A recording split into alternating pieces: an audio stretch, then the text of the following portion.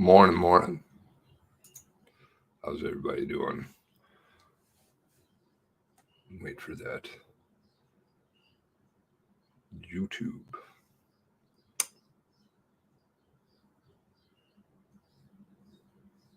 There we go. All right. Morning, Green Bastard. How you doing? Good to see you. DVD, no. Cindy. Hey, Cindy. Tanya. Nova Scotia Freckles. Julia Rock. Anyone going to cross-exam Brenda or just commissioned lawyers? Actually, this one I don't know. I could maybe find out, but I'm not sure. It's all going to be a lot of neat stuff piling out, I would think. Maybe not. Who knows? Maybe we can talk about a few things, though. Brenda Grant. JJ, I'm sure there will be a lot of me shaking my head, cupping my face in my palms and watching this doozy. Okay, there's a slightly funny emoji. Not quite as funny as Jamie's, but these emoji things. Blue Nose. Chris Lee, MH. Low Watcher. Oh dear. Timekeeper, Julia. Hello. Oh dear, hello. Kelly, good morning. Good morning, Kelly. Kelly Blair, good morning. Chris Lee, Nikki Lewis. Have I said it? If I'm repeater, I'm sorry. It was rough, says Nikki. Or it says Julia, sorry. Mark, good morning. Truth and all. Good morning, Jamie. You're going to make the funny emojis today. Almost feel like wearing pajamas, keeping things true. I don't know. Let's see here. CSE. Todd. Good morning, Pioneer. Okay, and Ashlyn. Good morning, Ash. All right, so we got Brenda on tap today. Okay, there we go. What is that supposed to be? It honestly, looks like somebody got I don't know, maybe had a tap in the head with a pipe or something. Thank you. Keeping it funny. Amusing my mind. How's that? That's good. All right. Okay, here we go. Now we got this fired up. Oh, there's something wrong over there with the MCC for a second there. Now, you guys all ready for today? I'm going to try and get the notes together for some things. I have stuck, I believe. Thank you, Anita. Remind me of a few things when you posted that last night that I'd forgotten about. I know I've read some of them before. Anyway, Maxwell's notes are down in the notes below, and I'll get some other things together.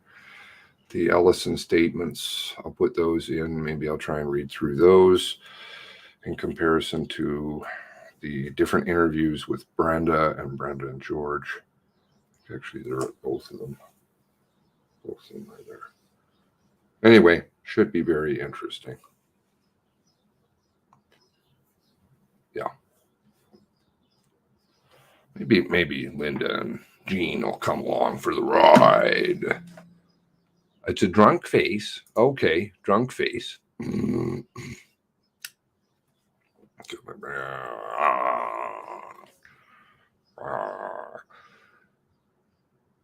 know how to do those. Once upon a time, for sure.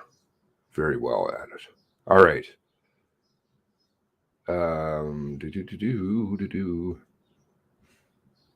Some stuff about CSI. Yes. Yes. Who's the CEO of that company again? No, that's something to do with Rockefellers. Down in Washington. personal security and her police skills.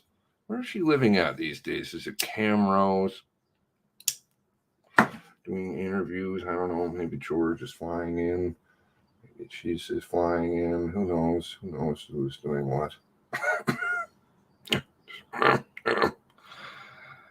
Okay, we'll count Brenda. All right, so let's see. Make sure I've got this done correctly here. I think hopefully we're all seeing the bigger picture on many of these other things going on. Distracto. It's almost like that. You could rewrite that song. Retracto. Distracto. Coming at you.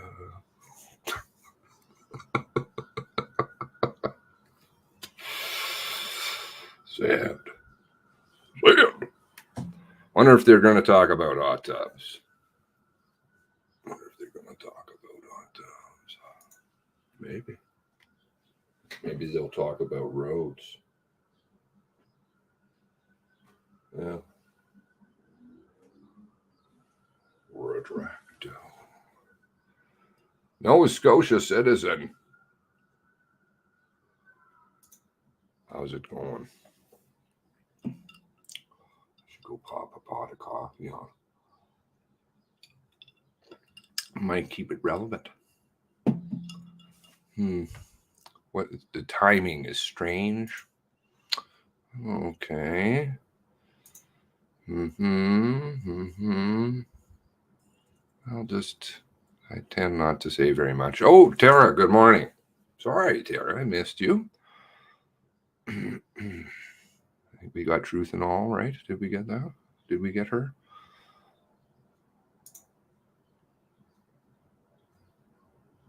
Okay to call Brenda shaky. Shaky Brenda. I don't know. Brenda shaky.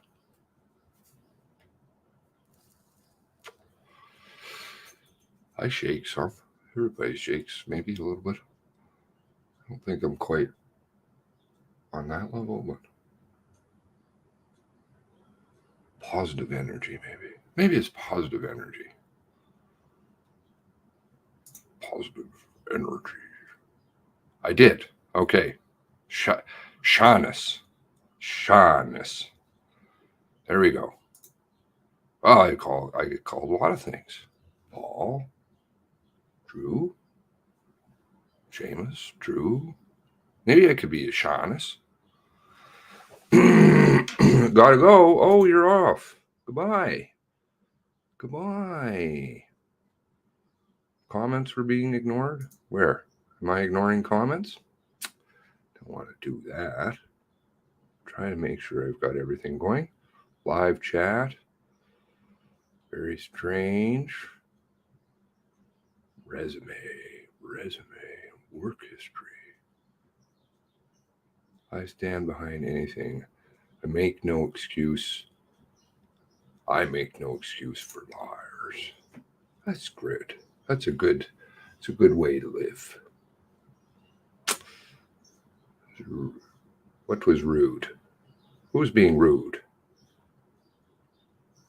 Tristan? Is Tristan back? No, I don't think so. We're going to have, what is it today? Also the presentation of a document. I think we're going to run through that for a while. Perpetrators' violence towards others. Okay.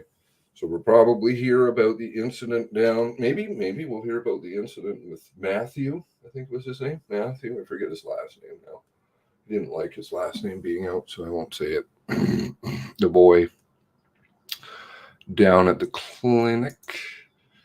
Maybe they'll talk about Lisa and her run-in with the two teenagers also.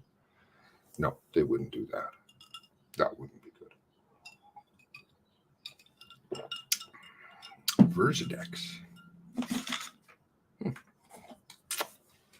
Linda And we've got Nancy. Hello, Nancy. Somebody trying to, oh, you got to work. You're back at 1:30. Oh, no, last night in CSI. Oh, this was CSI on last night? Is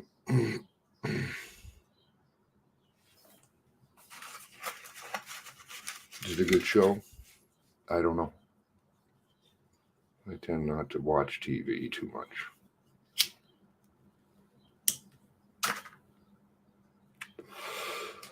Hoping to keep up to date at work. There may be some more installments, maybe, on the Clayfield stuff coming up. Maybe. Oh. Excuse me, everyone. The proceedings will commence in 2 minutes. And just a reminder to ensure your electronic devices are turned to silent mode. I think that's Emily Hill who's saying that now. Maybe the theater guy quit. People drop out of this one. Special prayers, Nancy. Those of you know Nancy, long-time watcher and family member, and was a really rough year for everybody. And Nancy lost also her husband. Very tragic. So, special prayers.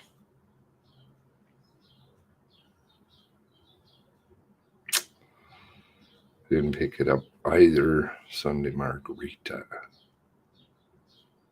I think the theater was at the other facility, maybe true.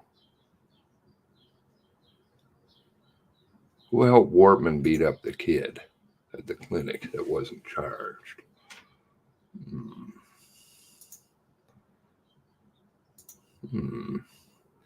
Hugs for Nancy.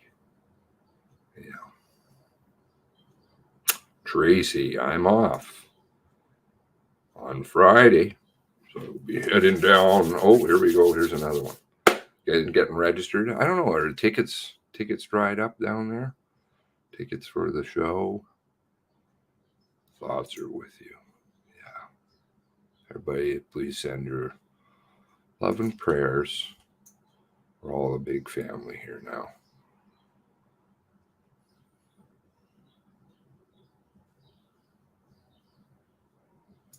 Linda.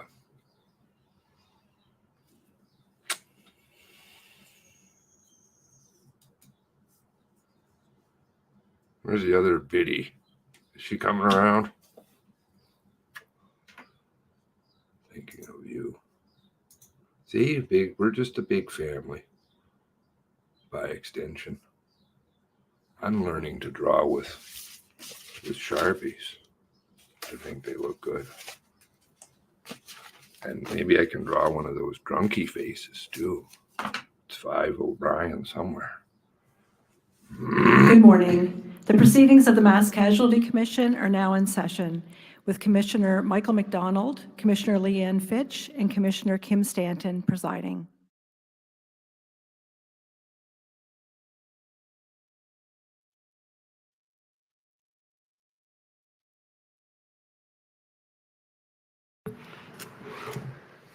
Bonjour and bienvenue. Hello and welcome.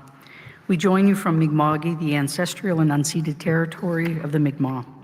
Please join us in remembering those whose lives were taken, those who were harmed, their families, and all those affected by April 2020 mass casualty in Nova Scotia.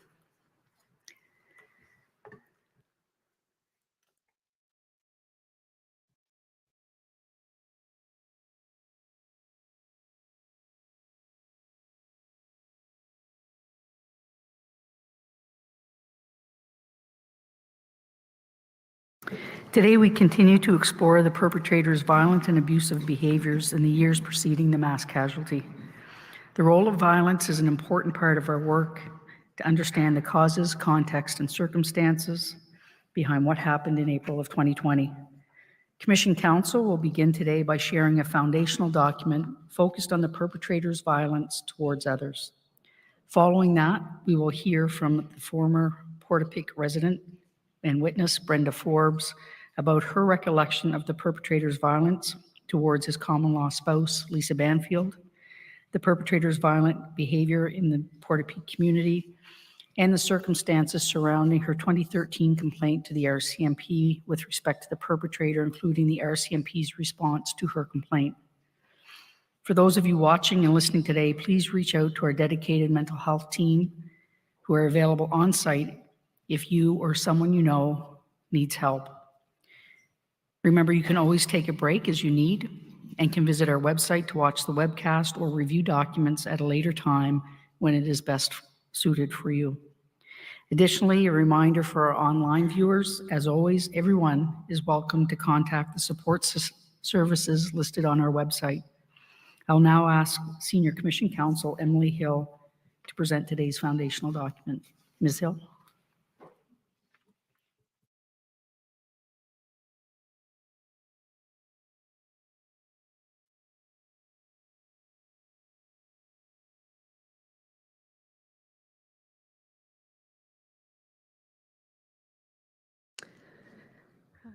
Good morning, commissioners, participants, members of the public who are joining us here in the room as well as on the webcast.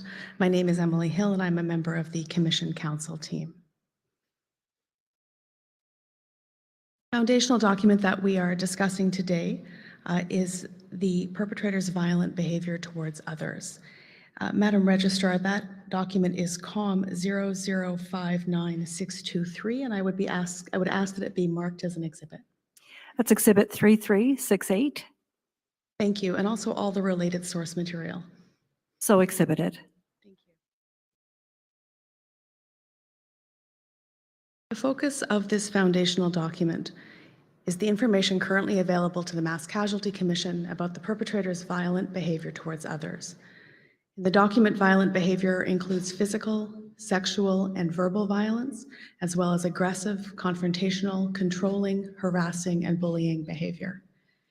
It's based on statements provided to the RCMP and to the Commission from individuals who were subject to the perpetrator's various forms of violent behavior, as well as statements from community members who witnessed or were aware of these experiences. The foundational document includes a broad range of behavior, including and it affects a large number of people. The presentation is an overview.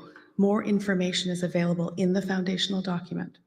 And of course, the foundational document represents our current knowledge of the facts.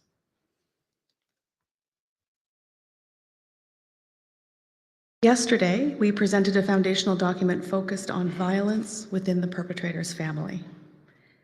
Today, the focus is the perpetrator's violence towards other people. Tomorrow, the foundational document about the violence against the perpetrator's common law spouse will be presented. The final foundational document is focused on the perpetrator's financial misdealings, and that will be presented next week.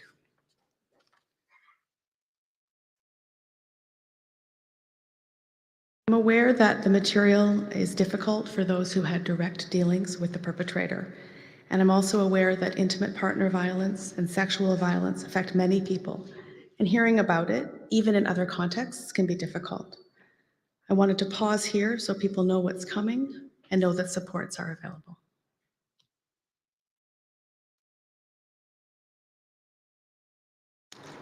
Turn now to speak about some key terms and the sources of the information within the material.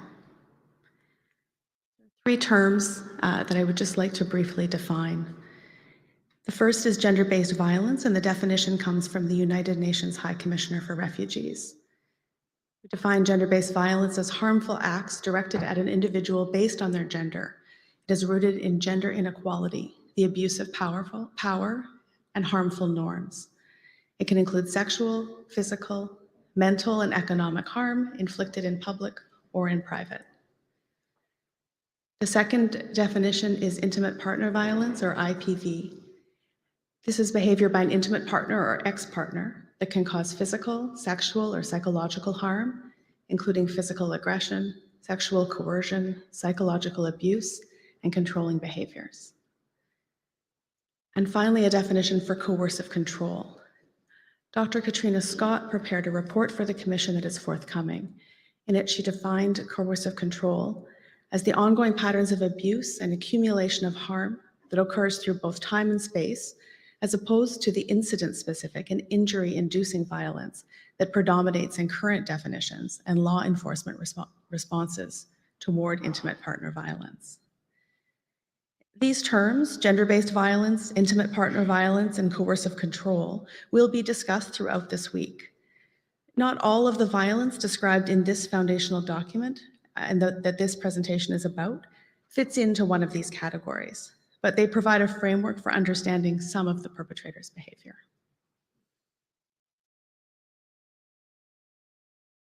Foundational document relies on witness statements, many of which were taken after the mass casualty, while others reflect witness accounts from earlier, such as people who made complaints to the denturist board.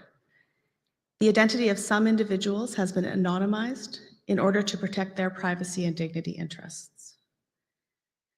Some individuals declined to speak with us. We expect that there are more people who've been affected by the perpetrator's violence who have not felt comfortable identifying themselves to date. We hope we will hear from more people as the Commission's investigation continues.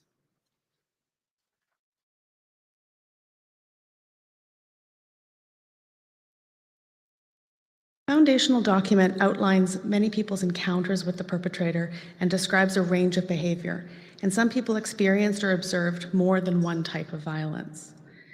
The types of violent behavior experienced by others and described in the foundational document include emotional, psychological, and physical abuse towards intimate partners, intimidation, where the perpetrator did things to purposely scare people or make them angry, physical violence and aggressive behavior associated with alcohol use, sexual violence targeted towards low-income women and employees, sexually suggestive comments to female patients and employees, physically violent, the perpetrator being physically violent with other men, including patients who owed him money, as well as strangers. I'd highlight the word intimidation. As you'll hear in this presentation, the experience of being intimidated shows up in many accounts of encounters with the perpetrator. The foundational document sets out a series of accounts of people's experiences with the perpetrator, by person and chronologically as much as is possible. For today's presentation, we've organized that same information into 4 categories: violent behavior towards women, violent behavior towards denture patients, violent behavior towards men, and the perpetrator's violence toward police.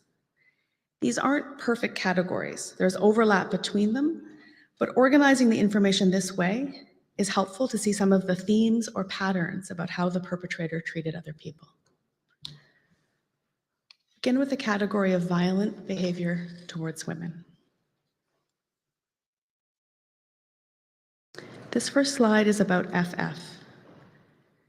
FF was married to the perpetrator for 7 years in the early 1990s. She spoke to the RCMP after the mass casualty. FF described the perpetrator as controlling and said he would become violent when he was drinking. One incident FF described was when the perpetrator held her down on her back, pinned to the floor, and was yelling at her. Another time, FF described the perpetrator becoming enraged and using a hammer to smash a bookshelf in their home, destroying all of the figurines that were on the shelf. FF became frightened and climbed out onto the roof through a small window. The perpetrator threatened to smash the window with a hammer as well.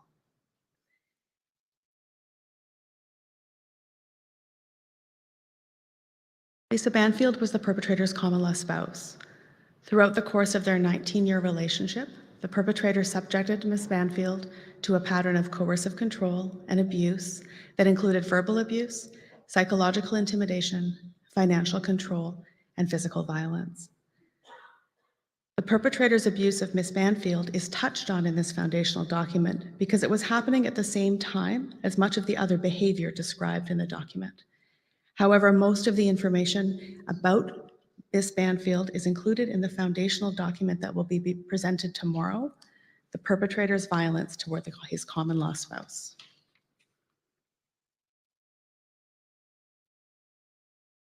This slide includes information about other women who dated the perpetrator. Even in their relationship of a few weeks in 2000, QQ says the perpetrator was possessive of her. She describes him as, quote, trying to lock her down.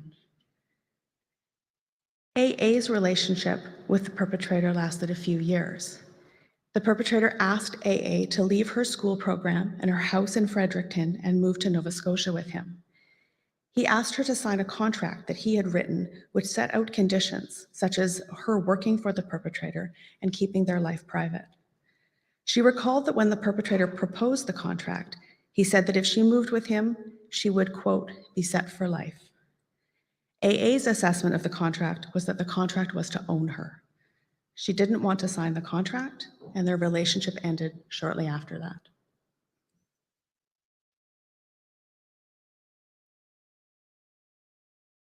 Slide outlines the experiences of two female employees.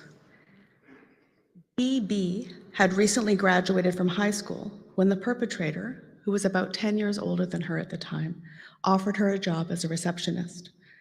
The perpetrator sexually harassed her, asking her for sexual favors and exposing himself to her. He invited her to his property in Portapique. She left this job after about 6 months because she was uncomfortable with the perpetrator's sexual behavior. SS worked at the perpetrator's Halifax clinic. The perpetrator invited SS to a second job interview at his property in Portapique. While they were there, he kept offering her alcohol and suggesting that she spend the night. She said that the more he pushed her to stay, the faster she wanted to leave. When she was working with the perpetrator on one occasion, when she and the perpetrator were alone on their way to see patients, the perpetrator broke the silence by making a sexual comment to her out of the blue.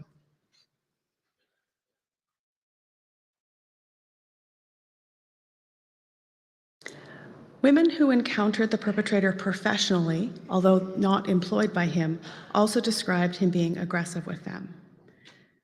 OO was a dental sales representative, and she had 2 encounters where the perpetrator invited her to spend time with him outside of work, and each time he was sexually aggressive with her and ignored her when she turned down his advances.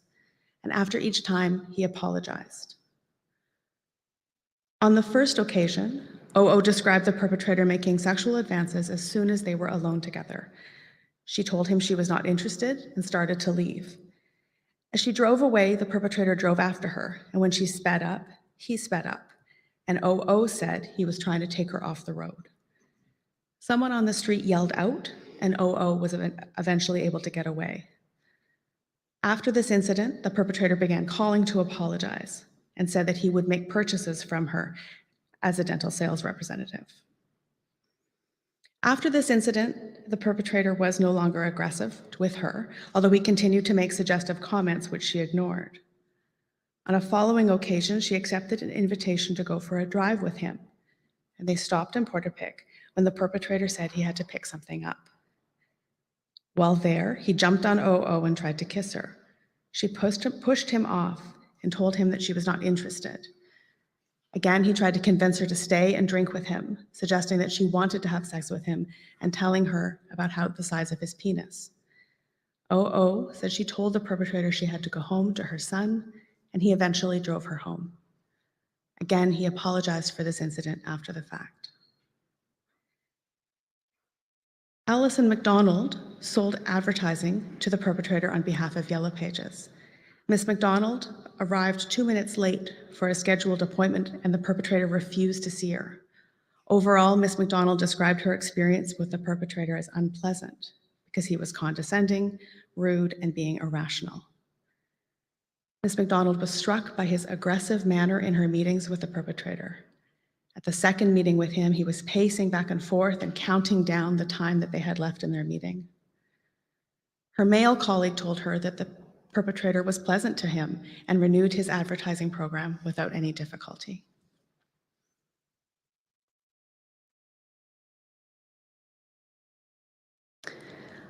This was also the experience of another female professional acquaintance, Miss Herman. Angie Herman bought Nova Lease Center, the mall in which the perpetrator had a commercial lease for his Halifax clinic. When they met, the perpetrator would shut the door and get physically close. Ms. Herman was uncomfortable each time she dealt with the perpetrator. Ms. Herman recounted an incident where she and the perpetrator had a disagreement over renting the space next to his. Ms. Herman stated that as a result, the perpetrator was very angry and sort of lost his temper and called Ms. Herman several times about the issue. Ms. Herman said that the perpetrator often brought up that Ms. Herman had multiple degrees and said that she probably thought that she was smarter than him. In her view, he would not speak to a man in the way that he was speaking with her.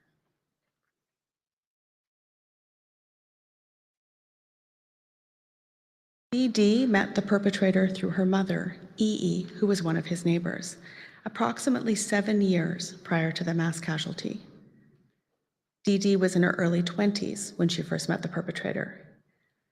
D.D. and E.E. would party and drink with the perpetrator, who she came to know as, quote, the millionaire up the road. D.D. is one of several people who describes how the perpetrator would provide food, jobs, and alcohol to people, resulting in relationships where he ended up having more power. D.D.'s sexual encounters with him were always initiated by him and included an instance where he engaged in sexual activity with her while she was asleep, which is a sexual assault. E.E., D.D.'s mother, describes her relationship with the perpetrator as one of friendship, which included, for a period of about 3 years, a sexual relationship. She lived in Portapique in a house without running water. The perpetrator provided running water, including by letting E.E. use his washroom and his bathtub. He also provided alcohol, which she says was a big part of why she spent time with him, since she described herself as an alcoholic at that time.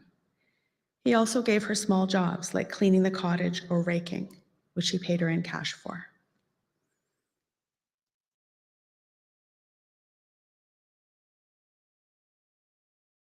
Brenda Forbes was a neighbor of the perpetrator for more than 10 years.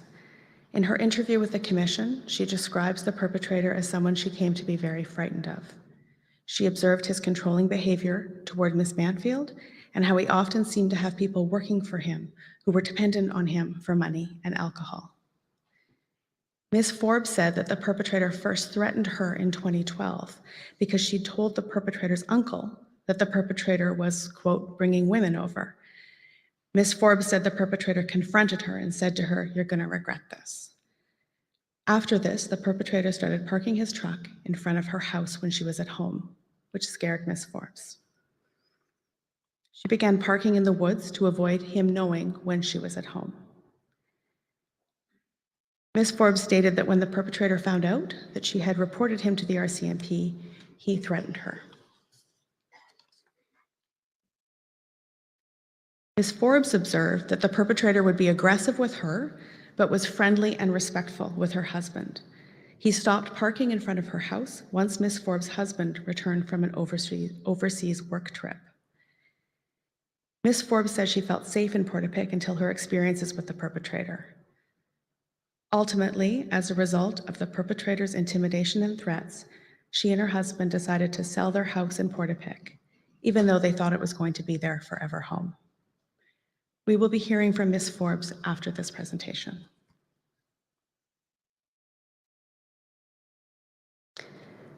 The next category is violent behavior towards denture patients. Renee Karsten is a denturist who worked for the perpetrator. She recounted witnessing the perpetrator's violence toward his denture patients, including breaking dentures in front of patients and telling them to leave. Renee Karsten told the RCMP after the mass casualty that she'd seen the perpetrator be violent not just toward patients, but into other incidents as well.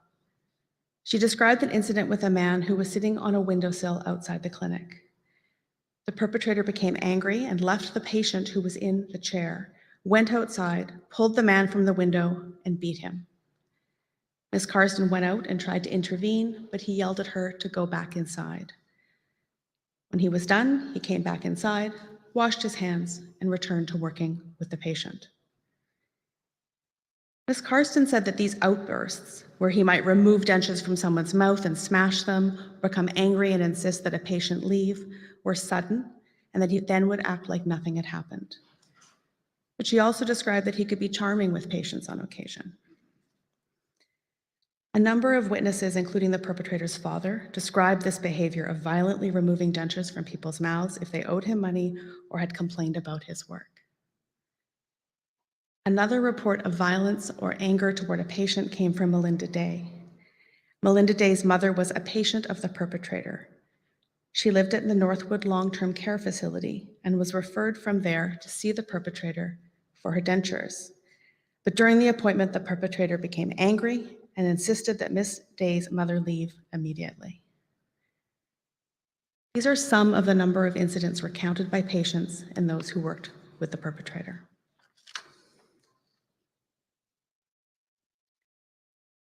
The perpetrator had patients from all walks of life. He was known for having lower prices than other denturists and for accepting cash. He also had many patients whose services were paid for by social services. E.E. told the commission that he sometimes would target low-income female patients for sexual encounters and manipulate them by offering them alcohol or a nice meal. Patients described being uncomfortable about how he spoke to them, making sexual remarks and commenting on their appearance. Others said that he would belittle or speak harshly to Lisa Banfield in front of them when Miss Banfield was working with the perpetrator in the clinic, and this made the patients uncomfortable.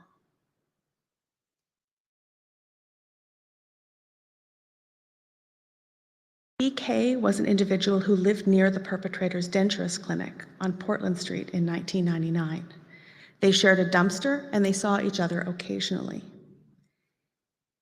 He became a patient after the perpetrator offered to provide him with dentures.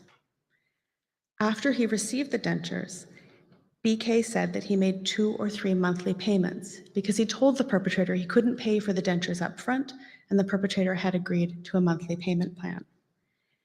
But when he missed a payment, he encountered the perpetrator behind the clinic, and the perpetrator asked whether he would be making a payment that month. BK replied that he didn't have the money because it was close to Christmas, but that he would pay the following month. The perpetrator became angry, grabbed him by his shoulders, and tackled him down to the ground. He put his knee on BK's chest and ripped the dentures out of his mouth. The perpetrator said that when BK gave him his money, he could have his dentures back. BK described being down in the snow and the perpetrator laughing at him while he was on the ground and grabbing a handful of snow and slush and shoving it into BK's mouth. After this incident, BK was scared to walk by the perpetrator's clinic. He did not report this assault. He left the neighborhood less than a month after it occurred.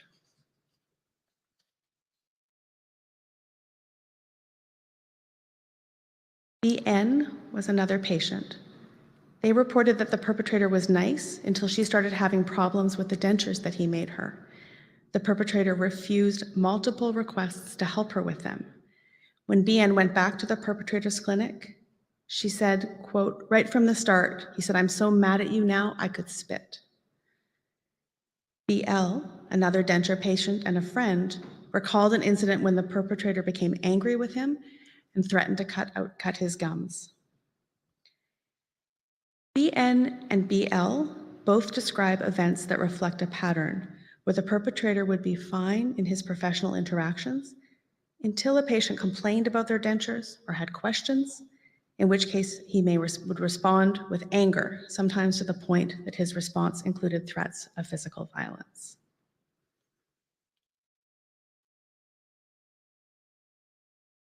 This section deals with complaints to the Denturist Licensing Board of Nova Scotia. The Denturist Board regulates the profession in Nova Scotia. Members of the public can make complaints, which are investigated and can result in discipline. Between 1998 and 2020, at least 8 of the perpetrator's patients complained to the board about the perpetrator as a denturist.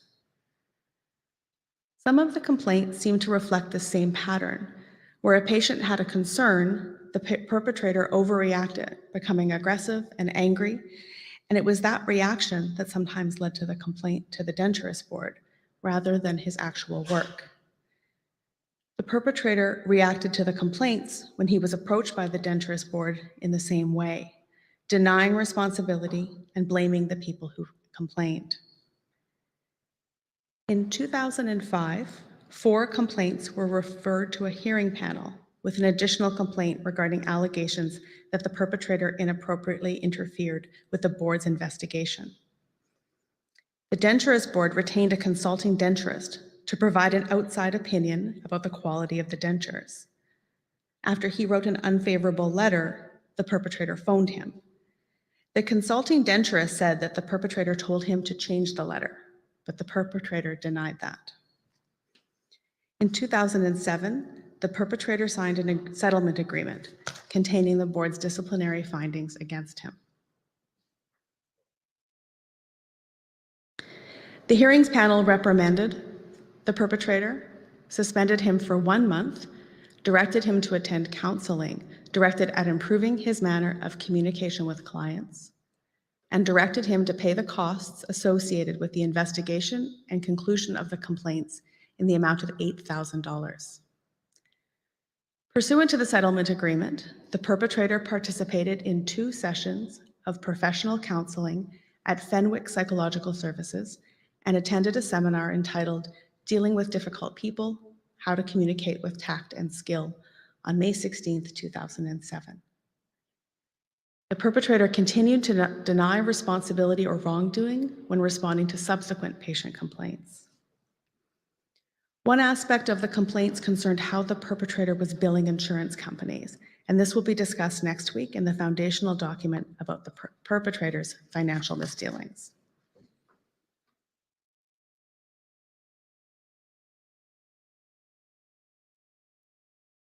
The next category is violent behavior towards male acquaintances, friends, and strangers.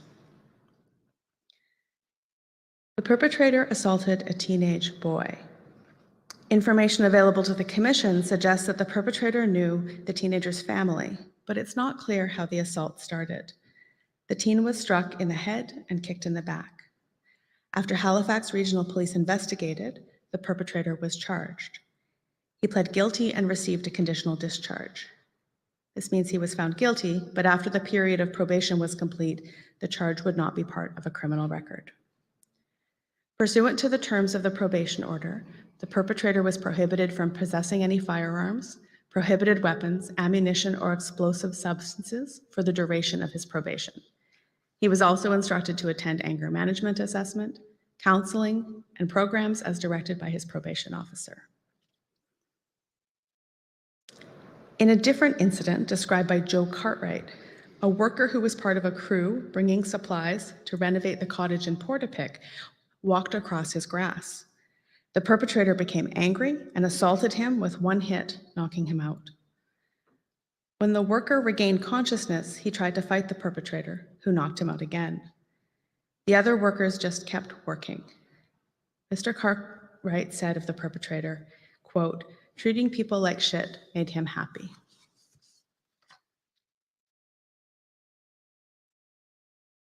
Examples of the perpetrator having physical conflicts with neighbors, friends, and people he met in public places such as bars date back to when he was in university. BM was the perpetrator's campus roommate at the University of New Brunswick, and he recalled that the perpetrator would get into fights with people at the dorm. BM said that the perpetrator threatened BM to cut his webbed toes apart while he slept. BM said that he knew the perpetrator was, quote, "a little crazy," and he said he would never forget that threat. Dave Quinlan lived near the perpetrator's denture clinic in Dartmouth and was the perpetrator's friend. The two would go out drinking together, but he also said that they had physical fights over the course of their friendship.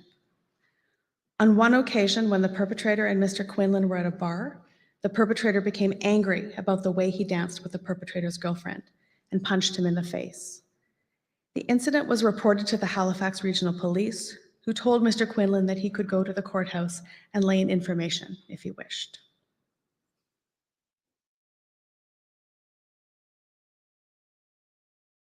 Kipling Mackenzie was someone who knew the perpetrator for many years. He had met him through the perpetrator's friend Tom Evans, who was Mr. Mackenzie's landlord. Mr. Mackenzie recounted a physical fight that he and the perpetrator had gotten into in 2013 or 2014. And a witness named Chemo told the RCMP after the mass casualty about the same physical fight that Mr. Mackenzie had described. And he added that in March 2020, Mr. Mackenzie had said the perpetrator was in Pictou County looking for him to kill him. Mr. Mackenzie's encounters with the perpetrator will also be discussed next week in the presentation of the foundational document dealing with the perpetrator's financial misdealings.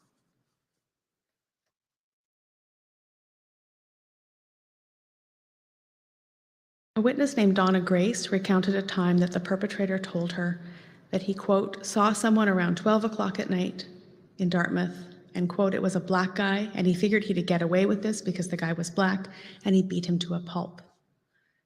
Another witness, Raquel DeVoe, worked at the perpetrator's denturist clinic for about a year. She recalled the perpetrator telling her that, quote, he had beat up a homeless person sometime in the early 2000s. A number of witnesses say that the perpetrator boasted to them about beating people up, and also that he could, because of his past work as a funeral director, dispose of bodies without anybody knowing.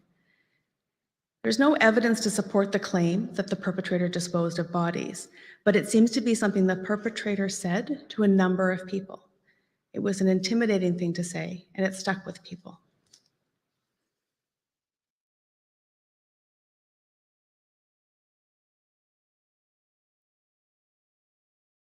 This section deals with some threats to kill a police officer. As detailed in the Firearms Foundational document, while on duty on May 3rd, 2011, Corporal Greg Dunsmore of the Truro Police Service was approached by an unknown source who provided information about the perpetrator. The source told Corporal Dunsmore that the perpetrator had, quote, stated he wants to kill a cop, and that the perpetrator was in possession of at least one handgun and several long rifles.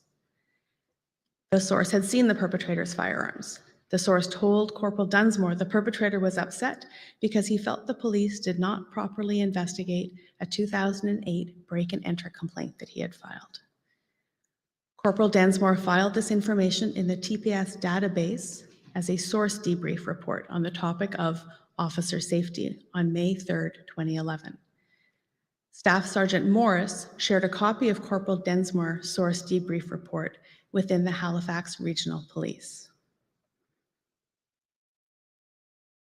This is a copy of the Officer Safety Bulletin.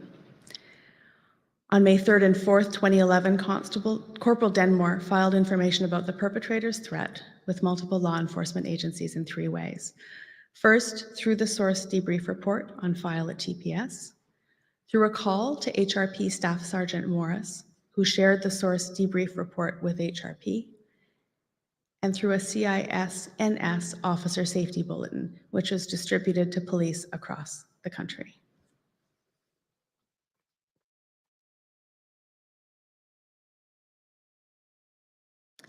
After the mass casualty, the RCMP looked at the perpetrator's search history on his computer.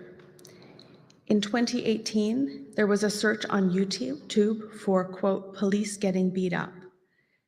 And in 2019, a search was done about the type of carbines used by the RCMP, and an article about the recommendations that were made following the Moncton shooting of RCMP officers. I'd now like to provide a summary of the perpetrator's violent behavior towards others. This presentation highlights some of the information contained in the foundational document. There were more incidents outlined in the document and more detail provided. The summary of the information includes the following. The perpetrator displayed controlling behavior early on in some relationships and was physically violent and emotionally abusive with long-term intimate partners. The perpetrator was often violent towards those who had less money than him. Physical violence was used towards low-income men, including patients and strangers, and he also appeared to use money and status in interactions with women with whom he sought sexual relationships, including some he sexually assaulted. And he deflected blame to patients and insulted them and denied responsibility when confronted about his professional misconduct. The perpetrator was easily angered and provoked into a disproportionate response with violent physical outbursts, primarily targeted toward male strangers. He displayed intimidating, aggressive, or sexually suggestive behavior towards women when they were alone with him. And he boasted about committing acts of physical violence. These observations are built on the knowledge the Mass Casualty Commission has gained about the perpetrator's violence. The information is part of the causes, context, and circumstances of the mass casualty. It is difficult material, and I thank you for your attention.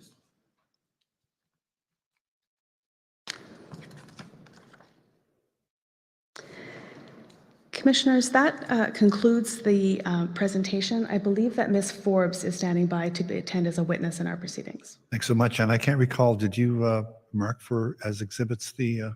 I believe they were marked as exhibits. Yes, thank you.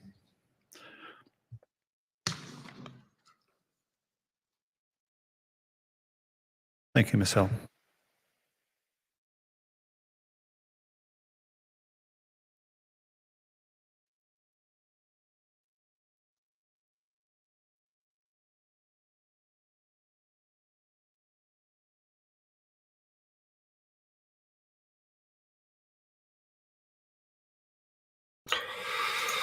Just don't forget Brenda's connections to Richard Balin. Oh, and her police training. Let's see. I wonder if I should flash that up quickly. Do we have time? Yeah. What does it read on her profile here? There's Dr. Andre Levesque. I got it down there. And if you look her up, you can see it. I've been employed in the field of various military, blah, blah, blah. I acquired policing and invaluable dealing with situations and challenging situations. I also peer support helper for veterans and RCMP. Wouldn't you know? Let's see.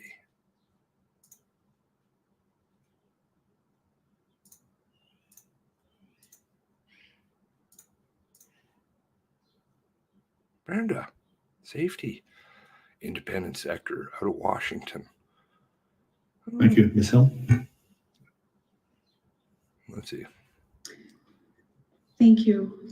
We'll wait for Ms. Forbes to be available.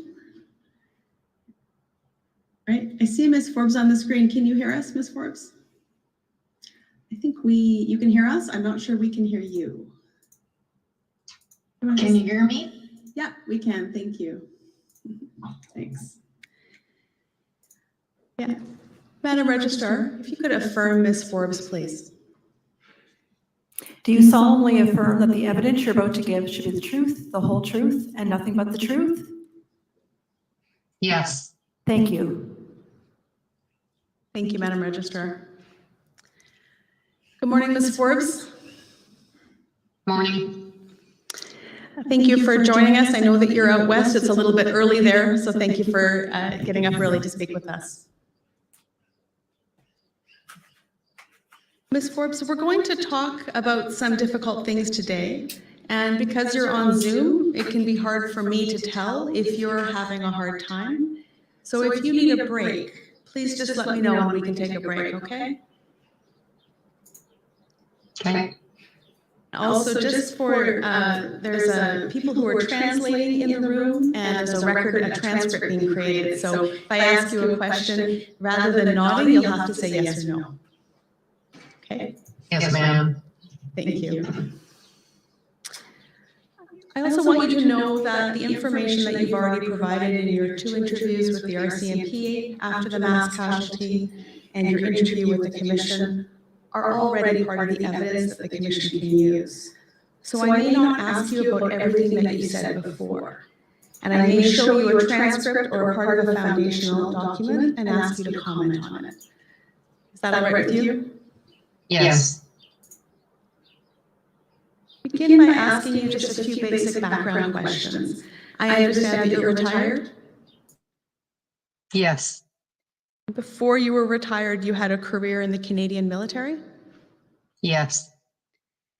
and that meant you lived in a lot of different places. Is that right? Yes. All across Canada, Germany, quite a few places. So And you lived in Portapique from 2002 to 2014. yes. I think you lived there with your husband, George. Yes. And I just want to confirm your address was 293 Portapique Beach Road. Yes. And the information I have is that when you moved away, that house was sold to John Zoll and Joanne Thomas, who died in the mass casualty. Is that right? Yes. And in relation to where your home was, in relation to the perpetrator's cottage, my understanding is that your properties were quite close together. Yes. And you could see his cottage from your home, is that correct? Yes. If I was in the house up on our deck and stuff, I can see right over to his deck on his house. So I'm going to ask you a little bit about some of your observations of the perpetrator. And that's the word that we use to refer to Gabriel Wortman. But if you would prefer to refer to him using whatever name you called him by, that's fine. What do you remember about when you first met the perpetrator? when we first met the perpetrator, he seemed like he was okay. But we found out quite shortly after that that he wasn't. And he tried, because he knew we were military, he tried to get us to get weapons for him, or bullets and stuff like that. And we told him no, because we're both military. That's against the law. You don't do that. So, no. So let me just ask you a couple questions about that. First of all, when you say he asked us to do that, and we didn't do that, who are you talking about? Me and my husband. And as someone in the military, would you have had at that time a license to hold a firearm? Yeah, well, when you're in the military, both myself and my husband had our own weapons and stuff like that. Yeah, we were good with that, but we didn't tell him that we had them, so no. And so the request that the perpetrator made of you to obtain firearms or ammunition, do you remember how soon after him moving into the neighborhood that conversation happened?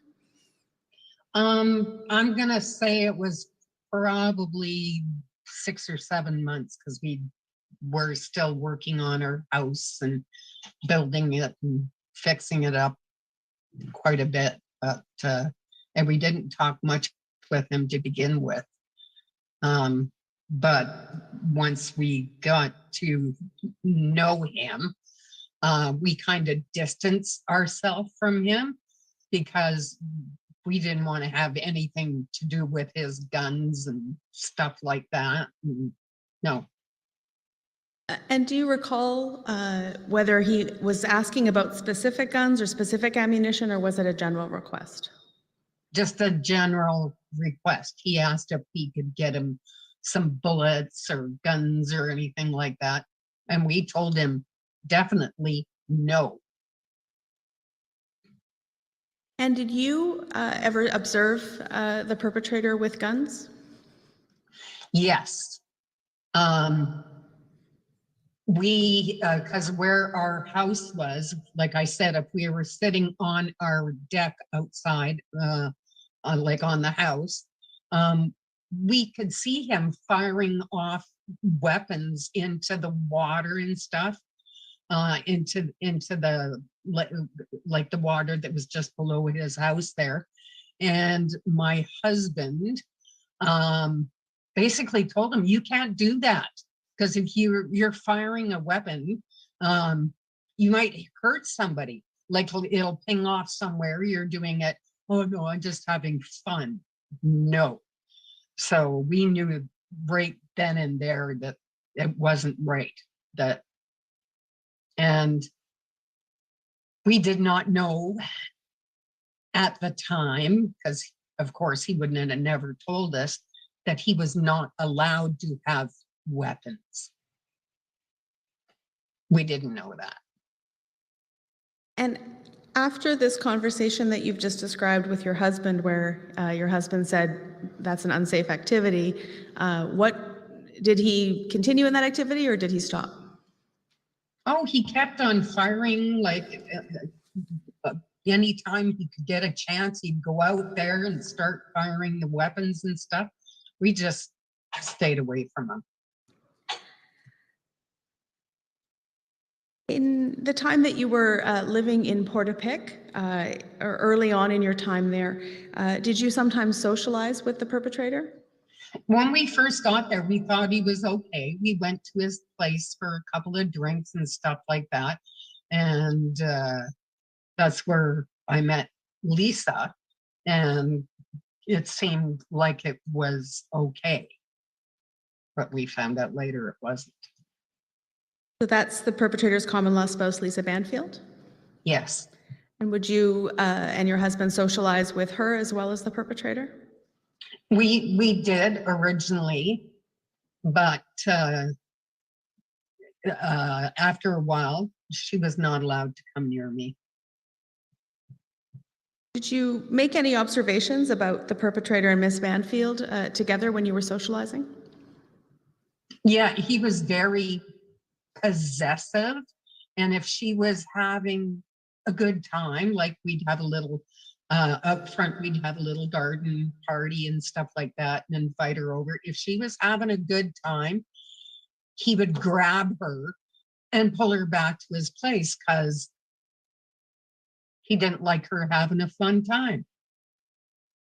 And is this something you yourself observed? Oh yes. And yep. And when you say he would grab her, are you talking verbally, physically? What would that look like? Physically, grab her and pull her away. And how did Miss Banfield react? She didn't say anything. She was pretty quiet about it. She went away and stuff like that. But you could tell that she was scared. And it wasn't the only time. Like we had other neighbors come over and they witnessed it as well. So I'd like to ask you a few other questions about observations you may or may not have made that relate to elements of the mass casualty. As you may know, I guess I should just say that you moved away from Portapique in approximately 2014. And so how did you learn about the mass casualty, about what happened in April 2020? How did you learn about that?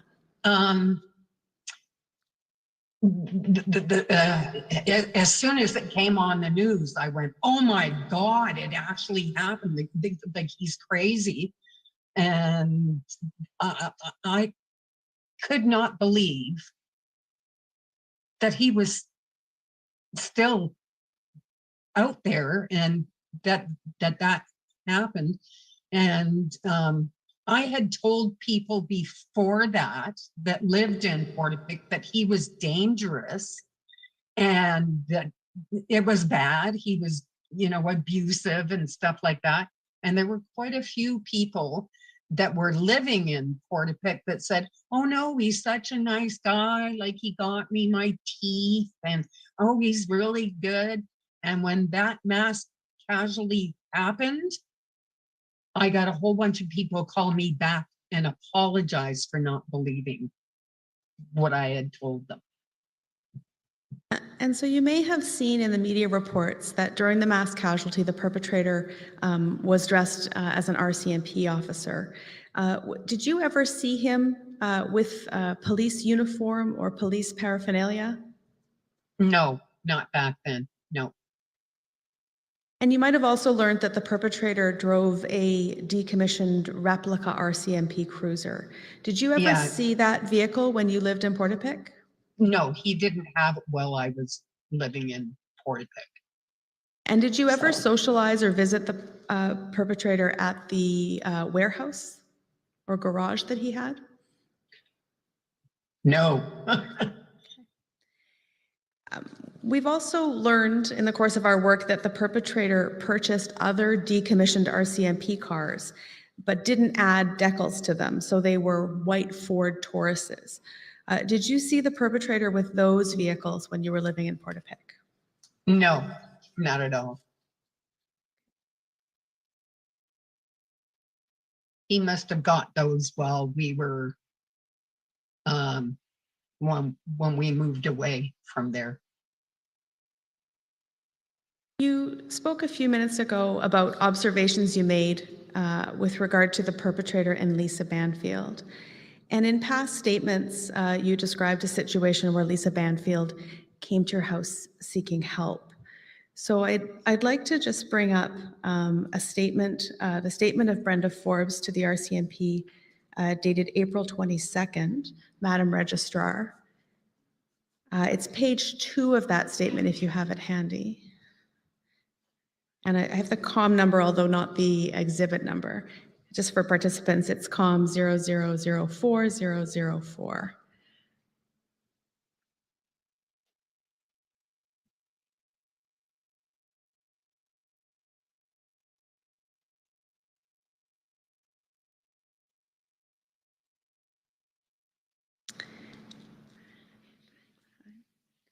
So, Ms. Forbes, this is a transcript of a statement that you provided to the RCMP on April 22nd.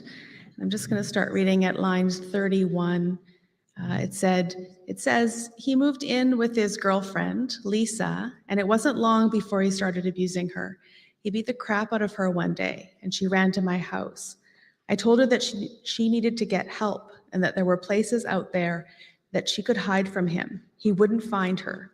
But she told me point blank she was too scared to leave because he would find her and kill her. And thank you, Madam Registrar. So is that statement, I guess, first of all, is that accurate? Yes. I'd just like to ask you a few questions about this incident. On that occasion, why did you understand that Lisa Banfield came to your house? She thought it would be safe. Well, what happened was he had her vehicle blocked in so she couldn't get out of the house. She got away, couldn't go away. Like she was trying to get in her car and leave, but he had it blocked in.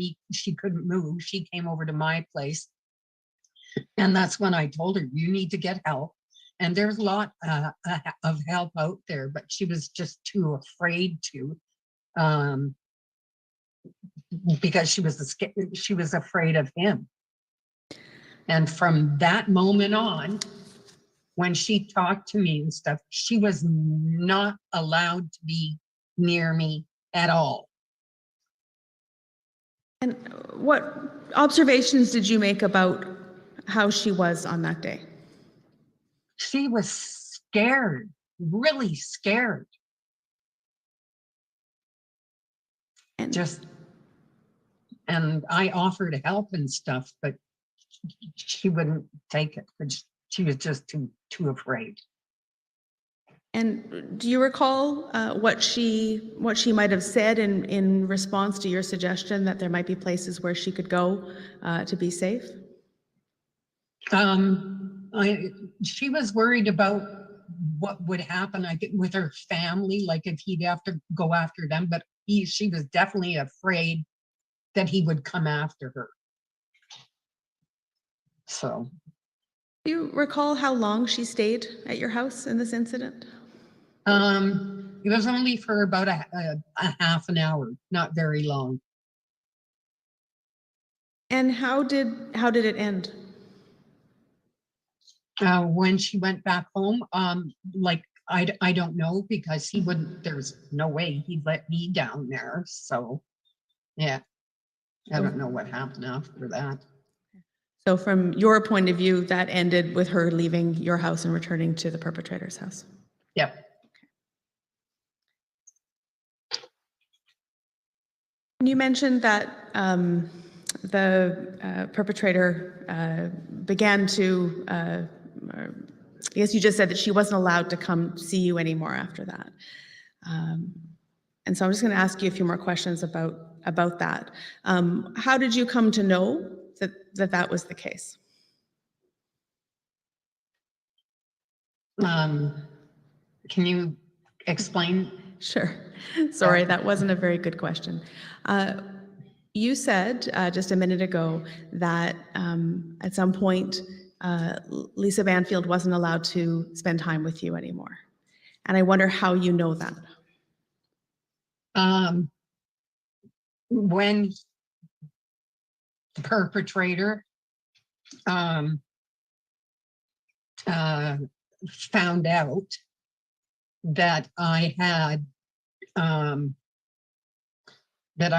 reported him for abusing her, and that the person that told him was his uncle, Glenn Workman, because I talked to Glenn, and Glenn had a couple of drinks, and he went over and told Gabe that I'd reported him to the RCMP for assaulting Lisa. And from that moment on, for sure, she was not even allowed to come anywhere near me at all. And that's when he started, for lack of a better term, stalking me. And that's when my husband was in Africa, so I was by myself. And like I had said earlier, I would hide my vehicle in the trees and stuff like that, so he wouldn't know that I was actually at home. I'd have to sneak in through the backwoods and come in through the back door.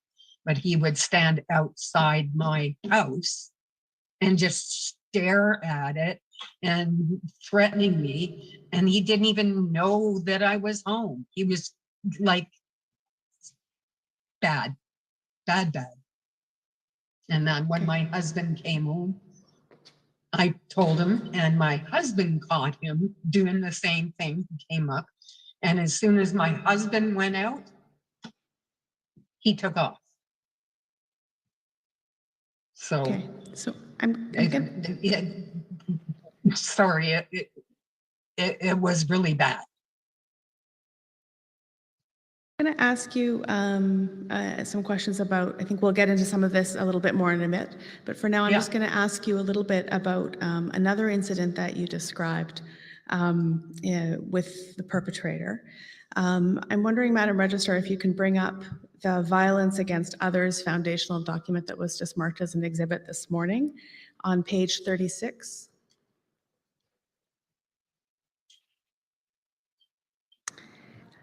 So, Ms. Forbes, I'm just going to read a paragraph to you and ask you to comment on it. Paragraph 118 says, Brenda Forbes lived on Portapique Beach Road with her husband, George Forbes, from approximately July 2002 until 2014. After the mass casualty, Ms. Forbes told the RCMP that the perpetrator first threatened her in 2012 because she told the perpetrator's uncle, Glenn Wortman, that the perpetrator was, quote, bringing women over. Glenn Wortman told the perpetrator and Lisa Banfield this information. The perpetrator dragged Ms. Banfield over to Ms. Forbes' house, confronted Ms. Forbes, and said to her, "You're going to regret this." So, Ms. Forbes, I just want to ask you a couple questions about that incident. First of all, is that summary accurate? Close.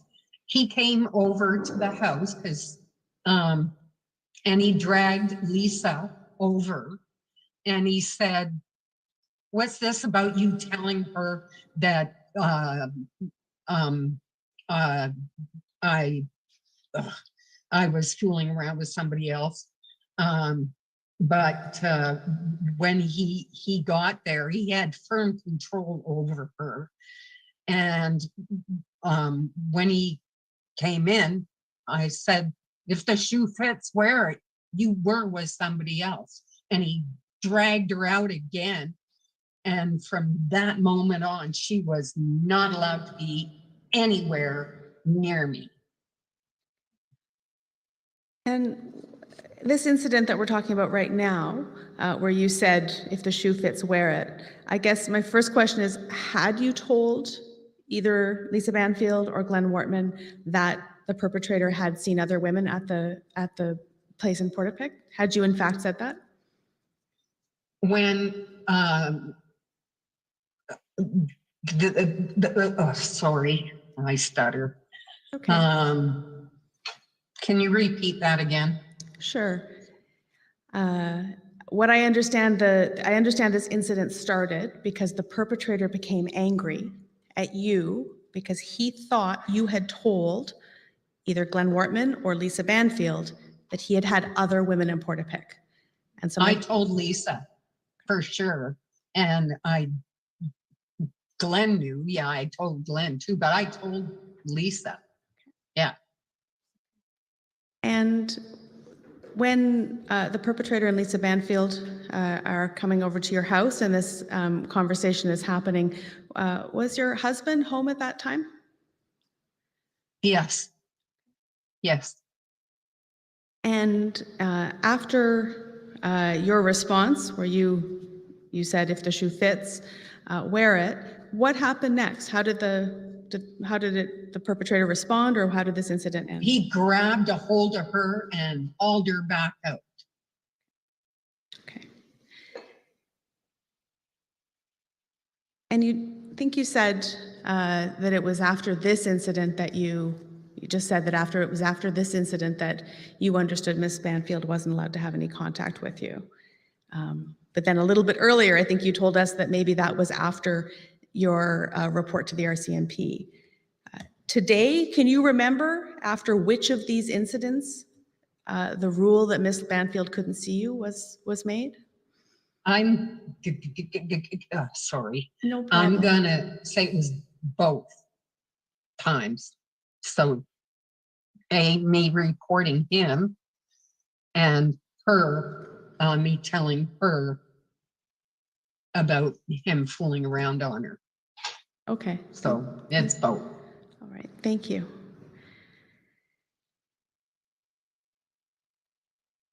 And you've talked a little bit about this time period where the perpetrator was parking outside your house. And so I just want to bring up the foundational document about that and tell you what we think we understand, and you can comment on that a little bit more. So this begins at paragraph 119. We're in the violence against others foundational document that was marked as an exhibit this morning. Paragraph 119 says, and this follows directly on paragraph 118, which described the incident we've just been speaking about. Brenda Forbes stated that after this incident, she noticed that when she came home from work and parked her car in the driveway, the perpetrator would come out alone. Quote, "He would park his truck in front of my house, get out and stare at my house for about half an hour. He did this for a few days," close quotes, which made her scared. Paragraph 120, Brenda Forbes stated that she was scared the perpetrator was, quote, "going to take me out." And to avoid the perpetrator knowing she was home, she started parking in an empty lot near her driveway and went through the bushes to get back to her house without the perpetrator knowing. Brenda and George Forbes were interviewed by the Mass Casualty Commission on August 19th, 2020. They told the commission that when the perpetrator knew Mr. Forbes was away and Miss Forbes was at home by herself, he would park his car in front of the house and stare. Miss Forbes stated this was the perpetrator's way of being threatening. The perpetrator would continue parking in front of the Forbes house and staring every day until, quote, he pulled up and noticed George was there and went gone, close quote. Brenda Forbes told the commission that the perpetrator's behavior lasted for 2 or 3 months. The perpetrator's behavior occurred before Ms. Forbes made a report in 2013 to the RCMP about the perpetrator. This report is discussed in further detail in the perpetrator's violence toward his common law spouse foundational document. Paragraph 123, Brenda Forbes also told the commission that although she may have told a couple of people at work about the perpetrator's behavior, she did not report this behavior to the RCMP because, quote, at the time I was military tough, quote, and thought, quote, I could take care of it. Thank you, Madam Registrar. So, Ms. Forbes, I've read that to you, and you've also told us about it in your own words a little bit earlier. First, are there any other comments you want to add or clarifications you want to make about that summary that I've just read to you? No. I noticed a couple of things that I wanted to ask you about. I think in one place you describe him parking his truck, and in another place you describe him parking a car. Today, do you have a memory of what kind of vehicle it was he was parking in front of your house? No. I can't remember exactly what the vehicle was, but I know it wasn't an RCMP car, that's for sure. But I can't remember whether it was a car or a truck now because of everything I've gone through. And I think in your statement in May 2020 to the RCMP, it seems like you said that he did this behavior for a few days, but in the interview with the commission, it sounded like you were saying that it lasted a few months. So today, do you have a recollection of how long he did that for? Well, if for the time that my husband, and I don't know the dates, from the time that my husband was in Africa, and I don't know how long that was.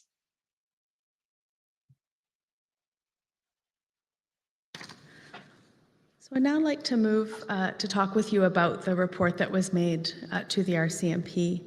So, Madam Registrar, if you could bring up page 37 of the Violence Against Others document.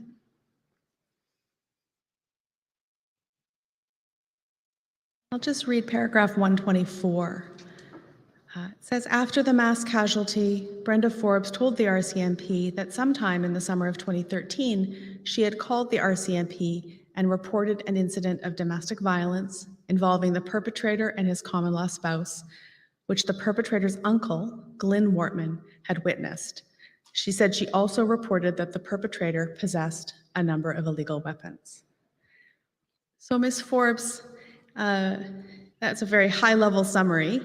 So I want to ask you a couple of questions about this report that you say you made in 2013. First of all, did you see this incident of violence that you said you reported? His violence against her?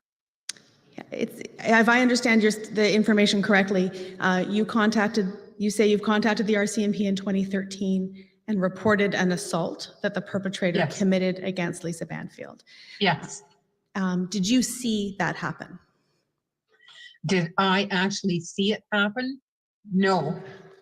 Glenn Wortman actually reported it to me, and I can't remember who it was, but there was a picture of it. There were and I don't know where that went, but Glenn was there, and Elson was there, and the two Elson brothers, they were there, and she was on the ground. He was choking her, and she said, you have to back away or it's only going to get worse. So I just want to ask you a few more questions about that. So the incident that you're describing, where the perpetrator had Miss Banfield down on the ground and was choking her, that you say there were a number of witnesses to, Glenn Wortman, I think you said Elson, which I believe is Elson Sutherland, Yes, and then you said the Elson brothers. yes, And you received all this information from Glenn Wortman, is that right? yes. Okay. Do you remember how soon after that incident he told you about this? Right after the incident, Glenn told me what happened. So would it have been the same day or the next day, or? I'm going to say it was probably the next day because I was probably at work at that time. So, but with Glenn now, he has dementia, and there's some stuff he remembers quite well, but there's other stuff that he's having a hard time with. So I'm going to ask you today just to focus on what you remember. yeah. And the information that you received from Glenn, now you mentioned just in passing a photograph. Do you remember, what can you tell me a little bit about that?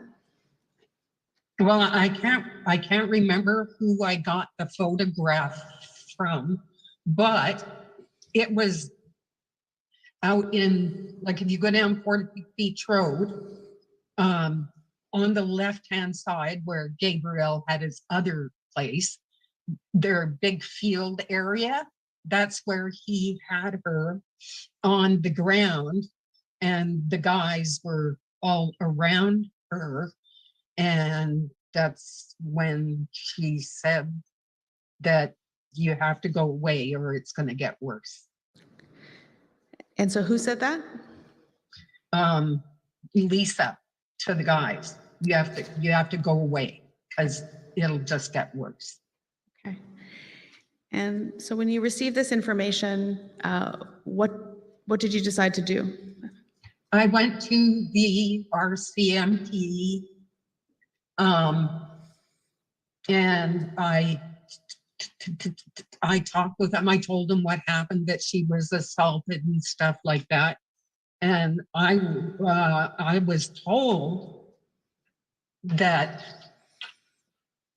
she had to put their complaint and stuff in, and they didn't even check up on her. And I said that he has weapons and stuff, and nothing was ever done. Nothing. Zip. I'm going to ask you some questions about that. I think you'd said earlier that you hadn't reported earlier behavior to the RCMP, but you did report this. So I just want to understand why, what was different, or why did you choose to report this incident and not other incidences? Well, it got to a point where I was afraid she was going to get killed. And I knew he was dangerous, so I reported this. And it's nuts. Like, sorry. No problem. And I know this is hard to talk about, so we'll just take a couple deep breaths. Doing okay? Do you want to take a little break? No. Okay. In terms of how you made this report, and I think that we're talking about something that happened in the summer of 2013, so 9 years ago. And so I'm just going to ask you to say what you can remember today. Do you remember how you reported this? Who you called to first report this incident?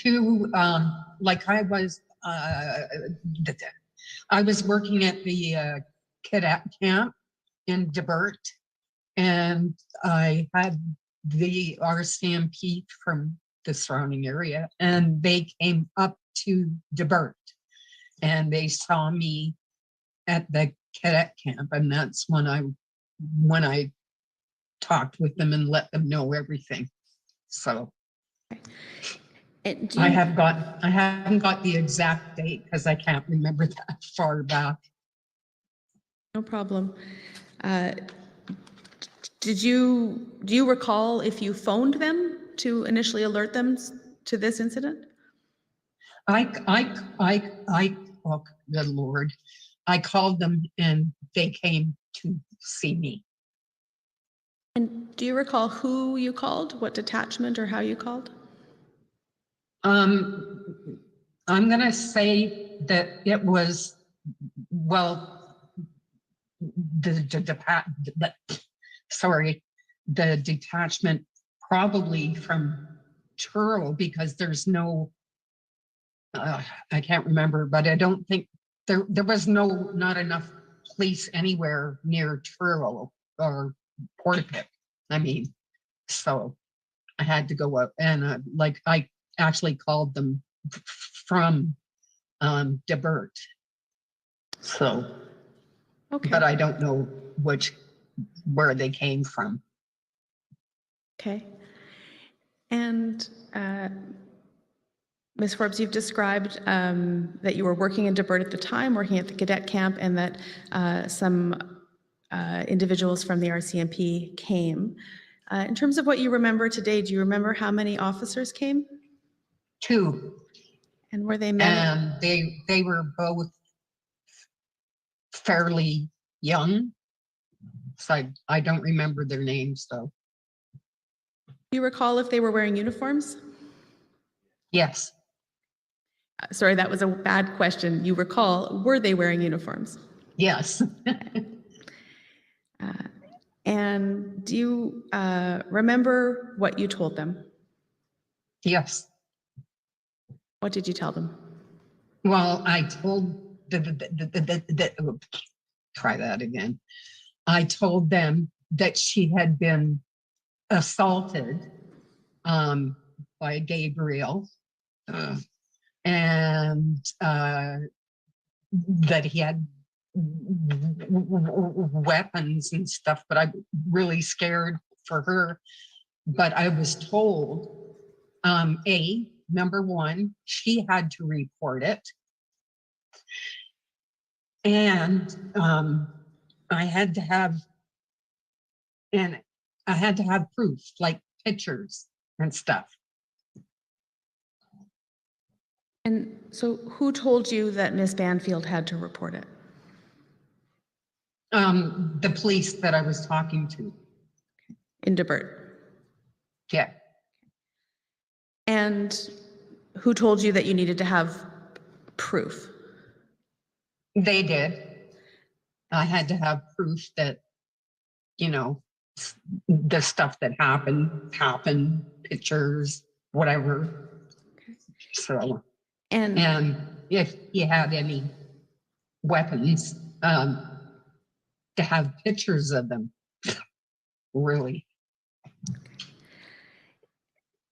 And I think you'd said a little bit earlier that you may have received a picture of this assault. And so do you recall if you had that picture, whether you gave that to the RCMP? I didn't give it to the RCMP because I got it after all that happened. And I had it on my computer, but my computer got spammed and everything, and I had to get it fixed, and almost all my pictures and stuff that were on there are gone. So I don't have a copy of it. I wish I did. Okay, so you don't have a copy of that picture today, is that right? No. Okay, and you haven't provided it to the RCMP or to the commission or anything? No. Okay.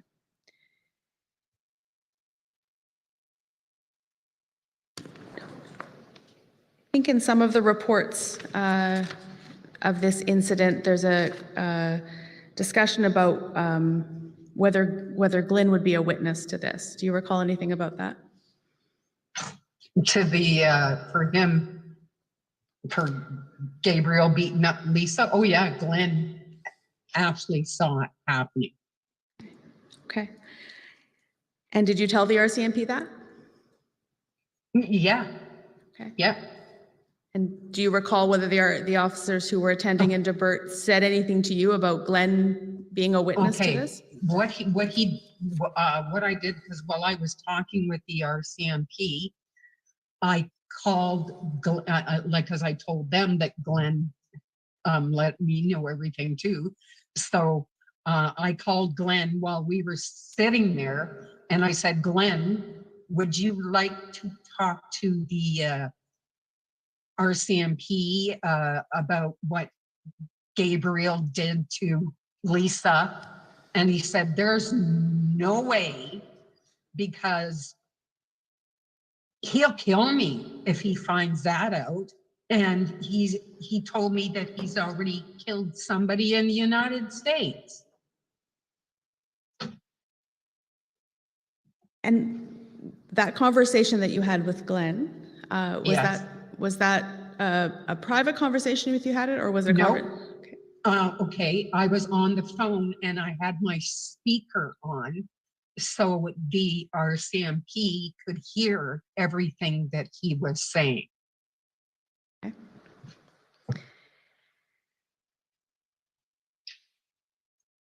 The commission has received documents that suggest that an RCMP officer spoke to you on July 6, 2013. So again, the same summer that you've reported this 9 years ago, and that there's an officer named Constable Maxwell. And Constable Maxwell, if I understand correctly, says that you did not report to him an assault on Lisa Banfield and did not report anything about guns. And so I just want to ask if you could be mistaken about the nature of the complaint that you made. No. I think what Constable Maxwell says is that the report that he was investigating was about the perpetrator driving too fast in the neighborhood. And I'm wondering if you recall making such a complaint. No. The photograph that you've mentioned, I haven't seen that discussed in any other statements, or I haven't seen you tell anyone else about that. So do you have a clear recollection of that, or do you know why you wouldn't have told anyone about that before? I know that I had the picture, and I just don't know where it went.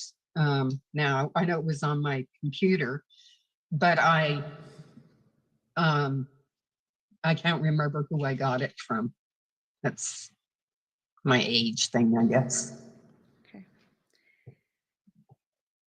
Do you recall whether after your conversation with the RCMP in DeBert, you heard back about from them or from anyone at the RCMP about what happened about what you had told them? No. No, you didn't hear back, or no, you don't remember? I never heard back from them. And again, just because this is some time ago, and I think Constable Maxwell says that he did contact you again and did let you know about what had happened, and that was in fact what happened at the conversation in DeBert. So I just want to check if your recollection could be incorrect or yeah, I can't remember if he did. You can't recall today whether or not you heard back? No. I'd like to now talk to you about some of the things that happened after this incident. Madam Registrar, if you could bring up violence against others. At page 37, I'm going to speak to Ms. Forbes about paragraph 126.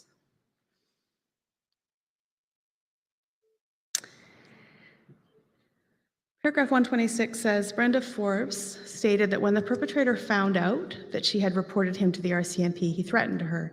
He came to her house, knocked at the door and said, quote, basically, what the fuck were you telling the cops? You keep on spreading shit like that around here, I'm going to take you out. You're going to be gone. Ms. Forbes said that when she told him to step away from the door, she would call the police.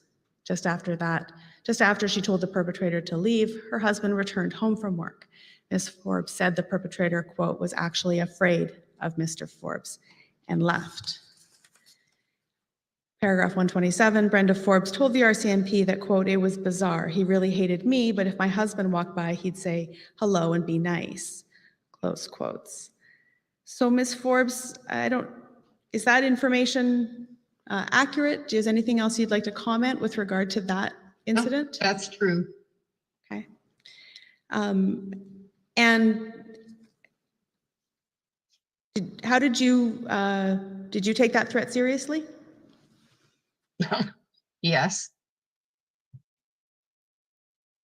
What impact did that threat have on you? I was scared to live there anymore.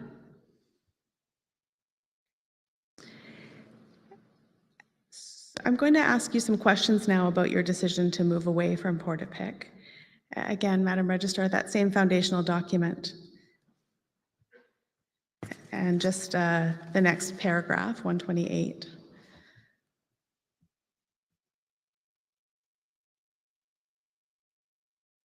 Brenda Forbes also told the commission that she felt safe in Portapique until her experiences with the perpetrator. Ultimately, as a result of the perpetrator's intimidation and threats, she and her husband decided to sell their house in Portapique, even though they thought it was going to be their forever home. George Forbes reported they ended up taking a $100,000 loss on the home just to move away from the situation that was there. Ms. Forbes said that, but for the perpetrator, the couple would probably still be living in Portapique. Paragraph 129. Brenda Forbes told the RCMP that, quote, the house took a while to sell and I was scared the whole time I was there. While the house was being sold, and anytime I left the house, I went around a different way. I snuck through the woods because I didn't want the perpetrator to see me. That's how frightening he was. Thank you, Madam Registrar. So, Ms. Forbes, if you can think back on that time between the threat you've told us you received after your report to the RCMP and the time that you eventually moved away from Portapique. Is there anything else you want to tell us about your memory of that time, or the summary that I just read to you? Anything you'd like to correct or comment on? No, it's good, because yeah, I definitely wanted to get out of there. And he was scary, and I thought, I can't live here anymore. And we moved to Halifax, or Truro, and first, and then into Halifax. But we found out that, we went shopping one day downtown in Halifax, and he was there. I didn't know that his business and stuff was right close to where we were going to be. So, not good. Had to hide again. And with everything else that went on down there, I went, that's it. We're moving back to Alberta, because I don't want to be out in Nova Scotia at all.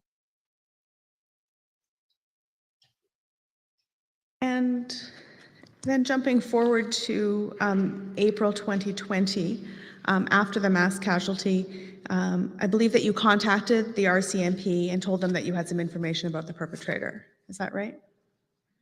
Can you repeat that again? Sure. So I'm just wanting to confirm that after the mass casualty happened, so after the events of April 18th and 19th, 2020, you contacted the RCMP to tell them that you had some information about the perpetrator. Is that right? Yeah, but I can't remember what I told them, so. And since then you did 2 interviews with the RCMP and you did an interview with the commission. Is that right? Yes. Okay. Yes. And I just want to ask you if you'd like to comment on how the events of April 18th and 19th affected you, even though you weren't living in Portapique. Did it have an impact on you? Yes, because when I found out, some of the people that were my friends down there got killed by him. It was horrible.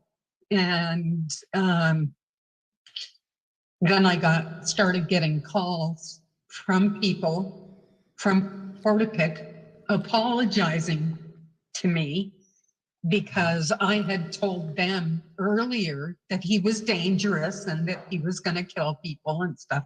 And they didn't believe me. And when this happened, I got calls back saying, "We're so sorry. We should have believed you." And so. Ms. Forbes, those were all the questions that I had to ask you. So how it works in our process is we take a break, so you can also take a break. And our tech folks will tell you about staying in touch so we can get you back on the line when we need you.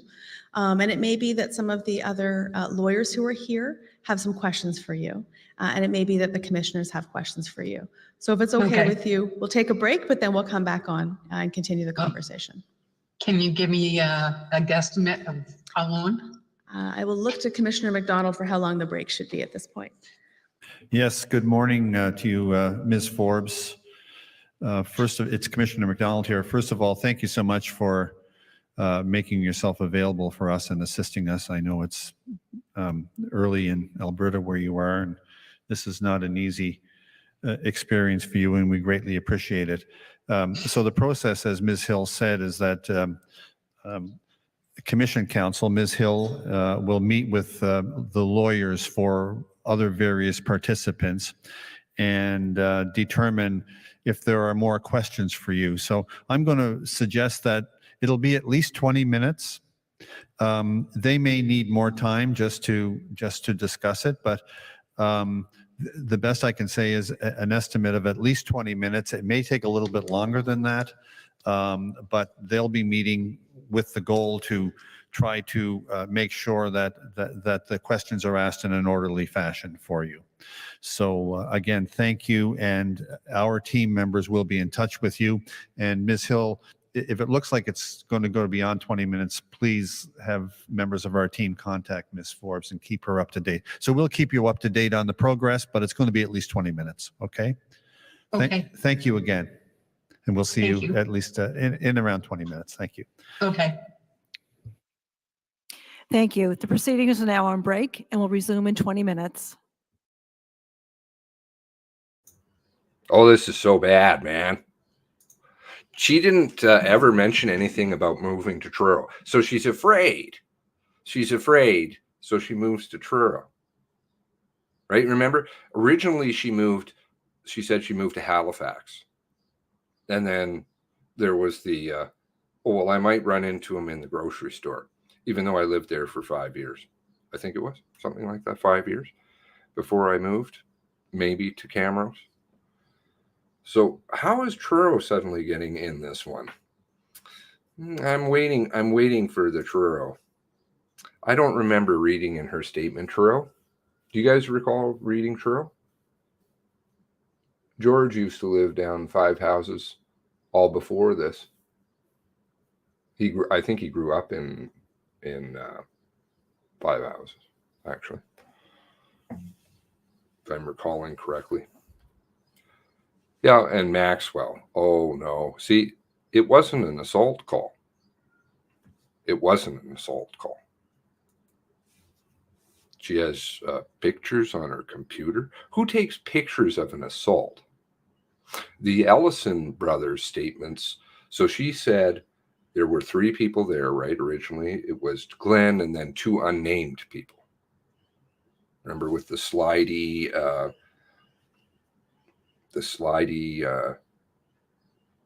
tablet with the pre-recorded thing with Glenn. Remember Glenn? Remember when? Right? I absolutely decimated that article numerous times, way back. And yeah. So anyway, so she said then there were 2 people, but unnamed. And then it became that it was the Ellison brothers, right? Richard and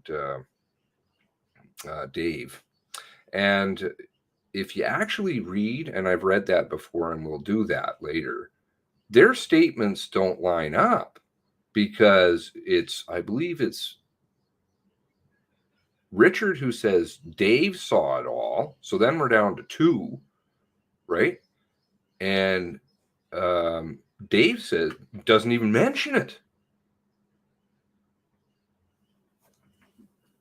As I recall, but we'll read through the statements because it's rather strange that Richard's like, no, actually it was Dave who saw the stuff. I heard about it, but it was Dave and Glenn. So now we're down to 2. And then Dave, he doesn't even mention it in his interview. I've got it right here. Let's see here. Maybe we should do that now. Let's see. Can I find Richard's statement? 2. I have Dave's up here right now. And Dave doesn't even mention it. Like, I could literally read through it. Let's see. Find. Sure. I'm going by Salt. So she's calling Maxwell, the police officer, and notice how they didn't ask her. They started to about who the responding officers are. She's like, well, they were young. Well, that leaves it open. Okay.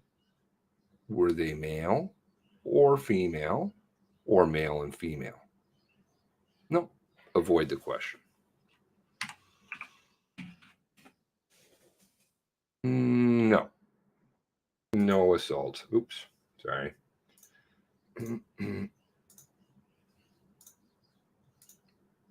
No. No mention of report. Nope. RCMP.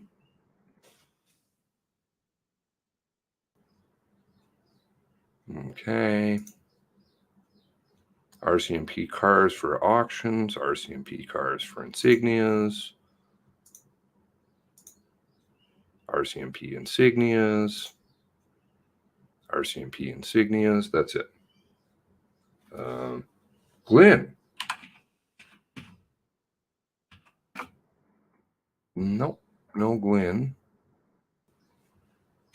Let's see. Maybe they just misspelled it, right? Glenn. No. No Glenn.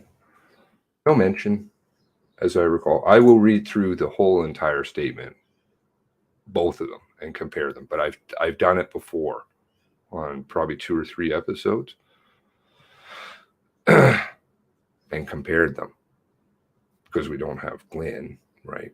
Glenn, who, I had to rant and rave, and I'm like, no, this is all hearsay. You got to talk to Glenn. Well, then how long was it? November until Global wanted to admit that, because I'm like, Global, why wouldn't you go and talk to Glenn?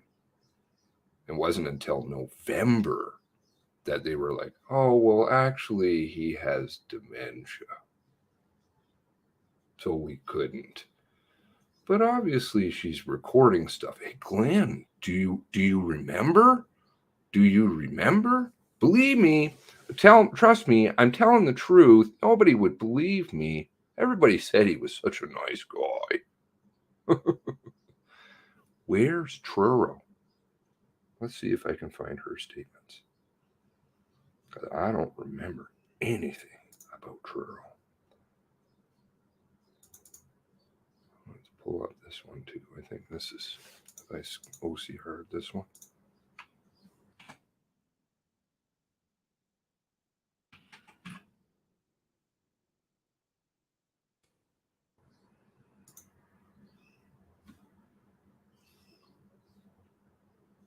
Okay, here we go. This is Richard's statement.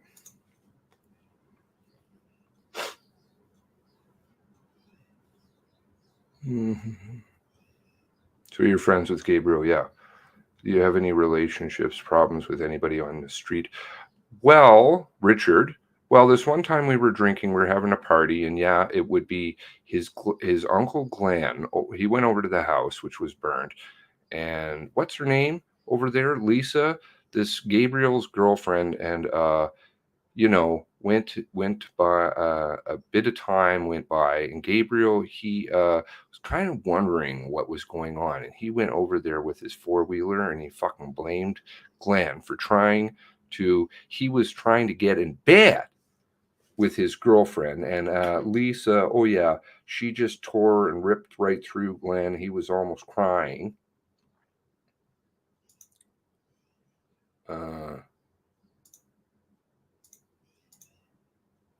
Where's the assault on this one? Choking, I think it was, or something. Choking. Choked. Other than the jealous incident with Glenn, remember, this is Richard. Did you ever hear him talk violently about anything? Richard? Well, not really. This one time he kind of went ballistic, and then he went back over there, and well, he pretty near choked death. Oh yeah, he had her right down on the lawn with his hands around her neck. And you saw this?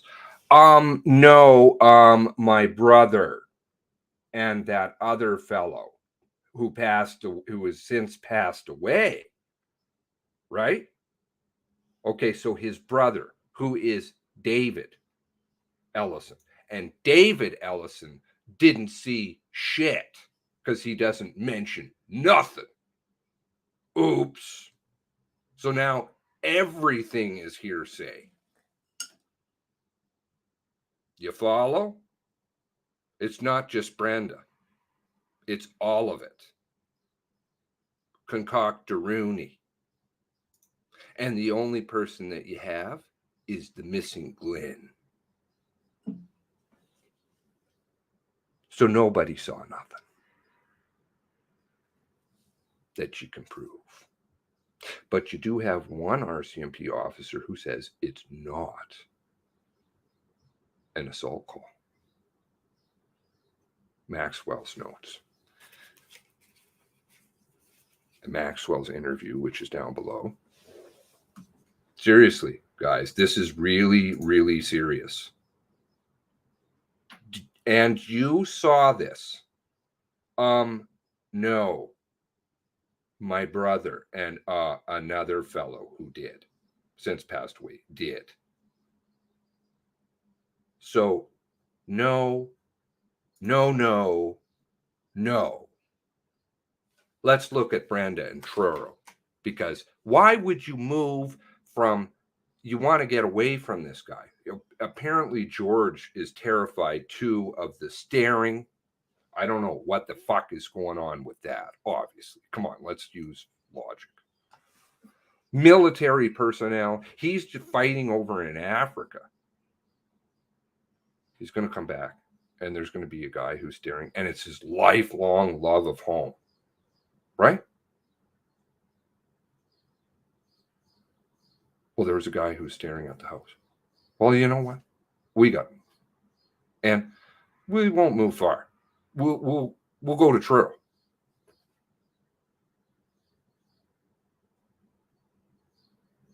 No mention of Truro before, by the way, that I can recall. Anybody recall anything about Truro ever? She doesn't even know what police department. It was Bible Hill Detachment. How many friends does she probably have in the RCMP with her peer support? Let's pull up her profile again. Which subsequently, by the way, has changed. Again, very interesting, though it still does keep the policing part in here. Brenda. Awards Brenda. Galore. Very capable warrior, I would presume. Maybe not now, if that is even so. Clearly was awarded. Independent sector, which I've gone through before. You notice how her experience isn't military. Independent sector. That's contracting. Something really fucking spooky going on. She's something else, something special, right? And of course, why? Who's her endorsements? Let's do this. Who's this? Andre Levesque. Andre Levesque. Whoa! He's a fucking dude. Trust me. I don't know why they haven't cleaned this one up. Look at how many medals he has. Honorary colonel. Now, let's see if they fixed this part yet. And look at this experiences. Holy Christ. He's the guy who's in charge. He's the guy who's in charge of the RCMP graveyard down in Ottawa, is one of them. He does that. Okay. Skills, military history, Jesus. 99 endorsements.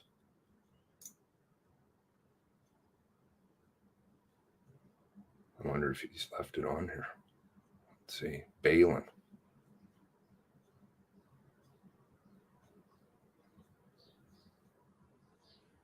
I've showed it before in previous videos. I have pictures of it still. So if he's taking it out, then that's fine. Let's go over to Balin. Give me a second there.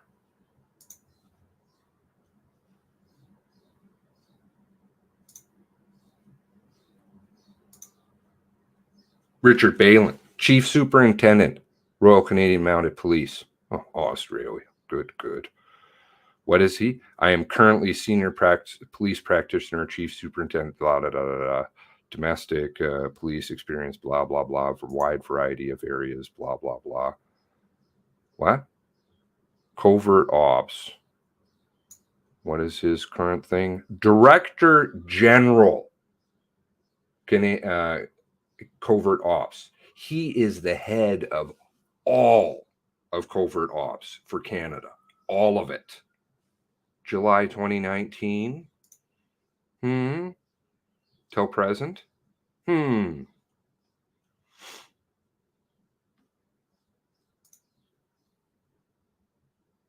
Oh, who's that?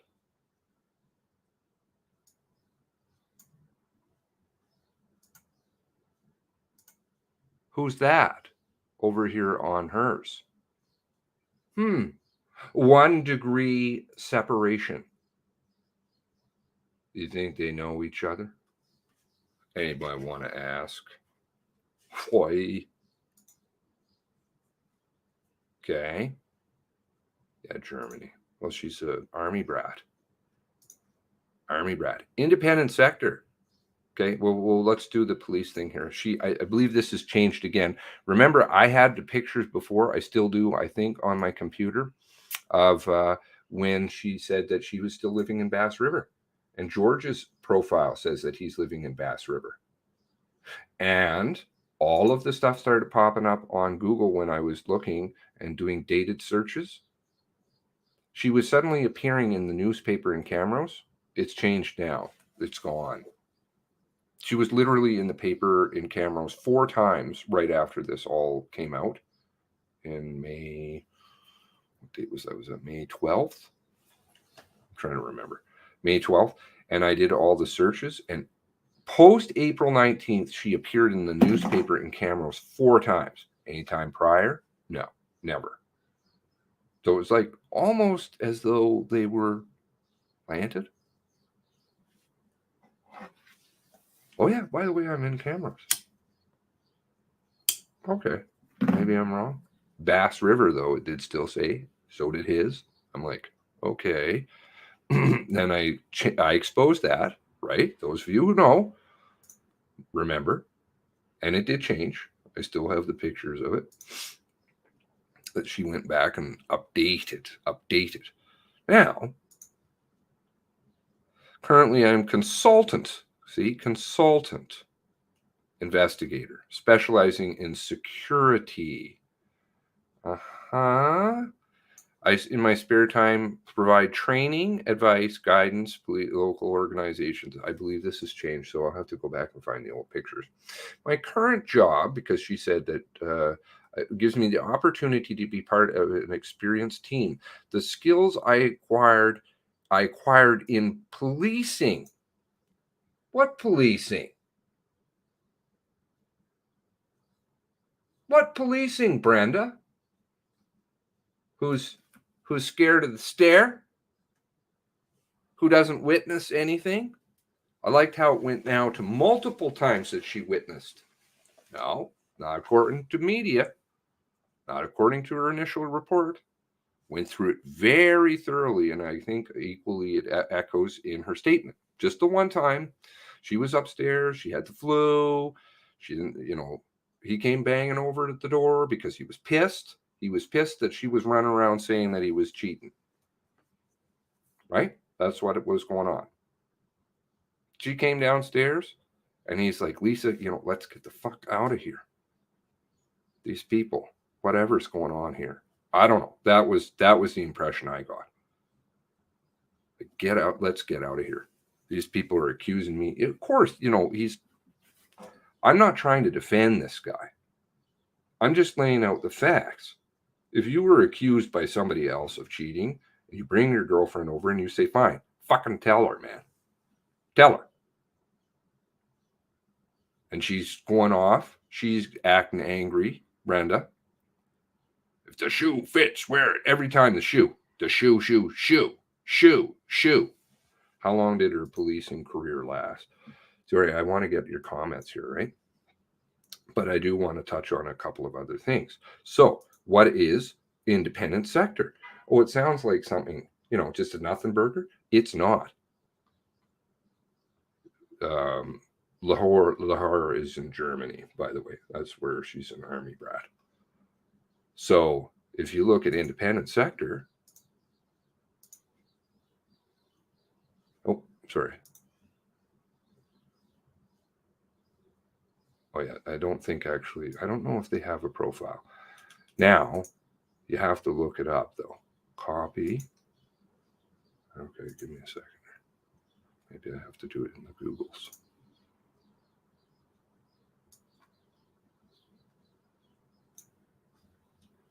Okay. But no, Dave Ellison, that's very serious. Don't skate by that one. Nobody saw anything. All right, independent sector. Here we go. Okay. It's the same, right? Independent sector. What is independent sector? There's the logo, same logo. Nonprofits, foundations, corporate giving program, 1980. Filed, it's down, where is it? Washington, D.C. Okay. Independent sector, created merger, blah, blah, blah. President, CEO, David Cardelli. Who is the chair of the board? Who's the chair? Stephen B. Hines. Who's Stephen B. Hines? Okay. Let's look at who he is. Stephen B. Hines. Stephen B. Hines. Rockefeller. I've looked up this address, independent sector. It has come back to once. It came back to a military consulting business out of the same mailing address. Every other reference refers to it as a non-profit independent sector created in 1980, merger of two non-profit organizations. That's a red flag. We want to talk red flags, not the subtle introduction of red flags, as in red flag, gun laws. No. This is a red flag, like a warning. Philanthropy, coalition of national voluntary organizations. Really? So what does Brenda do exactly there for 20 years? Her old thing said that, what was it? Personal security. I believe maybe it might even still be on her skills. Let's see. Security management. She likes Justin Trudeau. Not that I'm into political garbage. Physical security. Really, Brenda? But Levesque will give her an endorsement on that.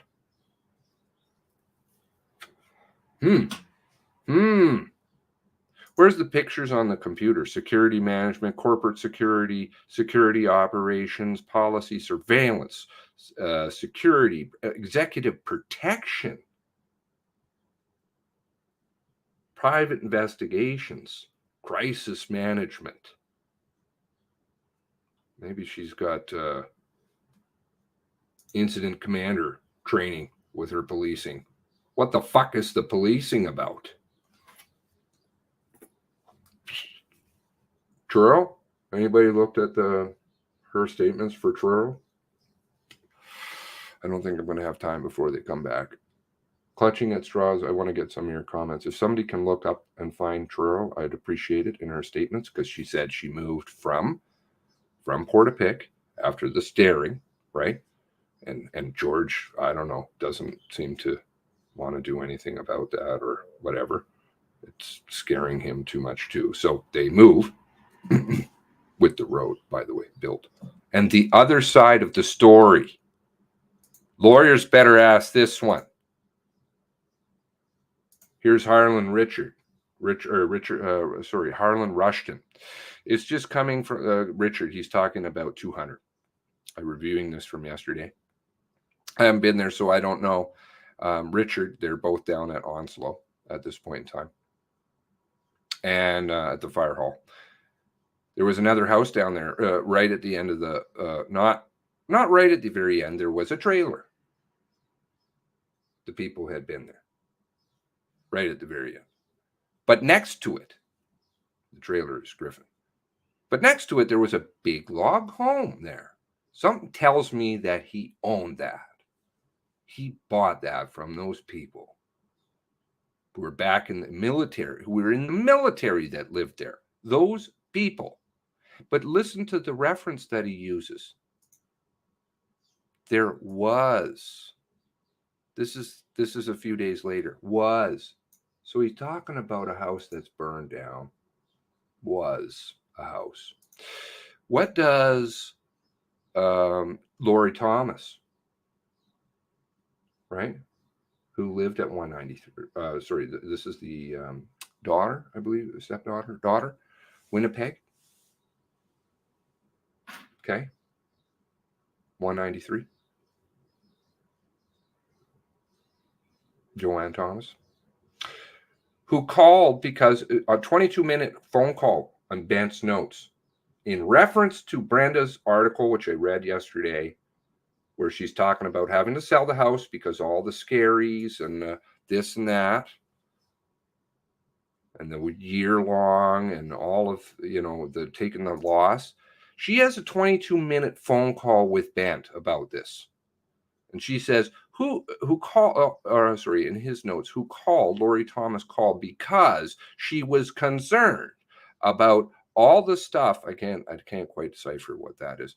All the stuff in the media. She is thinking of contacting the journalist who wrote the story about Brenda Forbes selling the home and wants to offer what? The other side of the story. What story? Bent, no advice was given when asked about whether or not she should contact CBC about the Fifth Estate, or not the Fifth Estate, as it happens, I think it was the interview. I have it on my computer, which frankly, I'm going to put all this stuff up, random stuff, because I have some recordings of it. Let's see if it lines up with what she says, with her statements. Okay, now, which it should, and I'm not doing that to be picking on her, just let's keep it real. Should all coincide, right, pretty much? Now we've got the introduction of a photo. Where did that come from? Are the lawyers going to ask what the other side of the story is? Why is there a road going from the warehouse down there?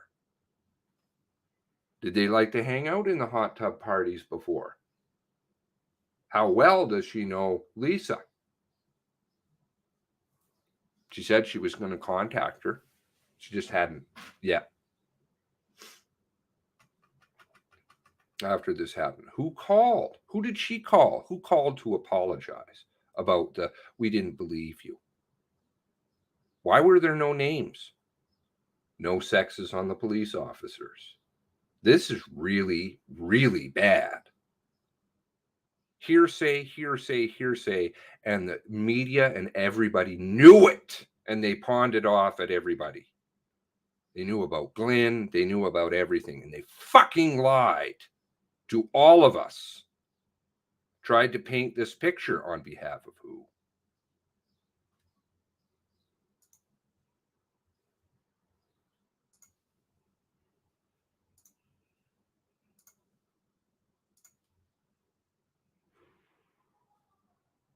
What the fuck is going on down there?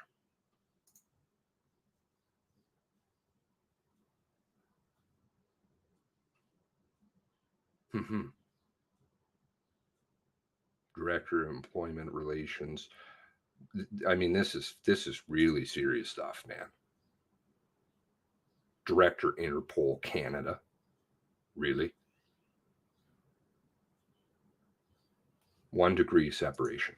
Why do you think they would mix? Who is this fellow? He's got interesting papers. Andre Levesque.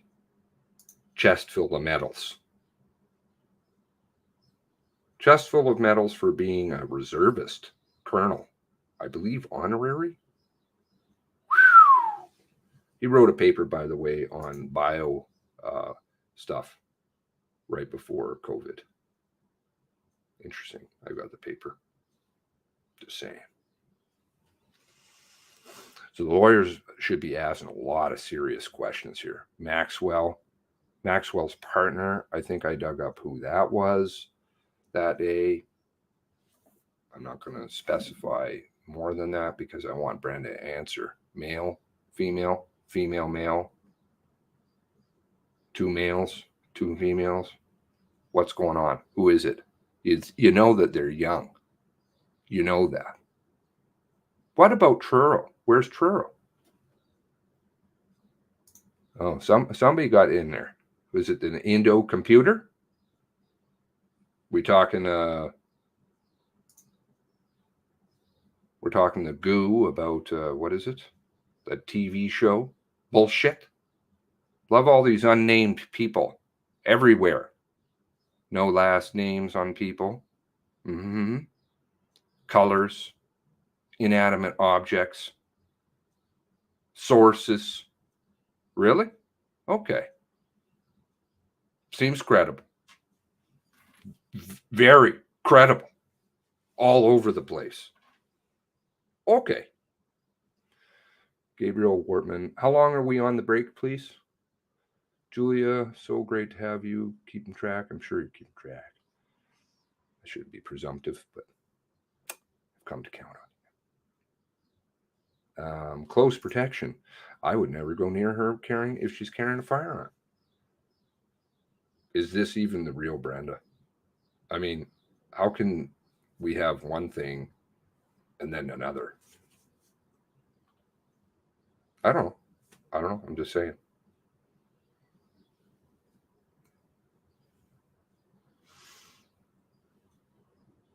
Anybody recognize her? If there's anybody in here who lives down there?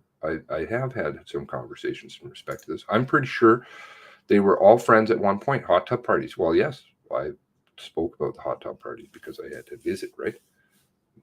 That was first here, of course. The hot tub parties, absolutely, they were all going to the hot tub parties.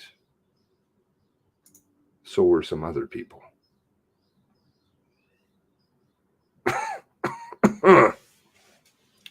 Not just Gabe and Lisa and Brenda.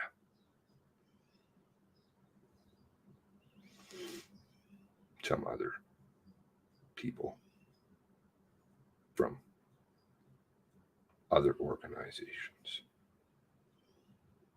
possibly.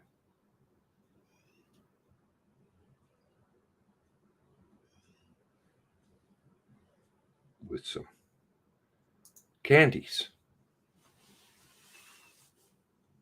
Certain types of candy. Now, that's just salacious balls because I would rather keep it on target, so to speak. Pardon my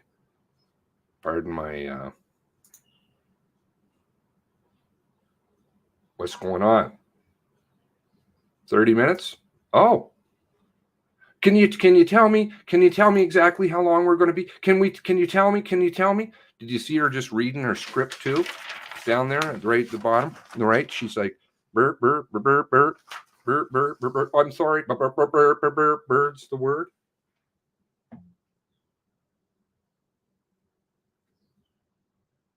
Don't get bogged down in the salaciousness of it. It's just like the sex. That's what they use to distract. You know, ooh, what happened at the hot tub? Ooh, sex stories. Sex. Yay. No. The important stuff is this stuff. Watch the porn bots come soon. Either this inquiry is, it's not an inquiry, Holly. You know that. This is a total ad hoc garbage cover-up operation. Always was. Never. They just lied and tried to convince people. It doesn't follow the Inquiry Act. I've repeatedly proved that right from the start. Does not. Only small components of it. Complete cover-up. They're not interested in the facts at all. No, they're not. Sadly. And this is brutal on all of your families. Brutal. So much bullshit. Security. But she's scared of staring. Of course, this is just logic. Gray cells. All logic. Got spammed. What, Indo Blue spammed? Finding a hard drive? Maybe Indo has the hard drive in his garage. You know, with the national secrets from the Navy on them. It just happens to come across it right when the, and then he disappeared. Like your new website, by the way, Indo. Driver. And all your profiles. I don't have them all, for sure. Brown envelopes, baby. I keep them on a lot of people.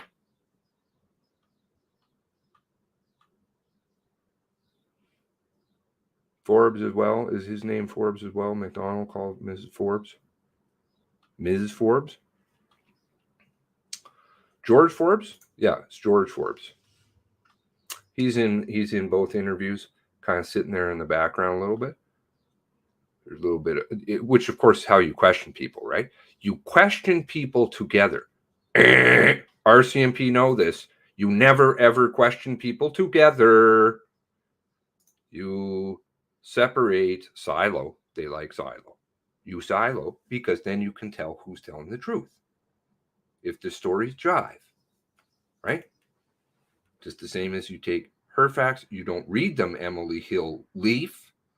Emily Hill Leaf, who's answering to Leaf, Commissioner Kim Stanton. You don't read her stuff for her, where then she just says, well, I have nothing to add. You ask her questions. You don't tell her. You say, what do you know? And then you say, well, according to this statement, it doesn't seem to jive. That would be the way it was be done. But no. Leaf. Should ask her if she was at conferences with Indo. Do you smell, or do you, more important, do you see the fucking glow? Do you know what I'm talking about when I'm talking glow? Do you know what I'm talking about? God knows for sure. Glow, intelligence, reeks everywhere. The Facebook groups, boom, I got after those. They attacked me heavy on that one. Thank you to my wonderful female ladies in here who supported me and came out, including family members, and said, what the fuck are you talking about? He's not a misogynist. They tried to go after me and say that because I exposed the fact that they were booting people and deleting information. Indo Blue tried to tell me push bar was not unique to Ford cars. He was wrong. He's got all kinds. He banks data. Banks every piece of data then deletes his website, deletes all his videos, comes up with snowing videos, finds hard drives in his garage with military secrets on it. Come on, come on. We all know what's going on. None of the MCC council asks questions. All they believe is review statements with the witnesses and then just say, do you agree? Well, do you have anything to add? No, that's all.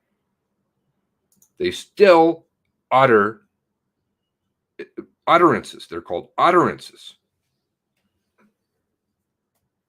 I love them. Because then you can be like, Truro? What are you talking about, Truro? Where did Truro come from? What are you talking about? You forgot that you moved there before. Or is it the media that withheld that? Because it's nowhere before. That was the first time I've ever heard of Truro, to my knowledge. And I've read her statements. I've read, obviously, Richard's and Dave's and Maxwell's thing down there. I should put in Maxwell's notes, even though they're very small. And it just says Lisa on the side. And then it's got a big patch that says irrelevant information, of course. Densmore, who wasn't very happy about his shit coming out.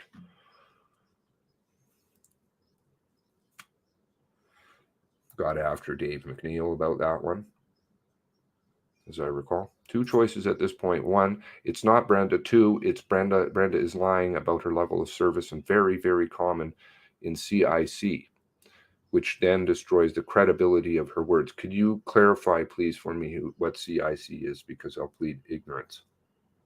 Other than commander in charge, I don't know. What is CIC?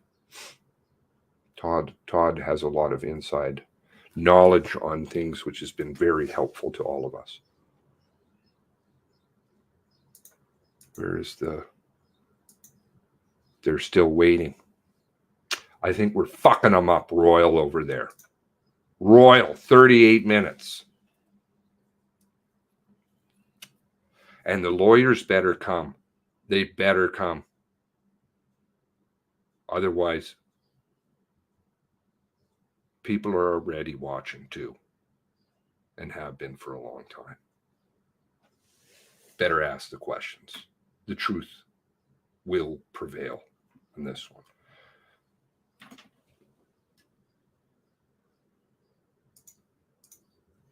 There's so much glowing. Go, you won't have to worry about light bills. Nope. I smelled the stink fairly early on, and I was like, whoa, this is really bad. Especially when the tech stuff started, which wasn't very long in, and I'm sensitive to it. I can't. I can only do what I can do. But these people, it's their responsibility. And it's your national police force's responsibility. Instead, they're like doing the stary, cowering like babies. Pissing their pants. Because civilians are not dumb like they think. Imagine if Gabe was still alive. He had a giant defamation lawsuit. Cadet instructor cadre. Okay, sorry, thank you. You put that, cadet instructor cadre. Thank you. All right, now what? So, can you elaborate on that, please? I want to make sure I've got this lined up so we're ready to go. Not like before. And I'll have to remember to mute my microphone, right? That was me. I take full responsibility. My tech skills. I may understand the weird intelligence parts of it, but I don't. And I can build a computer, but I don't understand how to use a microphone that well. Believe it or not. Frankly, it makes me look kind of foolish. But I can't seem to ever get that tech stuff. I don't want to. Step up, lawyers. Okay, so could you help me understand how it's either not Brenda or the CIC part and how that just doesn't work with what she's saying. Somebody? Todd, or go back through some of your comments. You guys got all kinds of good things. And I'm sorry, I do get a bit zoned. Never any names or proof to back up anything. Where? Anywhere in this picture. Because it's coming at from a lot of angles. Except you get floated from a lot of angles. You can take from that. Excuse me, everyone. The proceedings will resume in 2 minutes.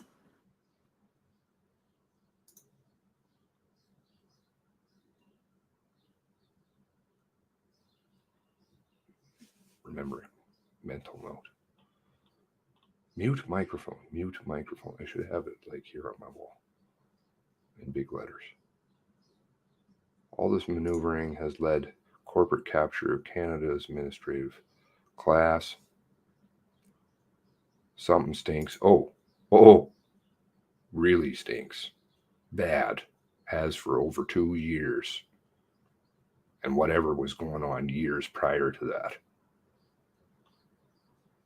Emily, show us Brenda's CV, please. Yeah, let's see her full fucking CV. Great question. I want her to explain what independent sector is. Because she doesn't work for the military, right? All that time she's in the military, it appears. So, military and that? Where's the military part? Is independent sector military? Because it looks like it's philanthropy, even though I did to the same exact mailing address down in Washington, that it's military contractor. MCC conclusion will be to suggest Canadian farmers drop CO2. Oh, yeah. All depends on what. Notice. Where's Rebel? Where's Rebel? Are they taking care of Canadians? No. I appreciate what's going on over there. We got problems at home, and everybody wants to steer clear of this one. All of them, lawyers, everybody. They just run. Coroners. There's so much to all of this. One day it'll come out. HH Examiner article coming out today covering Kipling, Scott, McKenzie, and Wortman seems missing. MCC, Kipling's. Okay, that's interesting again. But it is interesting. I want to know what the fuck was going on down there. Where's all this money coming from? Where's Clayfield? Why is Balin's name in this one? Who is Brenda? Who was Wortman? Who was Banfield? Who is Banfield? Who is Wortman? Don't know. Welcome back. Banfield, the proceedings are again in session.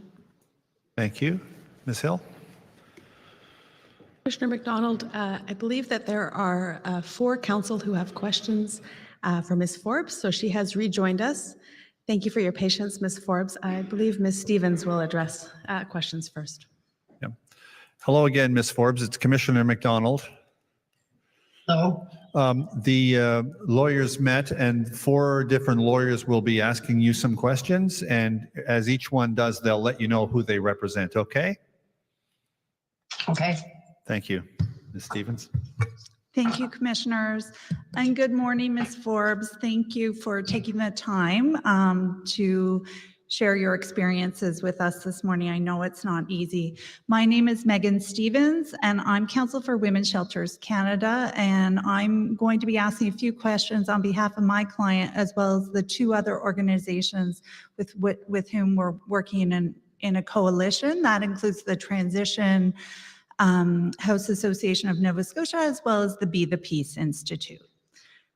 So I want to ask you a little bit. You talked this morning about some of your observations of the ways in which you observed the perpetrator controlling his common law spouse, Lisa Banfield.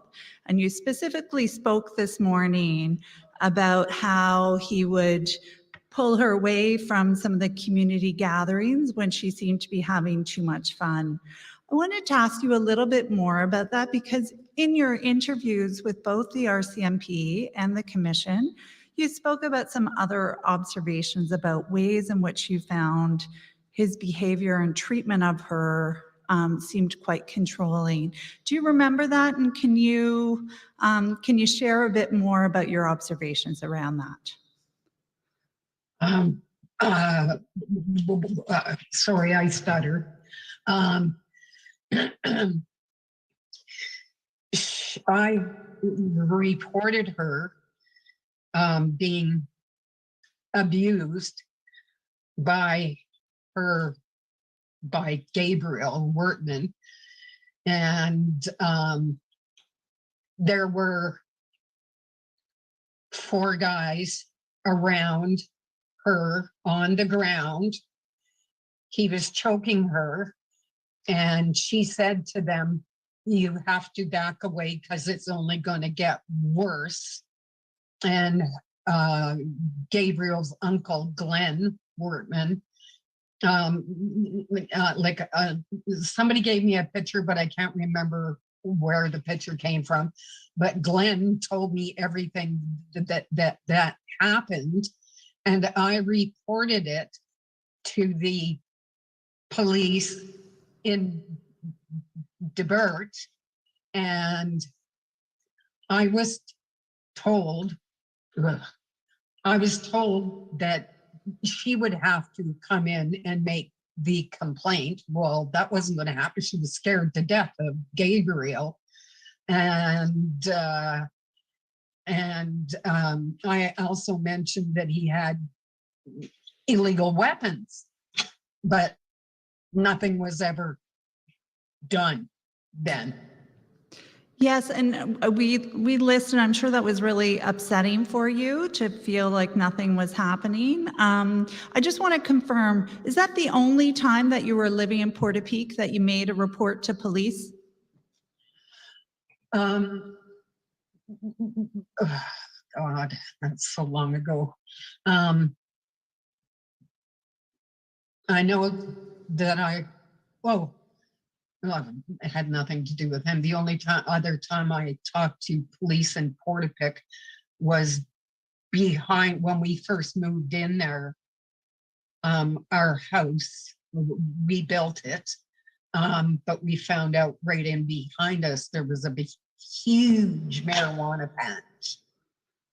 And yeah, so that's the only other time that I talked to the police, and they came down, checked it out, and got rid of it.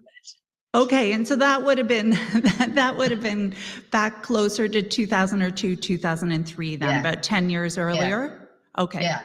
So those are the only 2 times you ever reached out to police about things going on in Portapique. Yeah. Okay. Well, after the first time that I told them about her and stuff, and I didn't get any help or she didn't get any help from that. We knew, both me and my husband knew that he was dangerous, and he was firing off his weapons and stuff off the back porch of his house, and we could see it clearly from our house. And I should have reported that, but I didn't think I was going to get any further, because the last time I spoke to the police, nothing happened. So Okay.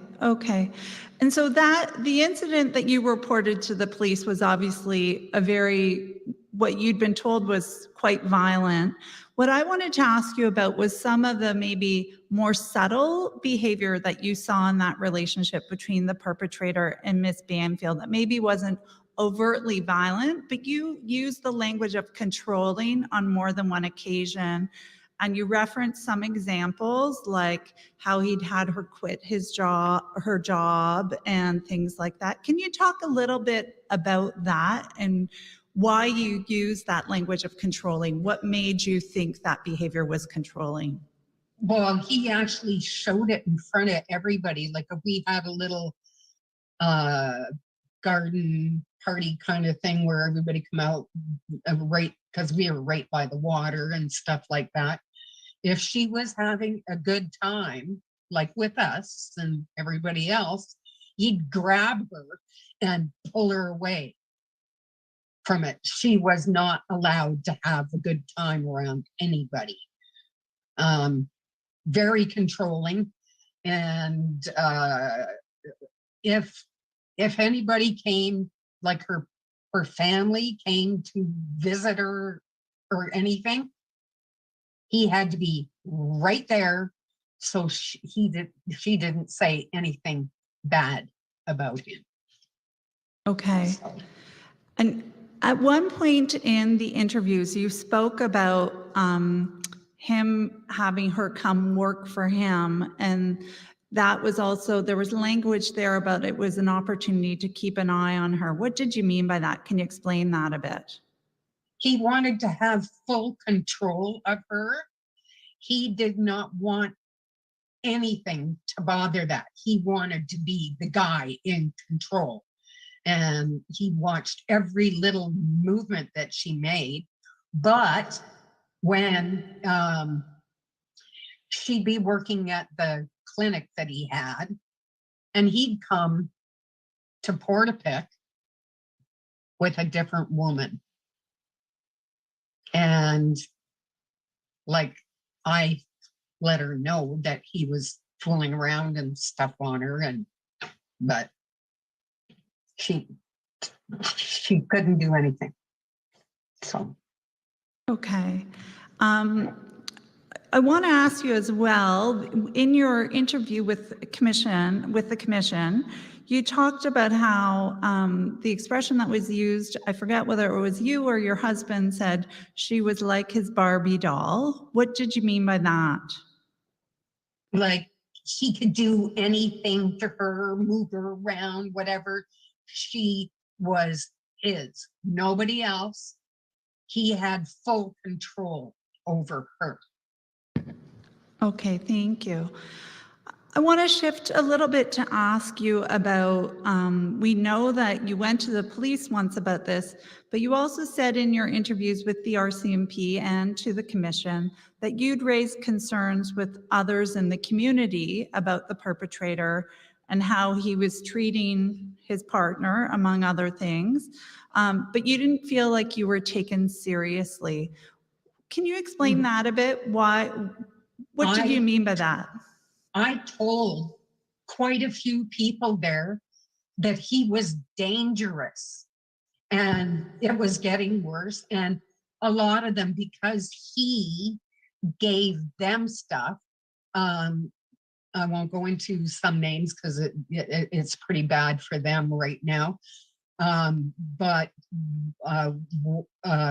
he used to do teeth for people out there. But here's the thing. If he did something for somebody there, they do something for him. He was giving some of the guys booze, some of the guys drugs, and in return, they would give him little gifts. The only person that he was good with was I can't remember her name.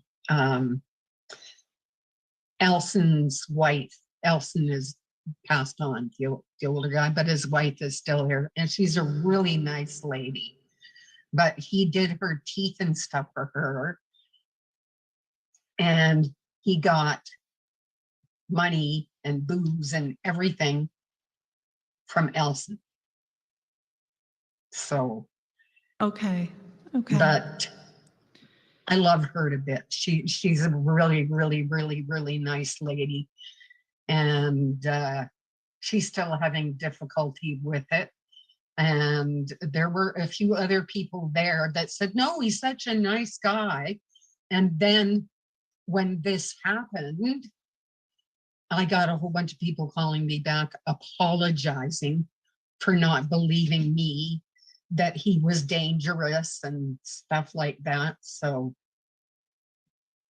In your interviews, you also specifically used the term ostracized, that you felt ostracized by some in the community when you spoke up. Can you Yeah. tell us a bit more about what you mean by that? oh, they thought, no, like, well, he's such a nice guy. He's doing so much stuff for us and everything. And I said, you have to watch what he's doing. He's bad. And they totally pushed me away. Didn't want to have anything to do with me anymore. And those were friends that I had in Portapique. But now, a couple of the friends that lambasted me and stuff like that are now my friends again.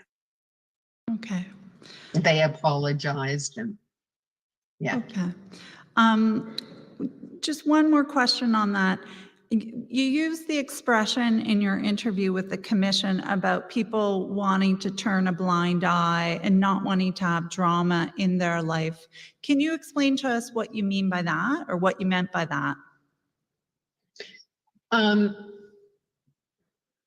And this is just me, okay? There were guys that lived in Portapique that knew exactly what he was doing. They never said a word about it because he was giving them stuff. And in return, they would help him out. And can I just follow up on when you say that knew exactly what he was doing? What do you mean what he was doing? Like they knew for sure that he was beating the crap out of her and that he was doing a whole bunch of illegal things. And I knew because I'm a member of the American Society of International Security. So I looked him up and found out that he didn't even have an FAC. He should have not even had a weapon because he'd been charged earlier and was not allowed to have weapons. Okay. And he got locked. Okay. Okay. Just one final question. In a number of places, in both the interviews with the police and the commission, you and your husband have referred to the perpetrator. Are you doing okay? I know this is hard. Yeah, it's okay. Okay. You referred to him as being the king of Portapique, or wanting to be the king of Portapique. What did you mean by that?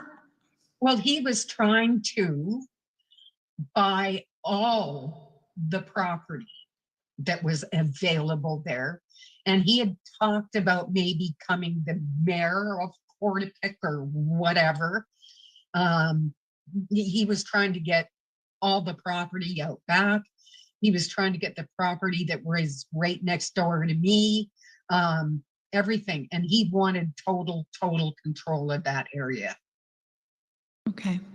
Okay, thanks. I don't have any further questions. Thank you for your time. Thank you so much. Okay.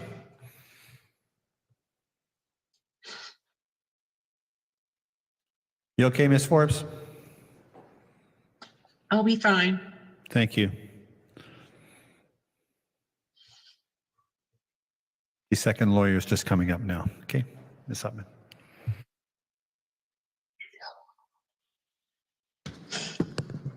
Good morning, Ms. Forbes.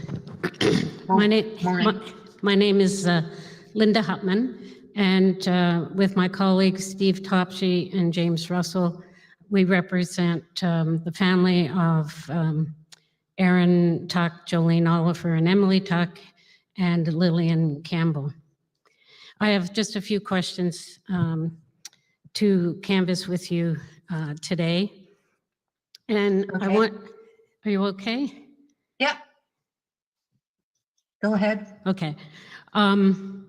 This morning during your testimony with Ms. Hill, I don't recall actually hearing you talk or you being asked and talk about when you first apparently moved into Portapique and then the perpetrator and Lisa Banfield moved in shortly thereafter, I guess. In your statement to the Mass Casualty Commission, and Madam Registrar, I believe you have that ready. At any rate, it's P001137 is the exhibit number. And I'd just like to go to page 2. At the very beginning of that interview, Ms. Forbes, you were giving an overview of getting to know the perpetrator and Ms. Banfield. And about partway through the paragraph there at 116, talk about when you first met the perpetrator, he invited us over to his place and you went in and he showed you a bunch of weapons that he had. I just wondered if you recall that, and if you can tell us what type of weapons those were. Do you recall? I remember him showing them to us, but I can't remember exactly what they were because some things are going away on me because of my PTSD and stuff like that. Okay. But yeah, he had quite a few, and we at the time didn't know that he didn't even have an FAC. Right. And do you recall where they were in his house that he was showing you? He was hiding them. It was kind of weird. He would hide money and his guns. His fireplace never worked, so we'd stash money up there and guns, and he would hide them like everywhere. So I'm like, okay, maybe he's just worried about people coming in and trying to take his stuff, but no, that wasn't it. Mm-hmm. And so you also, in your testimony this morning, were describing at least one and perhaps number of episodes where from your home on your deck, you saw and heard him at his property firing into the water or the mud flats. And I know you indicated that your husband had spoken to him about how unsafe that was. Do you, with being that you have a military background for many years, and thank you for your service, do you have any recollection of being able to tell whether those were pistols being fired or long guns? Do you have any idea? He had a couple of pistols, and he had one that I know of, long gun. But he was usually just using the pistols. Okay, so your interpretation or your belief would be that those were pistols he was using. Okay, thank you. I only have one other area to really cover with you, and Ms. Hill was taking you through the episode this morning, which you related, which you testified that Glenn Wortman had related to you about this assault, which I think it's in evidence that occurred in July of 2013, where the perpetrator had Ms. Banfield on the ground, and you indicated that it was Glenn Wortman and 3 other individuals who had seen that happen. And that was the episode or the incident that you phoned in to the police, right? Yes. And that they came to your work at the base in Debert to speak to you about? Yes. Yes. So can you just give us a little bit more detail about when the officers showed up that day, and I understand there were 2 male constables arrived, is that correct? Yeah. So when they interviewed you that day or came to speak to you, can you share with us in more detail, I guess, exactly what you described to them as having occurred, and that was the basis of your complaint? Well, I told them that she had been assaulted, and I said there was a few people there that saw it happen. Glenn Wortman was was Gabriel's uncle. He saw that, and Glenn told me, and somebody had actually given me a picture of it, but I can't find it anywhere now. But while I was talking with the RCMP, they said, do you have another witness that would be able to talk with us? And I said, just give me a sec.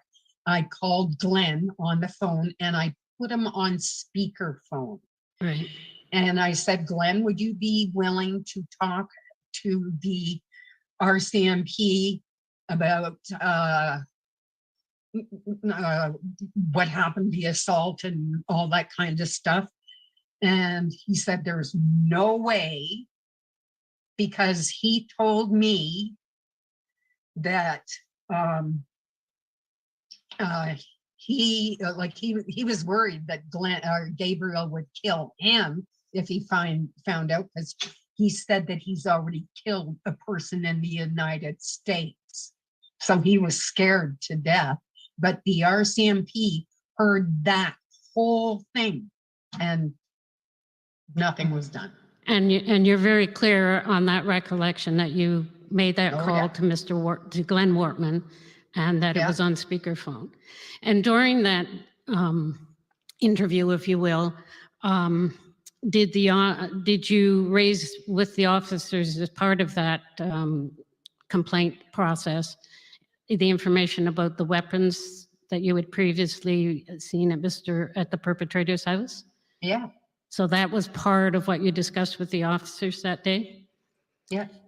Do you recall whether you discussed any other activities of the perpetrator, such as complaints about driving around the neighborhood or speeding or? No, not then, no. So would it surprise you then to know that in his interview with the Mass Casualty Commission, Constable Maxwell indicates that there was no complaint about a domestic assault, that it was a driving complaint.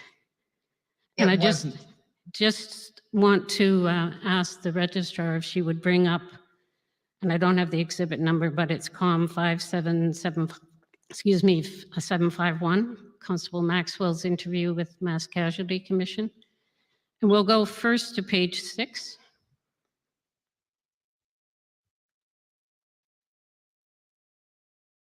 And about partway down through that large paragraph that starts out with Troy Maxwell, he says, I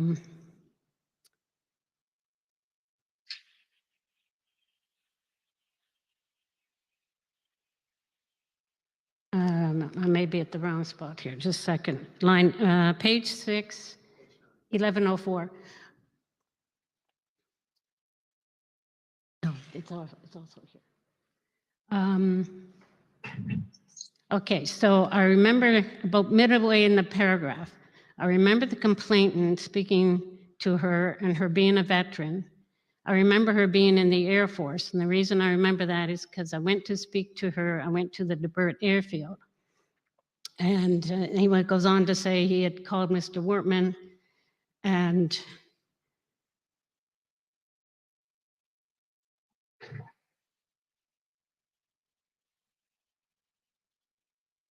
oh, sorry, it's at the very top of the paragraph.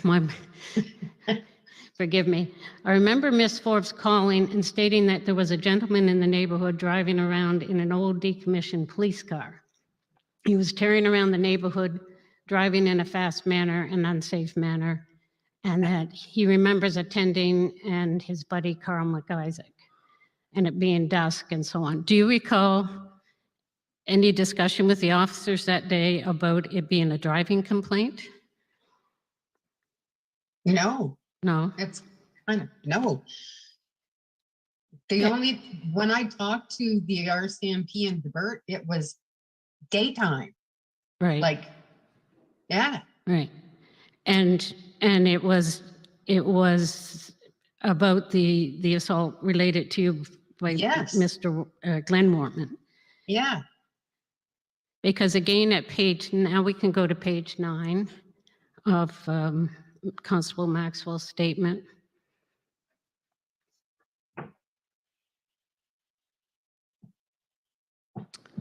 And it's at the top of the page. And he's talking there about what he would do normally in the normal course if it was a domestic assault complaint. So then a couple, about the 1, 2, 3, 4 lines up from the bottom of the paragraph at the top of the page.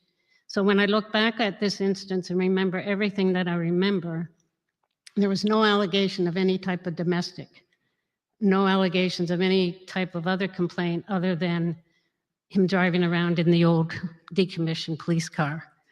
Does that ring any bells with you, Ms. Forbes? No. So you're very No. certain about your discussions with the officers that day? You bet. Okay. And those are all my questions. Thank you. Thank you so much.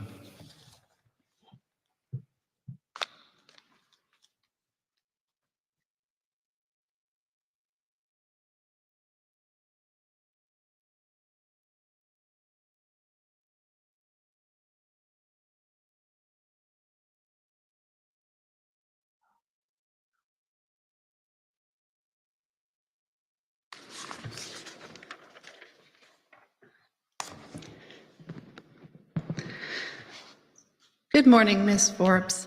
My name is Heidi Collicutt, and I am counsel on behalf of the Attorney General of Canada, representing federal departments and agencies in this inquiry.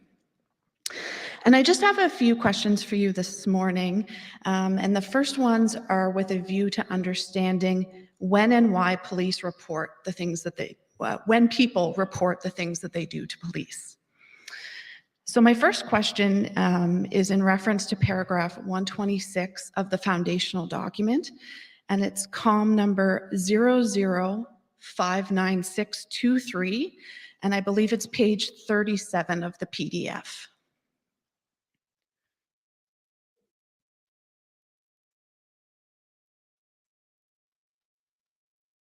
And paragraph 126, as I understand it, describes a threat that the perpetrator made against you after he learned that you reported him to the police. Is that correct? Yes. And this threat that's described, is that something that you reported to the police? That he was threatening me? Yes. No, I didn't report that to the police. I just get me out of here. Sure. And can you tell us what would have gone into that decision-making process to not report this to the police? The reason I didn't report it to the police, because when I originally reported that she was getting assaulted and stuff, and nothing was ever done, I lost a lot of respect for the police, and I didn't think anything would ever get done. Also, in your testimony today, you spoke about receiving a picture of the perpetrator assaulting Ms. Banfield. And Yeah. it's my understanding that you received that after you spoke with the police. Yes. Afterwards, did you ever share this photograph with the police? I'm not sure if I shared it or not. It's been so long ago. Sure. Okay. I can tell you exactly what it looked like. No, and I appreciate that. Quite a bit of time has passed since then, so thank you. When you made the report to police about the violence that the perpetrator committed against Ms. Banfield, as described to you through Glenn, what went into your decision-making to report that incident in particular? It had to stop. Like, we knew, me and my husband knew that she was being abused like crazy. And I said, that's it. We got to report this. So I reported it, and that's nothing ever happened. So bad.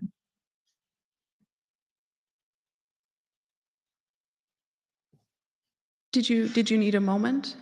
No. Okay. The two officers that attended at DeBert that you spoke about, Yeah. and again, I appreciate that it's been quite a bit of time. Do you have any recollections of what they looked like? They were both definitely younger than me. Yeah, they look, yeah, fairly young. If I can remember, dark hair on one. I can't remember the other guys. But yeah, they were a lot younger than I was. So. Okay, thank you. Shifting now a little bit, you spoke about, I believe it was that you conducted a check on the perpetrator in a system or a database that you had access to. What I did, well, because I'm a member of the American Society of International Security. So when we first moved to Portapique, I actually checked out the whole area to see who had crimes and stuff like that, to make sure that they weren't going to be on my property and stuff. And I kicked myself because I didn't do it when he came in. I didn't check on him right away, but later I did when I found out that he wasn't allowed to have weapons or stuff like that. So he didn't have an FAC. So. And are you able to tell us roughly when that would have been that you did that check? Yes. When did I leave Portapique? I'm going to say, I'm not exactly sure, probably 3 years before I left Portapique. And do you recall, is that part of the information that you would have shared, that you shared with the RCMP? No. They didn't have a clue that I was a member of the American Society of International Security or anything like that. But you guys can check it for sure, because I'm still in there. They're still offering me jobs. Sure. And the results of your check that the perpetrator didn't have the FAC, is that information you shared with police, to your recollection? No, not at all. Because like I said, I lost a lot of respect for them back then. It's slowly coming back, but. And just one final question. After you contacted the police in 2013, do you recall if you ever witnessed the perpetrator with firearms after your complaint? I didn't, because I was basically hiding from everything. So, and I was still working full time, and I just stayed away from everything. Thank you, Ms. Forbes. Those are my questions. Thank you, Ms. Collicott.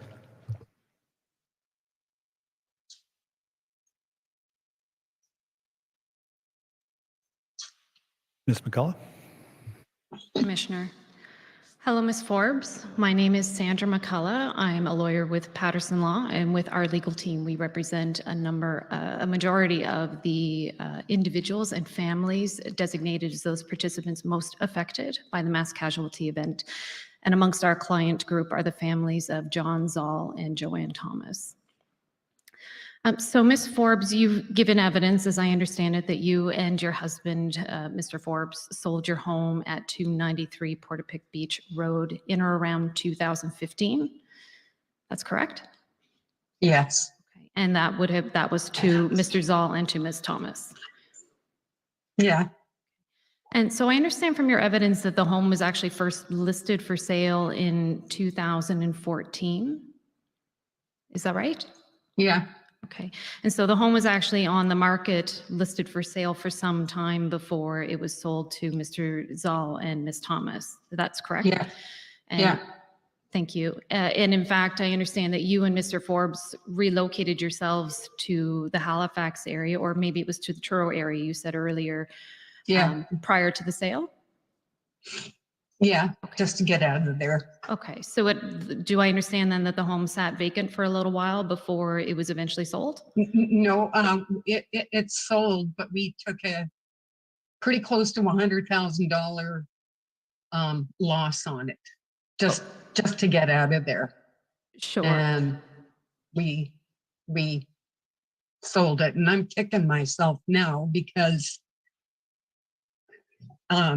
the people that bought it, I didn't warn them about Gabriel,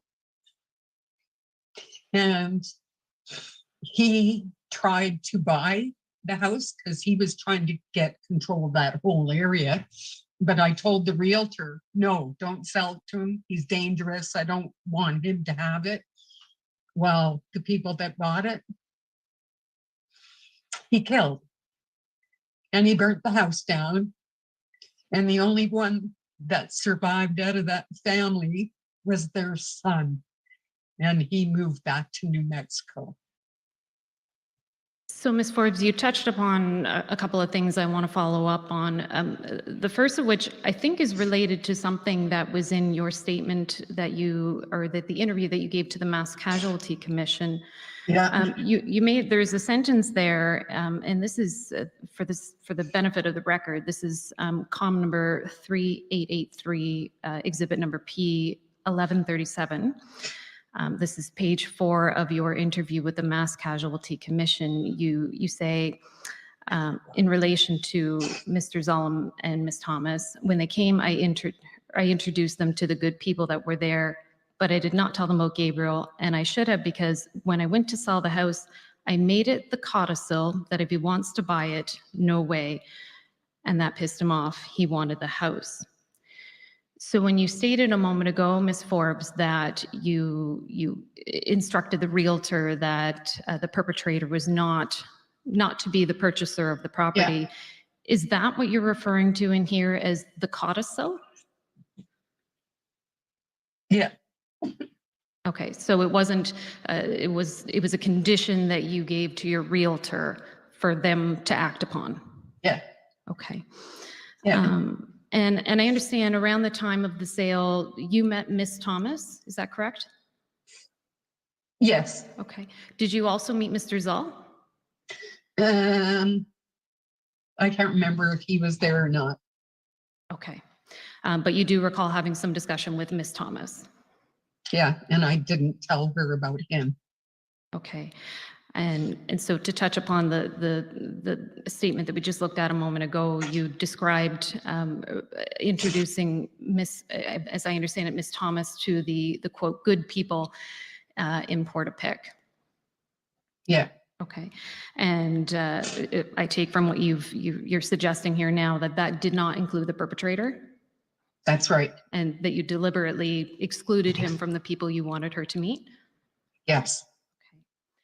And I understand from your comments a moment ago that you didn't provide any sort of warning to her about the perpetrator. No. No, and not about your concerns or the risk that you thought he presented to the community? No. And you further didn't identify that, but for the perpetrator, you probably would have stayed in the community. You didn't tell Ms. Thomas about that? No. No. And just a final point on this, Ms. Forbes, my understanding from members of the Zoll and Thomas family is that what you told Mrs. Thomas about your reason for leaving was that you and your husband were leaving for health-related reasons, to better access to doctors, for example. Is that your recollection of what you told Ms. Thomas? Yeah. Well, I did have health problems, so. Okay, but that was the reason, in discussing why that's you were what leaving. I gave her. I didn't want to scare her. Okay, thank you, Ms. Forbes. Thank you, Ms. McCullen. Ms. Hill? Commissioner McDonald, I just have two questions arising from the questions that other council have asked, if I may. Certainly. Ms. Forbes, in answer to a question that I think Ms. Stevens asked you, you were describing your observations of people in the neighborhood. Sometimes, and tell me if I misstate anything, people did work for the perpetrator, and in exchange, I think you told us that the perpetrator gave people booze and money. Have I got that right? Yes. Also, sometimes it sounded like you were describing in exchange for labor or money, he would do dentures for them. I got that right? Yeah. You said, I think, that sometimes he would give them drugs. And I just want to ask, is that something that you had direct knowledge of? Did you see that happening? Yeah. Out in the back, some of the guys were smoking pot. So I thought that was just because, like I said, when I first moved there, I found that great big marijuana patch in behind me, and I got that removed. Well, that I'm sure that really pissed a few people off there, but yeah, there was quite a few of them that were smoking dope. So people you're describing smoking dope are people who were doing work for the perpetrator?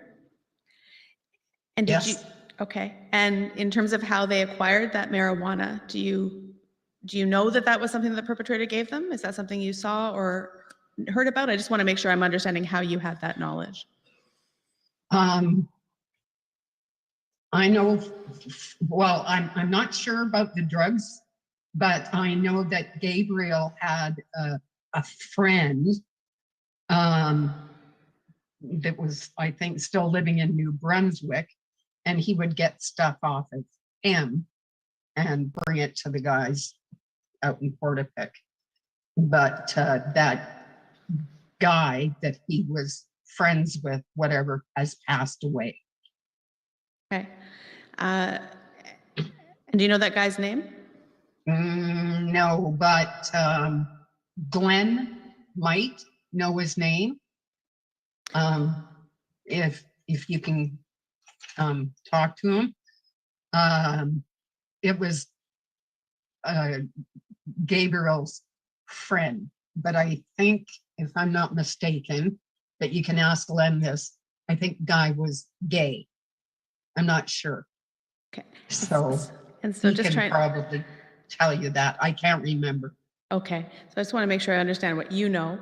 In terms of the drugs that you were speaking about earlier, and when you're talking about some people being given drugs, you've mentioned marijuana. Are you aware of any other drugs being given by the perpetrator to anybody? No. No other drugs than that. Okay. And just one other question. I'd asked you that about after the mass casualty occurred, I'd asked you about speaking with the RCMP and speaking with a commission, and you told me that you had done interviews with the RCMP and with the commission. Did you also speak to the media after the mass casualty commission? I don't know. It wasn't media. It was just the mass casualty commission. I don't think I've spoken to anybody else because they came directly into my house, and downstairs we had it in the basement. No, I don't think so. No. Maybe not directly in your house, but have you talked to reporters? No. Okay. I think I'm just asking you that because I've seen some media reports where you were interviewed by reporters. And do you have a recollection? I'm not talking about right after the mass casualty, but since the mass casualty, in the last couple of years, have you spoken to reporters about what happened? No. I don't know who I would be talking to. Okay. I'm thinking about reporters from, for example, CBC or Halifax newspapers that might have called you up and asked you questions. CBC got a hold of me and they wanted to talk to me, but I didn't. Okay. I went, okay. No, I want this all. Okay. Yeah. Okay. And I'm not wanting to press you on this, Ms. Forbes, but I'm just asking you that because I think that I've just seen some media reports that have quotes from you where people perhaps telephoned you or interviewed you either on the phone or by video. And I'm just trying to understand if you have a recollection of in the last couple of years being interviewed by people. I can't remember. Okay. Okay. And is it possible that that happened? I don't know. Okay. Like, well, because of what I'm going through, everything just goes. Okay. So, Okay. yeah. Okay. Commissioners, I wonder if we might take a short break at this time, if that would be all right with you. Certainly. Ms. Forbes, Ms. Hill, the counsel for the lawyer for the commission, has asked for a brief break. If you don't mind, if you just could hang in a little bit longer, we'll, how much time do you think? Just maybe 5 or 10 minutes. Okay, we'll say 10 minutes, Ms. Forbes. Thank you. Thank you. Thank you. The proceedings are now on break and will resume in 10 minutes. Oh boy, there was all kinds of goodies in there. Nobody asked her any names. It turned from 3 to 4 witnesses with no names. All of these people, money going up the chimney. No, guns up the chimney now. But she said in her statement it was the garage. Now she doesn't even remember being interviewed. Everything she said before was hearsay. Do you know what? I think somebody picked somebody who might not know stuff. Maybe they're the ones who have difficulties remembering. Hill asked her, and she said it was the fleet of decommissioned cars. Then suddenly there's no cars. Or sorry, Hill asked about the cars. Then it was cars, no cars. What are you getting at here? And nobody asks any names. It was a male, as I'm pretty sure, a male and a female officer that responded to her call, not 2 males. Let's have a look and see how many, because I've got a big file of things that she said. What about her conversations with Jean Sarson and Linda McDonald that opened this whole fucking can up? Remember? Tim Bousquet?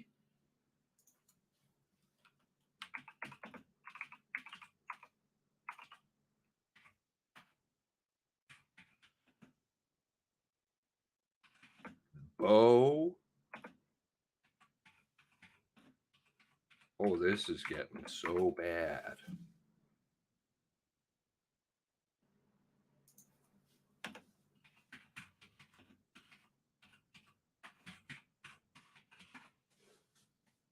He's a psychopath. I mean, we have all the videos. I have audio interviews with her on CBC. I have videos. I have multiple ones. Oh, what about this one? The very first one. You remember? He was a psychopath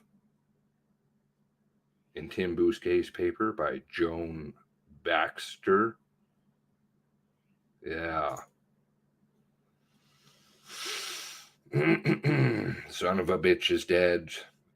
Perhaps she'll say shoe here, but she doesn't want to be identified here, even though she is in the National Post the same day. Okay.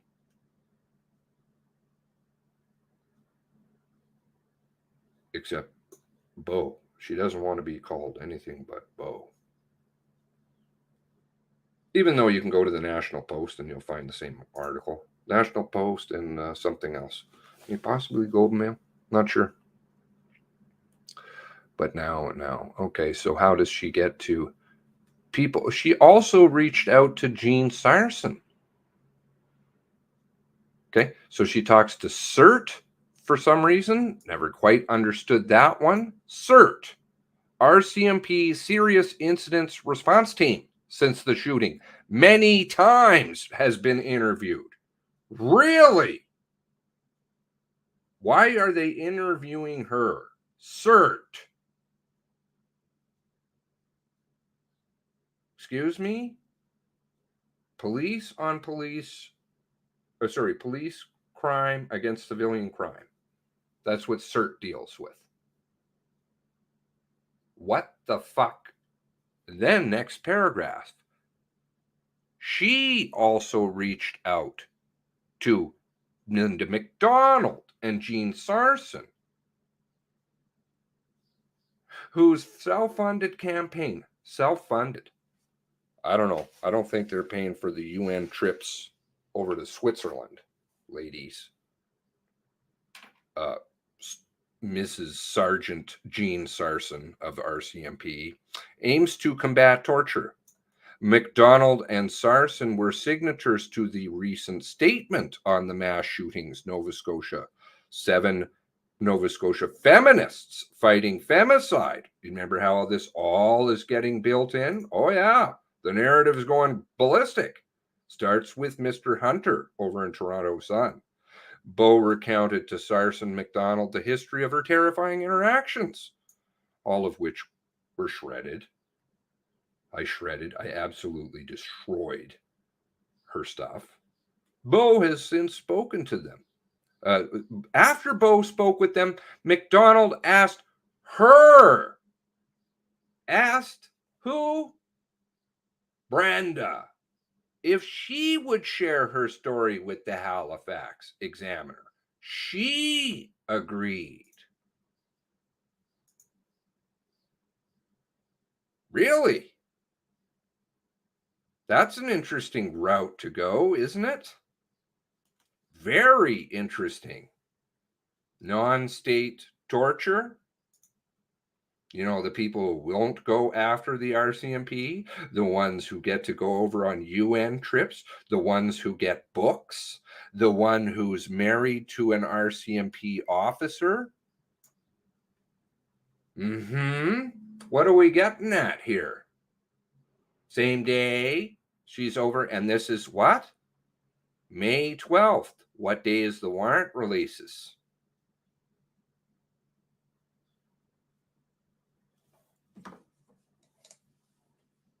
Got the Gerster interview. You've got her on CBC as it happens. I've got her talking on Facebook, talking about how she, the men of the commanding center, the commanding officers in the army were just so misogynist they wouldn't listen to her story. I've got all kinds of recordings of her. I don't remember ever talking to the media. Ever. Facebook posts. All over the Advocate down there, the Nova Scotia Advocate. Oh, Gene and Linda were pumping her up everywhere. Everybody was pumping her. When's the warrant releases again? Let's see. Was there a warrant dump in around May 12th? Every time. I think it was May 19th. May 19th, 20. You could build it up. 2020 warrant release. Nova Scotia.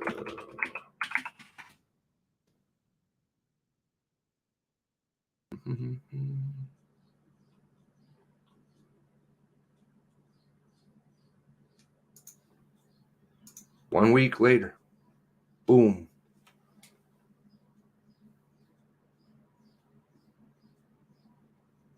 What? Unsealed by who? Halfpenny Macquarie. Leaf. Halfpenny. I believe this is Leaf now. Not sure. Could be wrong.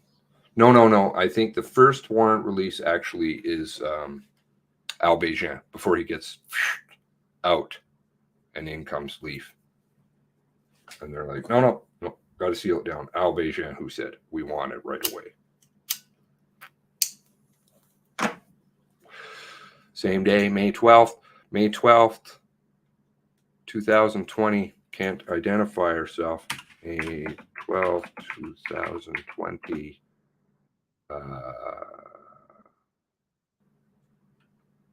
And Forbes.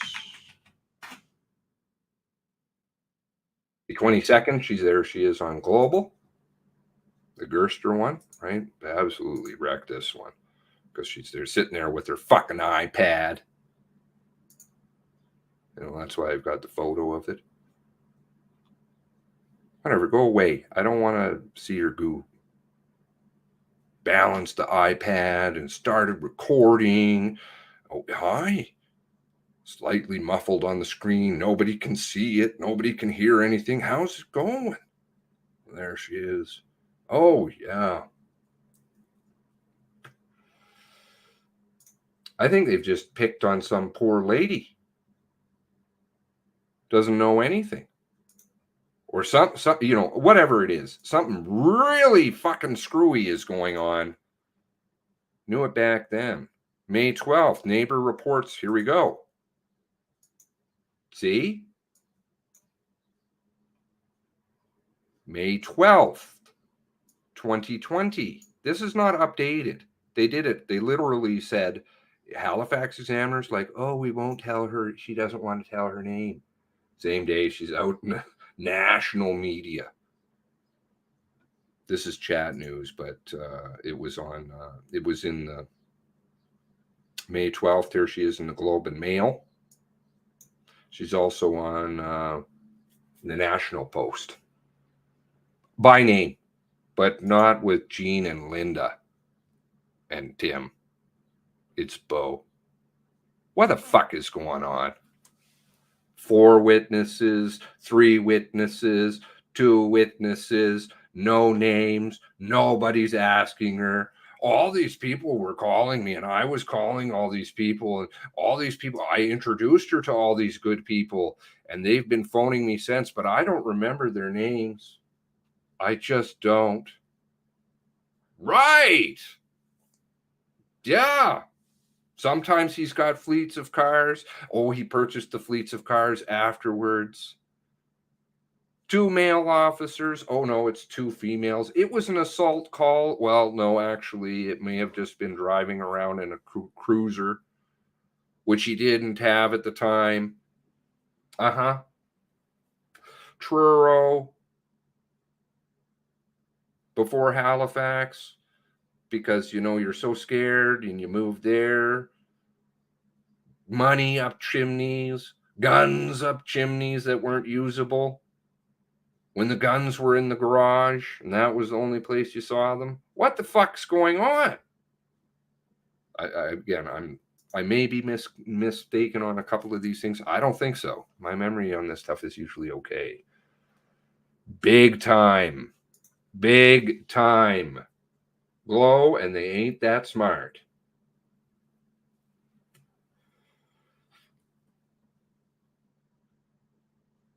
And I don't understand why none of the lawyers are asking, who? How does it change from 3 witnesses to 4 when in reality there was 2 and Glenn is the only one? All down to Glenn. Do you see? Maybe we're dealing with people that are easily manipulated. Maybe people who can be used because of their fragile states. Maybe.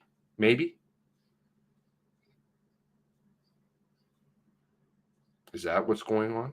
I can't theorize because this is all such new developments to me. I'll have to sit and really think about it, have some conversations with some people about what's going on. I do know the Balin connection's there, and that's really serious. Really serious. I know there's a lot of money coming out of a lot of places. I know Clayfield's tied up in all kinds of goo, all kinds of stuff. Provable, and it's absolutely irrefutable, and nobody will touch it.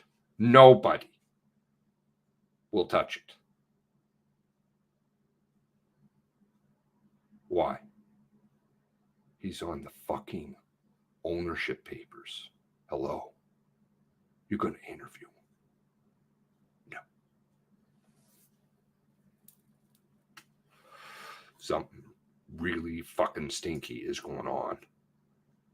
And don't get distracted with the sex and the fucking, you know, like there she is. She's talking about, oh, the drugs, da da da da da. But there's a big field of drugs behind the house. And I called about that, but that's never mentioned anywhere. But actually, she needed that gay guy. Do you see? It's salacious to me. I think actually this is all maybe being manufactured. Distractions. Lots of CSI. Goo. Glowy goo.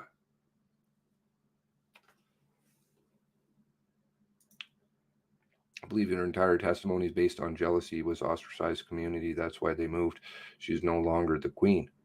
I don't know. But what I do know is she's certainly not telling the truth. She doesn't even know. She doesn't know. Or it appears that way. I'd like to hear what Todd's weigh in on this one is.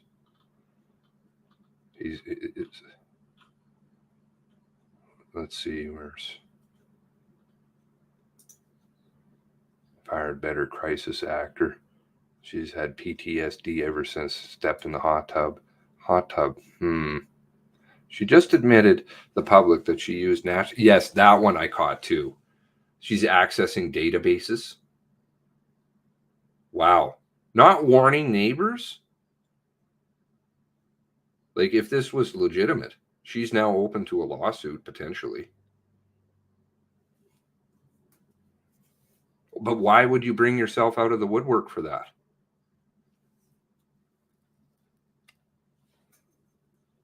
Accessing database, unauthorized checks, that's illegal. How does she have checks like that? How can she do them?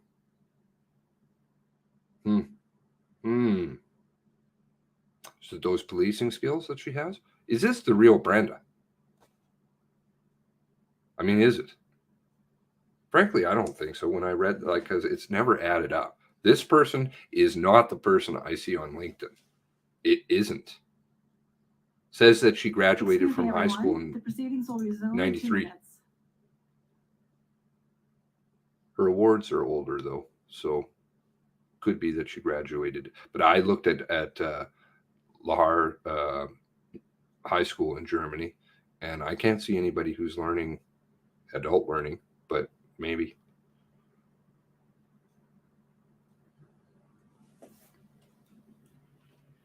No, she's not a gossip seeker. There's a hell of a lot more going on. Either McDonald's using her, Glow is using her. She knows a hell of a lot more than she's saying. Something's going on. And it's more than just, I want 5 minutes of fame. Way more, because she disappeared, remember? Until June 2020. And then, absolutely wrecked her story. Gone.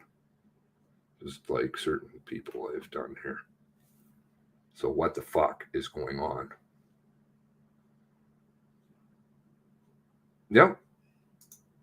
There's something. Remember, and that's why I showed that. The rest of the story.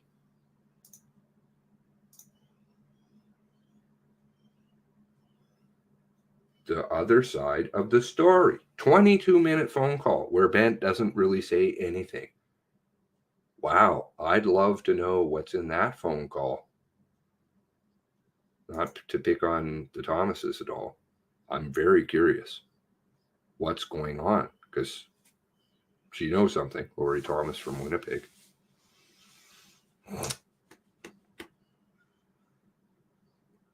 Why isn't Bent saying any of this stuff?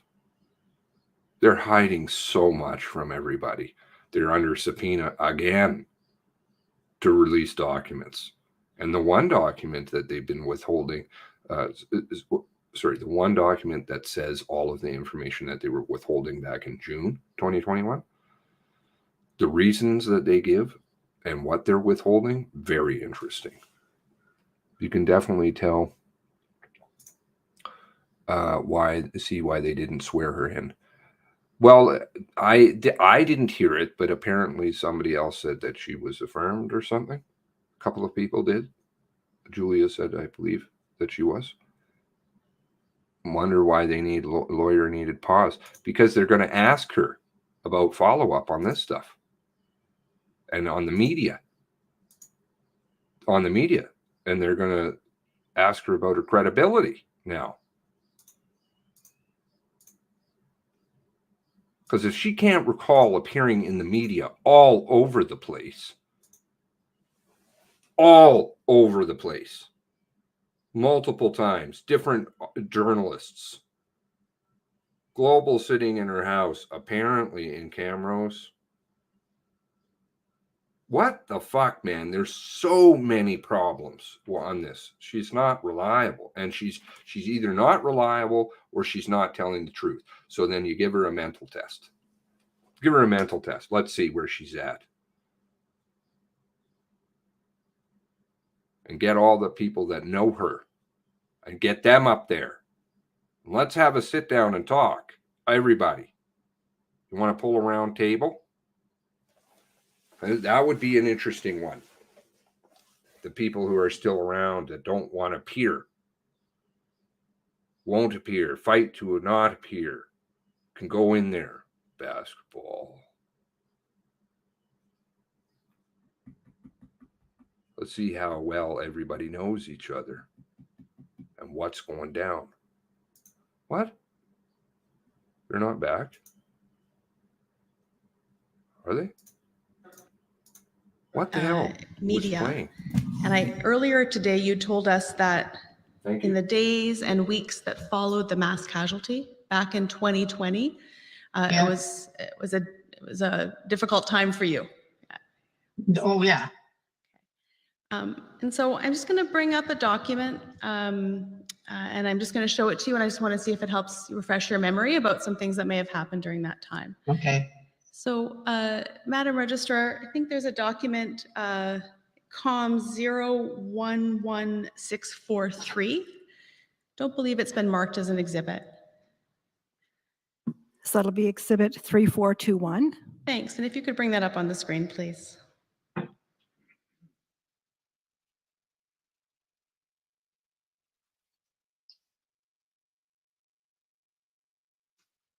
I'll just show you what this is, Ms. Forbes. Okay. Can you see that document? She witnessed all I'm seeing right now, because I'll see if I can bring it up. I think we have to do it on our end. So I'll just ask you, Okay. Madam Registrar, to scroll down. You'll see the date on this article is May 22nd, 2020. So it's the month following the mass casualty. And if you could just scroll down this article, it's just the way it prints out. Maybe just stop on the next page. And I'll just let you read that. And if you want to read from the top, I can bring that down for you. But I think this is just... No, I got it. Okay. Global News has verified the audio with Wortman, who said he addressed his nephew. And so maybe I'll just, Ms. Forbes, Yes. if it's helpful, what I'll say is this is a newspaper article from Global News dated May 22nd, 2020. And there's a paragraph there you'll see. It says Forbes, that's Brenda Forbes, who says she finally left the community in 2014 with her husband because of the gunman, called Wortman because she wanted proof. It felt necessary, she says, after the RCMP told Global News it had not found a record of Ms. Forbes reporting the gunman to them in 2013 for domestic violence and a cache of weapons. Their response worried her. And then there's a quote. It says, "I don't want people not to believe me," she told Global News. "I tell the truth." So it looks to me like this article is saying that you did an interview with Global News in 2020, and I just want to check if that refreshes your memory about an interview you might have done with them. I can't remember. I can't remember that at all. I don't know. Maybe, I don't know. Maybe they got it off of try that again.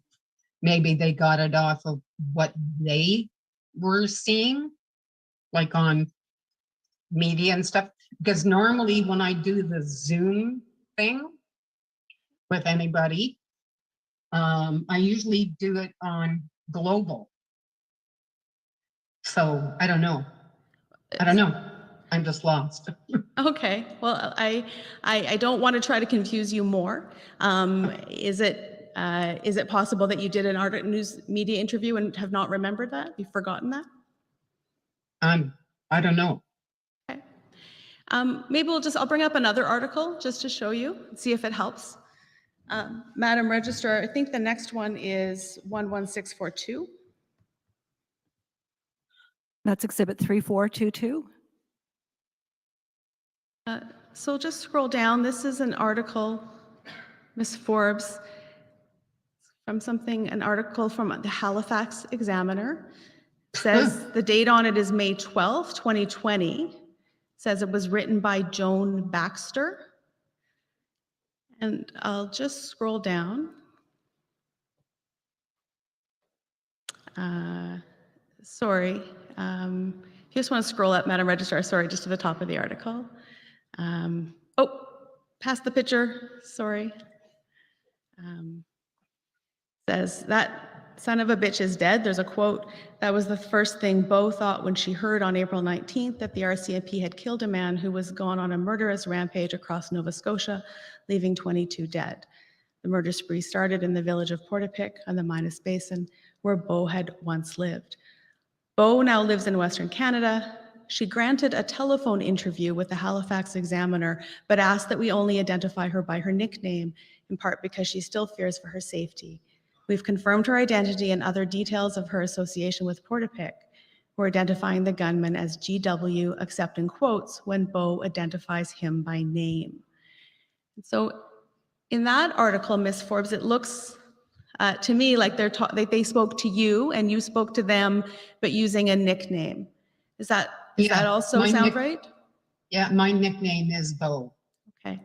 So is it fair to say that that was a media interview that you did in the month following the mass casualty?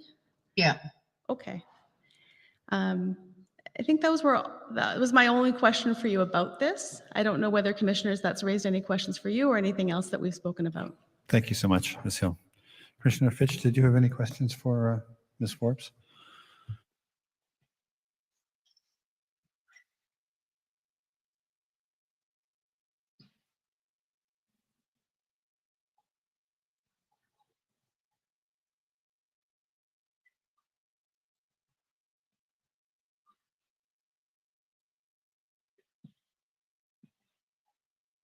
So, Ms. Forbes, I don't know if you can see us in return Yes, or I not. can. Okay. Yes, I can. My name is Commissioner Fitch, and I just have a couple of very brief questions for you. But first, I want to thank you for joining us today, and we all acknowledge the courage that it takes to appear here and answer everybody's questions. So I want to thank you for that. During your time that you were living in Portapique, you'd made mention earlier that one of the reasons that you had called the RCMP when you went to work in Debert about the 2013 incident was because you never see police around Portapique. Did I understand you correct? Yes. Okay. Do you recall at any time when you lived on Portapique Beach Road after the perpetrator had moved in, do you ever recall seeing any police cars or police officers there visiting him particularly? No. No? The only time I saw any police officers in Portapique were on July 1st, because everybody in that area, me included, we would light fireworks off, and they came down to watch it. And that's all. That's the only time that we ever saw them there. Okay. The next question I have for you is in reference to the picture that that you spoke of, and I appreciate you can't recall who you may have received that picture from, but I believe it was perhaps Ms. Collicott. In response to your answer to her, you said, "Well, I can describe exactly what the picture was." Because we've not seen it, can you paint us kind of a verbal picture of what you recall that picture to be? Okay. It was like my house was right on the main road of Portapique going in, and in behind me was Gabriel's second place that he had, not his main house, but the barn or whatever it was that he was building there. He had her out there in that area, in the grass, right close to that place that he was building, and he was choking her. And Glenn Workman, Elson, Sutherland was there, and then the two Elson brothers were there as well. And she was screaming for, and then when the guys were there, she said, "You have to go away because you'll just make it worse." So in terms of the actual picture itself, if you were looking at that picture today, what would you be seeing? Her lying, she was on the ground with Gabriel right on top of her, choking her. It was horrible. Do you remember what time of the day or evening that may have been? It would have been, it wasn't dark out, but I'm going to say in the afternoon. Thank you.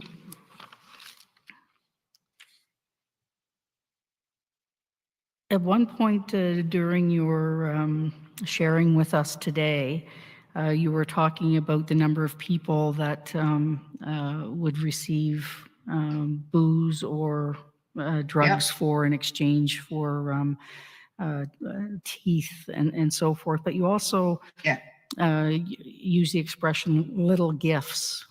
Was there anything else that we need to know about when you talked about little gifts? I'm not quite sure, but I think maybe a couple of those people were giving him ammunition. Well, you don't know that for certain. No. Okay. And the last question that I have for you, Ms. Forbes, is when you spoke with the RCMP members in Debert and you were at your workplace, do you recall, like, were there other people working with you in your workplace that may have recollection of the RCMP? The only person that was in Debert at the time, okay. Sorry, a bug. Christian Lonergan. As soon as I finished the meeting with the RCMP, because she was working there, she was one of the cadet nurses and stuff like that. And I went through everything with her on it. Like, it just blew me away, but she knew all about it, so.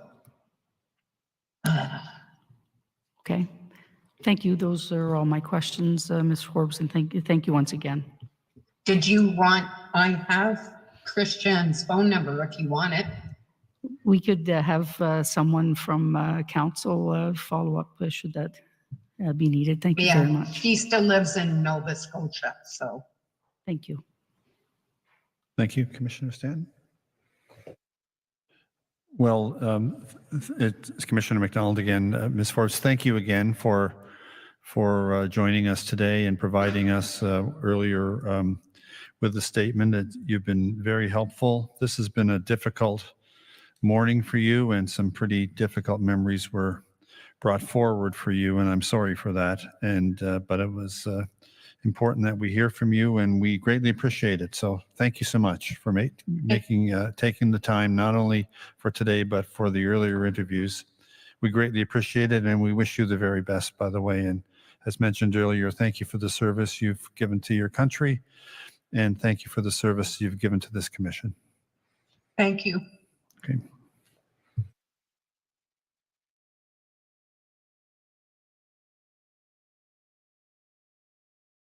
Do you have anything further, Ms. Hill? Nothing further, thank you. Okay, thanks.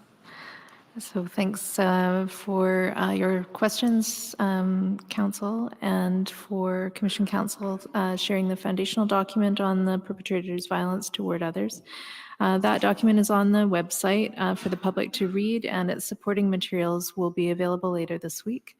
On the website, you'll also find many other foundational documents, investigation supplementary reports, the commissioned reports, research and recordings of the previous public proceedings. These materials represent a growing understanding of what has happened and why, how and why, and we continue to make progress towards sharing our findings and recommendations. We hope they're helpful to you, these materials, and beginning to answer your questions about the mass casualty. Tomorrow, we're hearing from an expert witness panel about their research regarding the links between gender-based violence and mass casualties. Again, this week, the materials relate to the sections of the mandate that direct us to examine issues that include contributing and contextual factors, including the role of gender-based and intimate partner violence, access to firearms, police policies, procedures, and training in respect of gender-based and intimate partner violence, and policies with respect to police response to reports of the possession of prohibited firearms.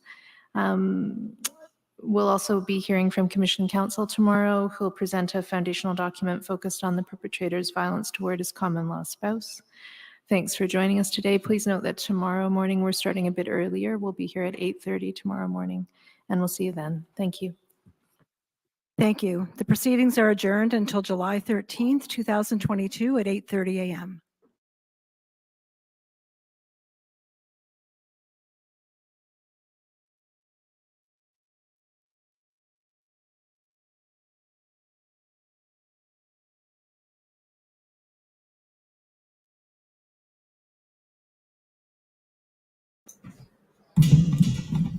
Okay, so I'm going to implore you, please do us a huge service. You all saw what went down. You all saw at least some of the stuff that I presented. I'm more than happy to give more. Share this video. Share it.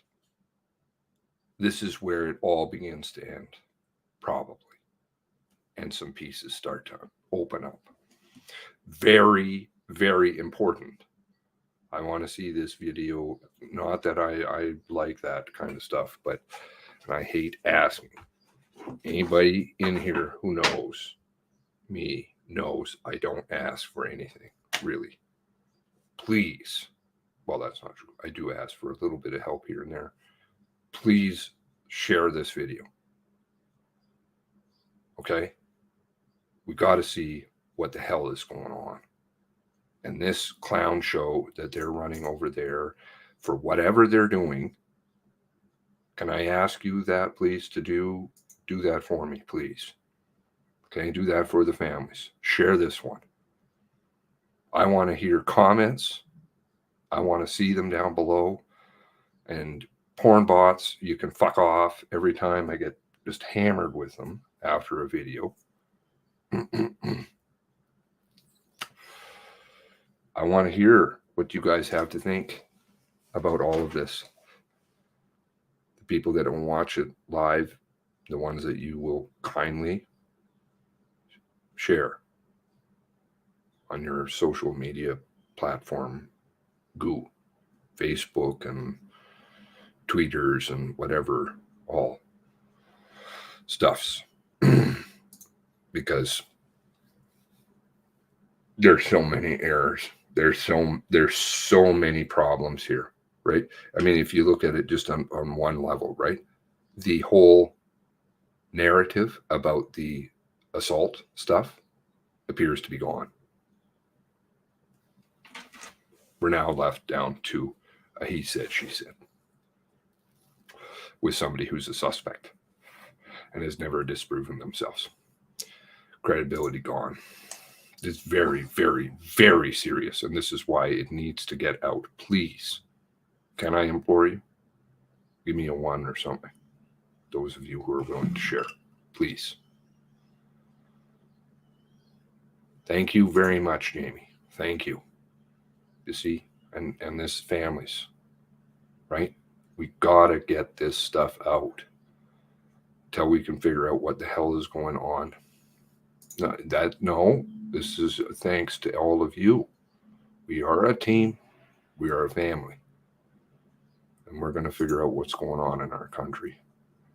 I don't know what happened. I don't know what she's coughing to. Does she know what she's saying? Who is this person? We have Glenn, who's apparently mentally not sound. And that was according to her, right? She was the one that told us that initially, I believe. No, she didn't. That was why I had a whole problem when the article came out. I was like, why wouldn't you just talk to Glenn? He's right there. Oh, well, then it came out, later. First it was pre-recorded or some balls. This is a total shit show. You're on the spot. You were spot on about Brenda. Listen, I don't know. I don't know what's going on. And that's the honest to God truth. I don't know what's going on, but I know I can see problems. And that's where I'll just keep bringing them out the last couple of years. I'll just keep doing that. And you guys are such a help. I can't do anything without you sharing the story. And I mean, the media's got to deal with this one. They have to. The lawyers there have to. Now, they're all on deck here. You can't piss around anymore. I know that they all run cover. I'm not accusing the lawyers per se. There's something going on over there. That one I know for sure. Whether they're intentionally doing that on their own behalf or they're not doing it because they're told not to, that I can't say. But I know that they're not asking. And you saw that again today. Nobody asked who. I may be a bit of a wingnut and holding up papers with my scrawl. Who? Because I'm just screaming at the top of my lungs. Who? Where are these people? For years now, I'm like, where? Bring it. Just occurred to me that the federal government, MCC, may be on different pages. One side is dismembering the witnesses from domestic violence in favor to get back gun control. I don't know. What I do know is what I saw today and what you all saw today. And frankly, going to need to sleep on this one, I think. She wasn't getting interviewed. Where's her husband? Where's George? Bring the property deeds. Let's see all of this stuff. Let's see it. I come from law. I believe in evidence. And evidence isn't hard to produce. Bring it. They're going to say narrative.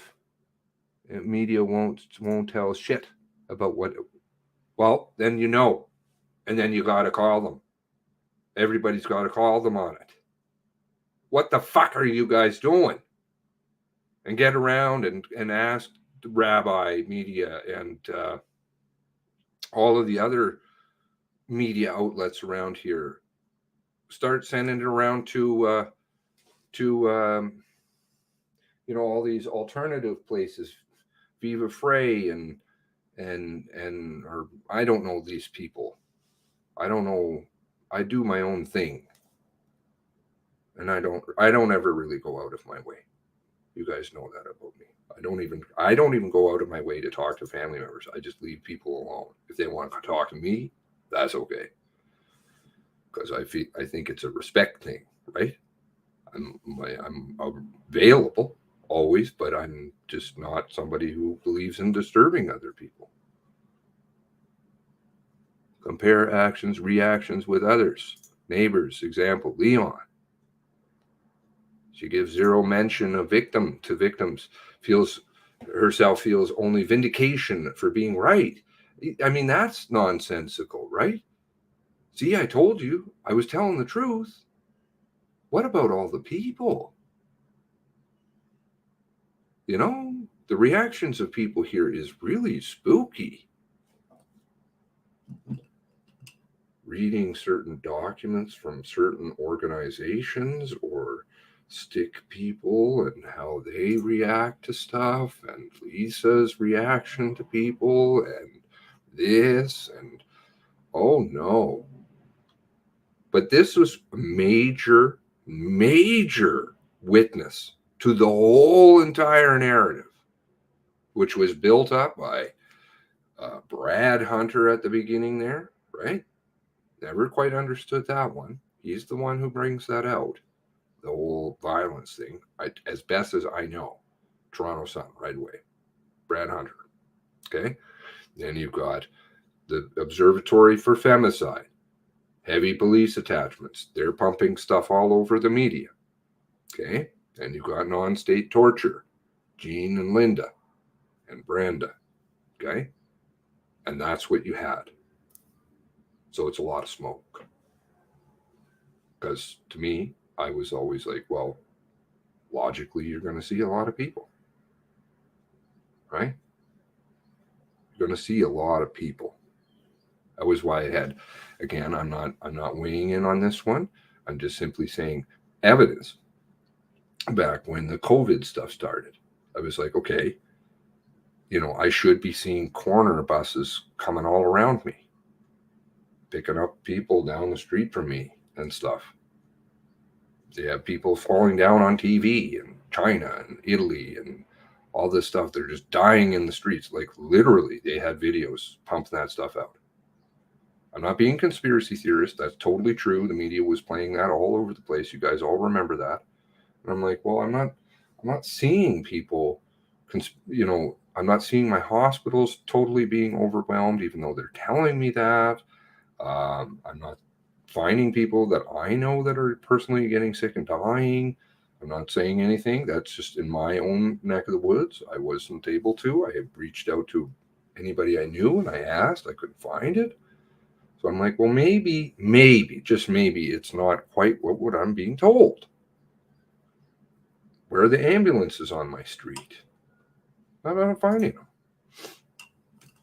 Thank you very much, Stella. Thank you to all of you who are sharing. We love talking to you. Me and the other biddy. Where is she? Is she ignoring me? Radio.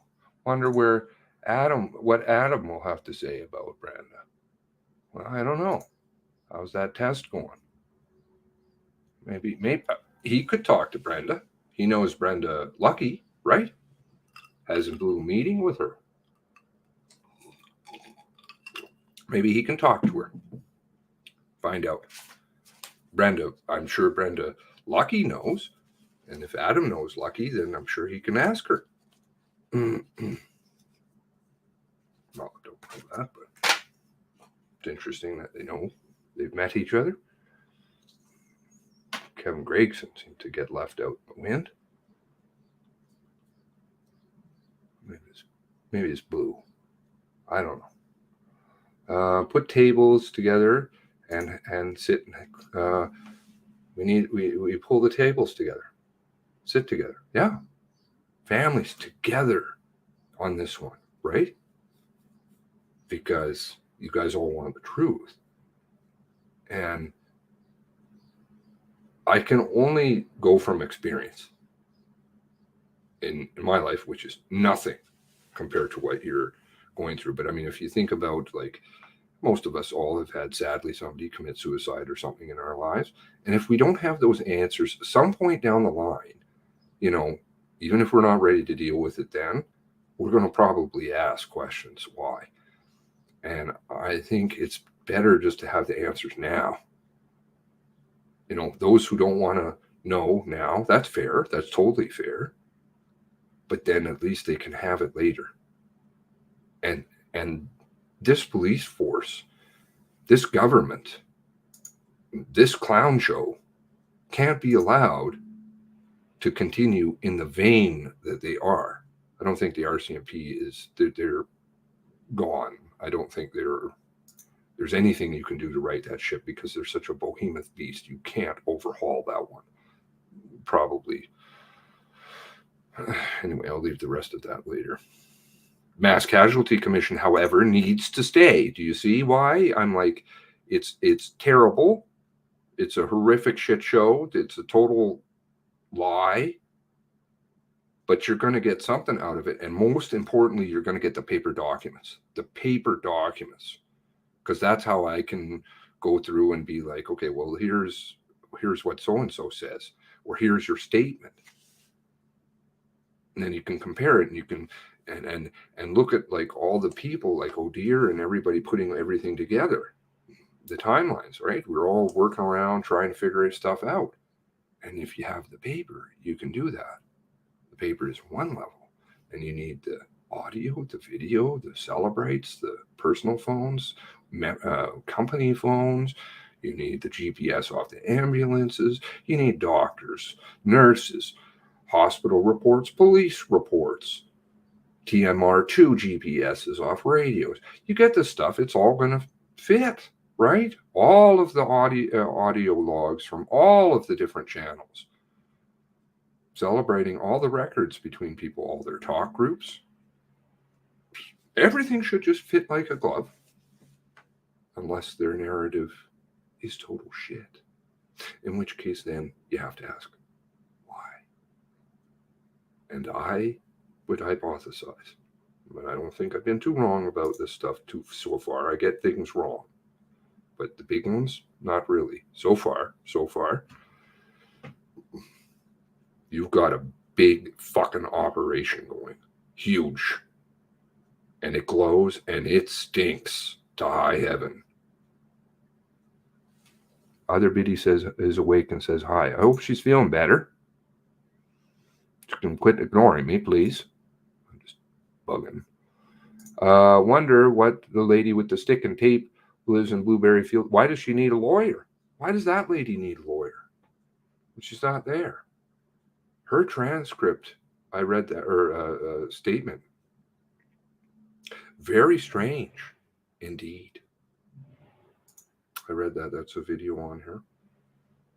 And it was odd. You're going to devote a whole day to that when all you need is Carol's statement that says, I was there. Yeah, it's Carol, and I'm not denying that there's big mistakes, problems going on over there. It's what's underneath that's the problem. But Carol was there, and he saw the chain. And there's, I think, at least 2 other people who did. Nobody takes a chain down and then puts it back up. Totally illogical when you're getting pursued by police. Wonder why they're starting an hour early tomorrow. Yes, very interesting. I think, in fact, who was it? It was Tara pointed that out to me. I, of course, missed that. I was talking to her one day on the phone. She's like, oh, I was reading out the days and we were going through the calendar or something. And she said, oh, yeah, it says they're starting at 8:30. I'm like, what? Is there enough? 8:30. Why? What's so special about tomorrow? 8:30 start time. Was it a typo? Hello, Darcy. Well, Brenda's story went in the tank, completely in the tank. Something really wrong over there. Did you catch Brenda admitting that she uses? Yes. Yes, she's illegally accessing databases. How? I don't know. My head's just, and I just dump way too much stuff. Police stuff, her military background, her connections to Levesque, Balin, cars that are there, fleets of cars that are there, that aren't there, officers that she's talking to that are male and female, but then 2 males, 4 witnesses, 3 witnesses, 2 witnesses, not a witness, clearly not a witness, total hearsay.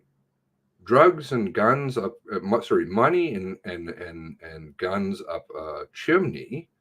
Huh? You said you saw them in the garage. You never said anything about money. Huge fields of pot now. What the fuck are you talking about? Not telling the Thomases about what? Who would do that? Who would do that? Oh, I didn't tell them, but I told the realtor. I introduced her to everybody. Who did she introduce them to? She never ever said a name. All the nice people. They were all talking to me afterward, but I don't really remember anything. I don't even remember being in the media. I don't even remember doing an interview. What? Lynn, who's in the wind? Did Glenn die even? I mean, I don't even know what the hell's going up. On up. Lisa McCauley said she spoke to her friend early the April 18th and that there was a party. Yep. I read that statement the other day. And there's evidence that she spoke to somebody in 911, and nothing has ever surfaced about that. Carol in the 911 center spoke to her. Her name is Carol. I can't recall her last name. I've showed that here before. Somewhere I've got it in my files. Oh dear is keeping track of everything, of course, as usual. She will recall. No, they said they were going to be an hour early at the end of the crap show today. Okay, so it's not a mistake. Why? What's so important about tomorrow? She only knows what she has read. I don't buy a word of what she said. Well, she clearly doesn't even know that she's appeared in the media. All you have to do is put in Brenda Forbes and those things are archived. All those things and recorded, many of them. And you'll see, how many times does she appear in the media? Yes, some of them are the common journalist, but there are many different ones. There's interviews, videos, multiple journalists, multiple articles coming out in June, coming out in May. Maybe one of them has a book launch tomorrow. Oh, in the afternoon. Gerster got a book deal, of course. How does that successfully go? You have Tim Bousquet, Brenda Forbes, just by Bo at that point, right? Sent there via Linda and our Sergeant RCMP retired Sarson. Non-state torture women's stuff gets sent to Tim, Bo on May 12th. But May 12th also appearing, because she's scared, but also appearing national media May 12th, using her full name, not too scared in the national media apparently. Warrant surfacing May 19th. May 19th also, 1 week later. May 19th also, Leon Jowdry appearing. Same day. Okay. That's interesting. Very interesting timing. And then, of course, the Gerster interview, which comes a few days later. And the warrant dump falls right in the middle, building a narrative. keeps pumping the narrative before and after, the lead up. Do you see how this is going? And Gerster gets a book deal too. Linda and Jean got a book deal. Books, books, books.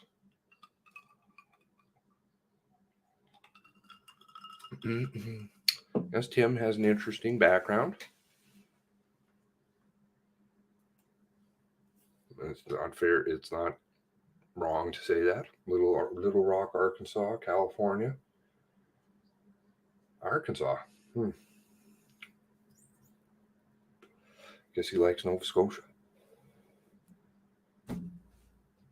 Glen Soon case, book deals, laundered money. Well, I don't know. Could just be like art deals, art, laptops and art. There's interesting ways to funnel things around. Anyone notice common thread between Thibault and Forbes, former military women? There seems to be some disorders that are going on. I've noticed that going on. I don't know if bad water. It's not maybe just there. Not sure. Little Brenda would be in a world of hurt. Unauthorized background checks if she checked Thibault, since he's special ops and granted higher privacy. If background checks, if she checked Thibault,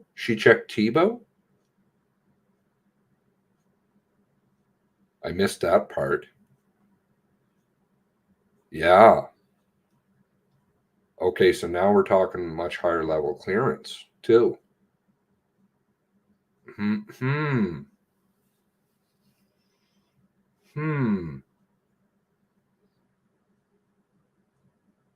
Why would she run somebody?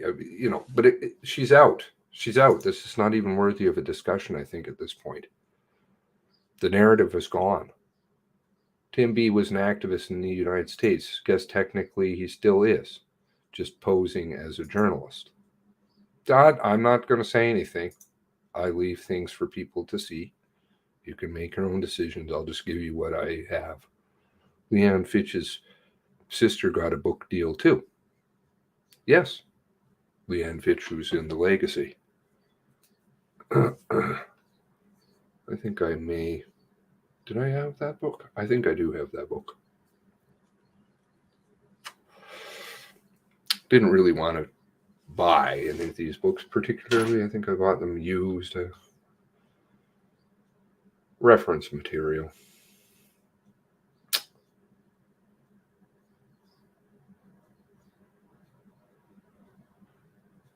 So we're going to start an hour early. Okay, so I guess I got to get up an hour earlier. But I have to hit, what's this? There we go. Now I can see the time. So it is 1:43, right? 1:45. Is that correct? Down there? Fitch's sister also made a plaque saying some money's donated to FAMS. Bogus. She writes feminist activist books, went through her, right? Did videos, couple on that, some stuff on that. I mean, yeah, I don't know.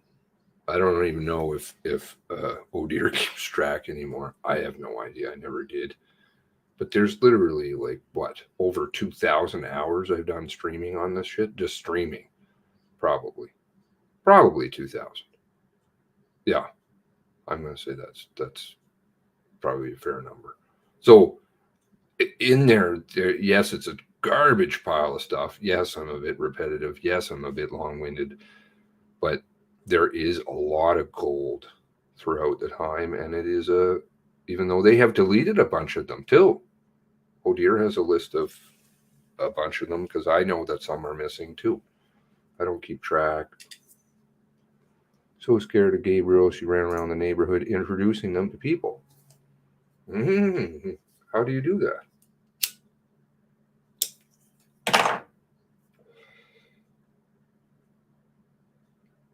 Why'd she have to take such a loss? Why'd she have a caveat not to sell? What is the other side of the story that Lori Thomas knows about?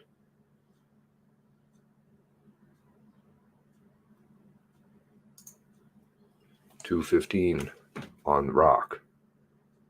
$2.15.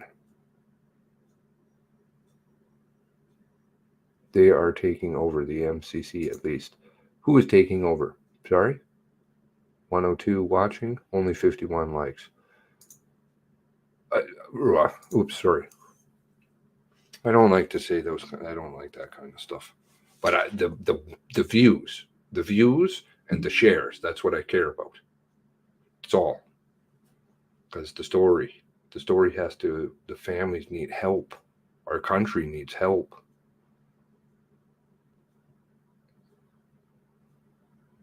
Special access. All the media have special access to the documents. That was admitted by Frank. They've had it since the beginning, I believe. They have all signed non-disclosure agreements. Not just video. Documents. That's why they're able to write about the documents early. You'll see it. That's because they're running, in my opinion, cover in many cases.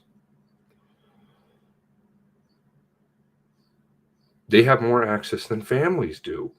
Media does. And they do. They can watch videos from the luxury of their home with Titan Share. Do families have Titan Share? No. Does the media have access to relativity? I'm not sure if they do. But I'll tell you, families don't.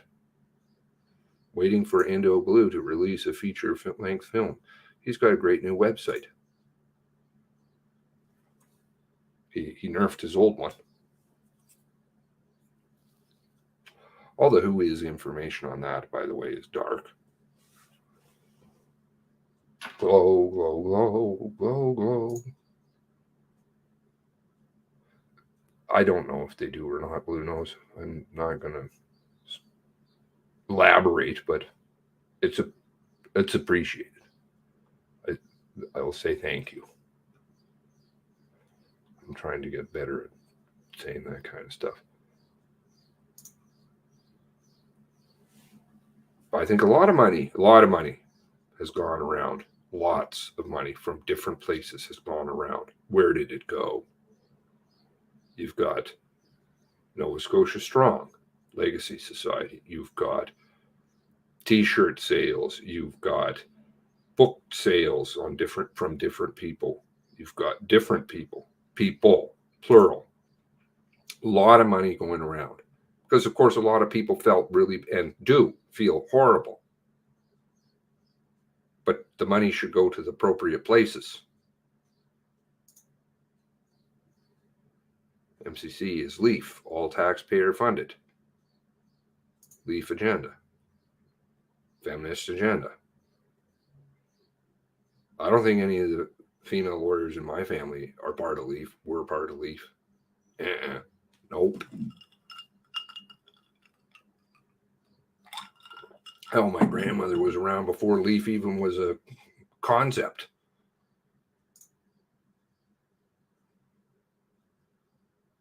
Wonder how much money LEAF coughed up to run MCC. How much money has LEAF got kicked back? Book deals for Stanton.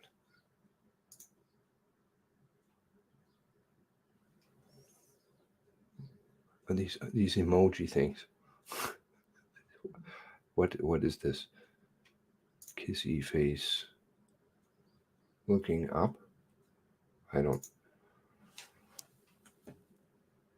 understand. Wagon walk. Build it back better. Lots of money.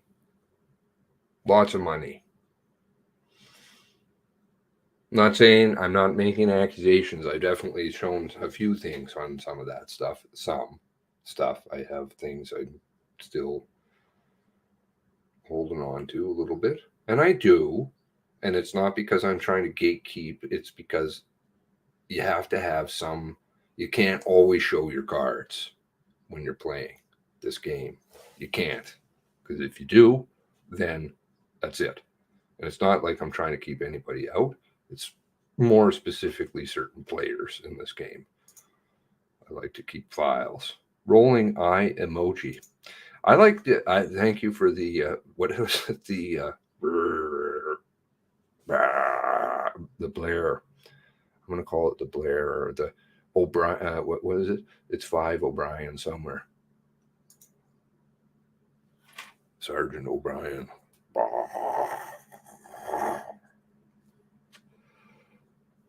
Was an oopsie.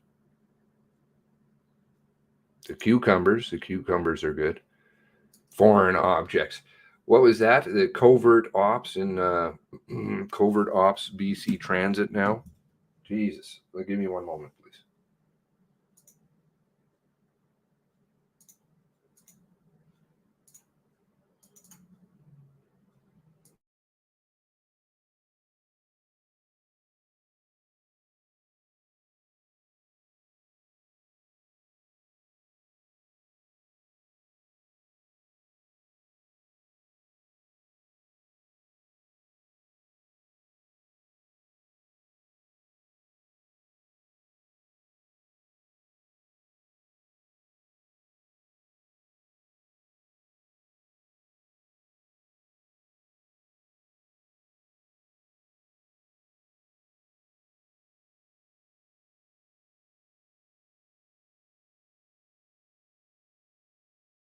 Okay. Sorry. Sums up today's government witness. Let's have a look and see if the media has done anything yet. I hear there may be some articles, so let's have a look. Anybody got anything? No, yeah, only a couple of people have ways to links and stuff in here. Let's see here. Have alerts on. Let's see what happened.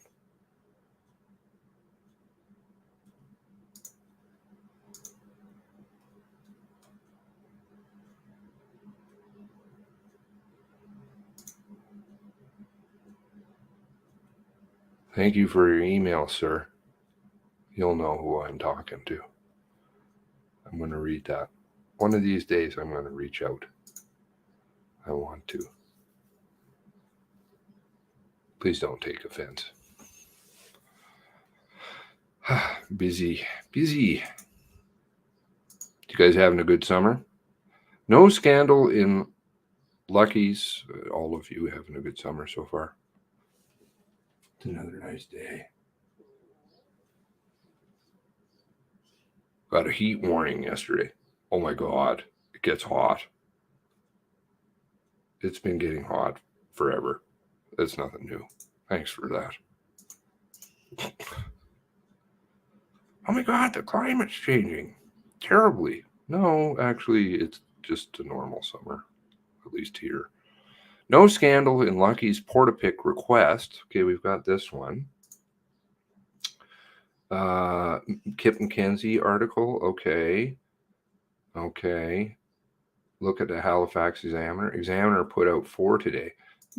Okay. You mean south of the border Examiner?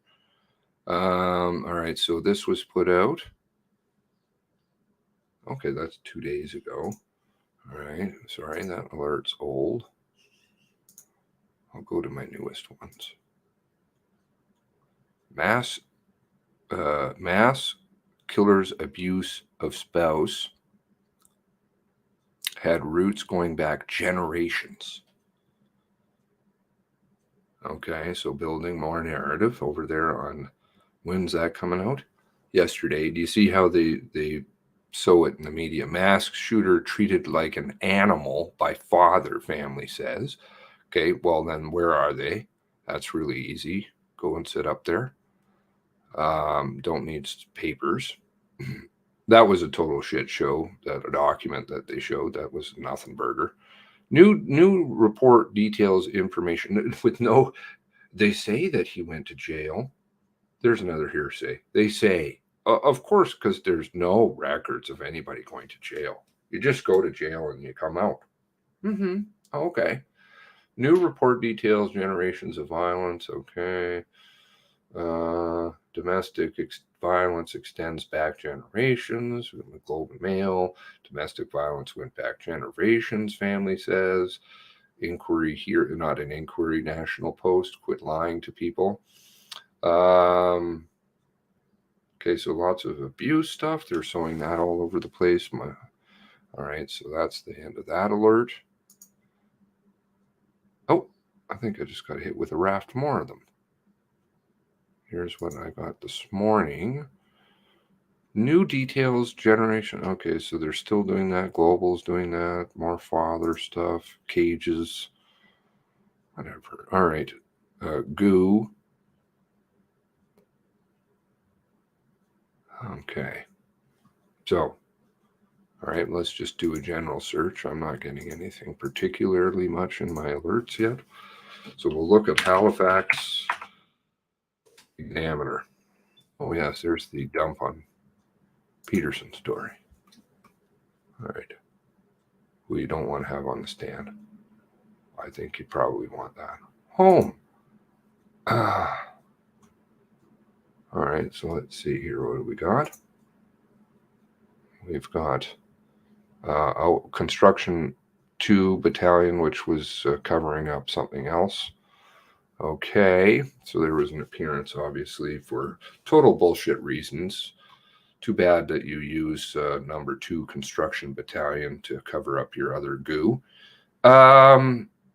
She had a bad date with the future. All right, so we've got that.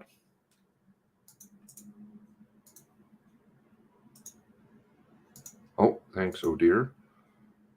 Let's see here. Let me grab that one. Overworked. Oh, that's not good for my eyes. All the comments just suddenly whipping by. Okay, that's going to take a minute. I want to click on your link, but it's not showing me in a place that I can click on it. I can't click on it in this streaming software. She had a bad date with the future mass murderer, went back. Is that? No one listened. Okay. I want to read that one. Hopefully the comments are done. These are still going. Oh, thank you. I'm seeing a lot of ones. Thank you for the shares.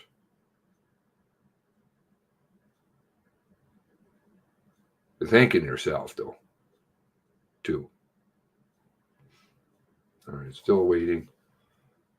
Background checks. Okay, it's still catching up here. Wow.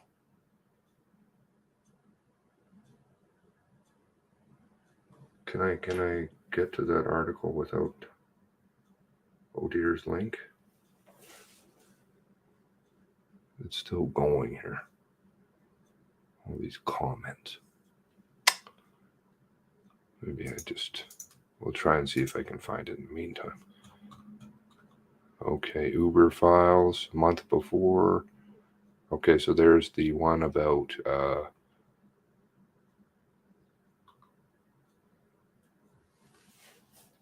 Kipling. Okay, is this the one?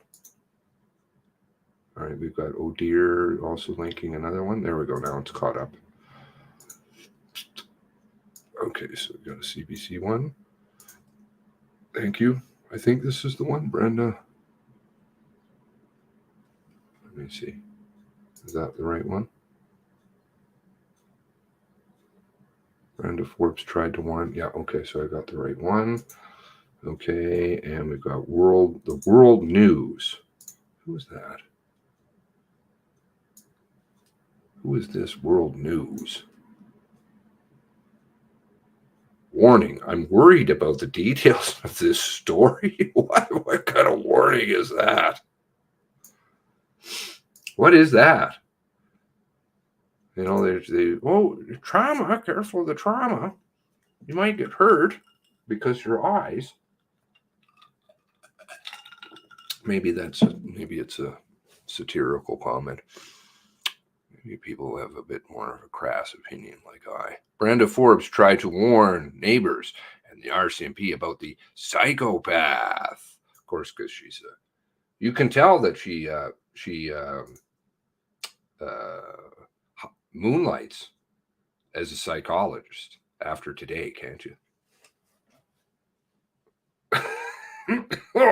In the Fortipic years before she went murders rabbit, nobody listened. Oh, by Joan. Here's appearance number 2 of Joan. Who is Joan exactly? She feminist? Is Joan a feminist? Okay, here comes the emotional psychological warfare. Okay, some people who lived in Portapic and socialized with GW, the gunman who shot and killed 23 people in Nova Scotia. Get it right, Tim. Kind of bit slow in the intellect department. April 1819. Recall him as a very nice guy who was quote polite, cordial, always laughing, lighthearted, little flirtatious from time to time. Brenda Forbes is not one of them. This kind of stuff is all over the place. Seriously, nice. There are some weird ones too. I'm like, why would you describe him like that? You of all people. No, don't think so. Anyway, Brenda Forbes is not one of them. In an interview with the RCMP just days after the tragedy, was this with the CERT ones? Which one was that? Because you, Joan Baxter, said CERT on your original article. Joan. Same Joan.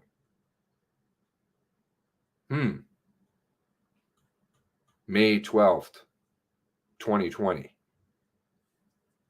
CERT. Well, anyways, I guess maybe the CERT's just removed now. Just days after the tragedy, Forbes, who goes by the nickname Bo, yeah, but in the newspapers nationally, she was going by her full name, so I don't know what the fuck you guys were doing over there on the same day, said she knew that she was a psychopath. Okay, I don't know if Brenda even knows that she appears. Maybe Joan can give her a dress or something like that, or a shirt, and staple this article to it so that she knows that she actually was in the media. Are you going to touch on that, Joan? Knew she was a psychopath when she saw she knew the psychopath when she saw one. I don't think she knows very much about anything. In the same word she used to describe Gabriel Wortman in an interview, yeah, glad those are all archived too. Don't go back and change them. They only make you look foolish. In May, it's like disappearing stuff.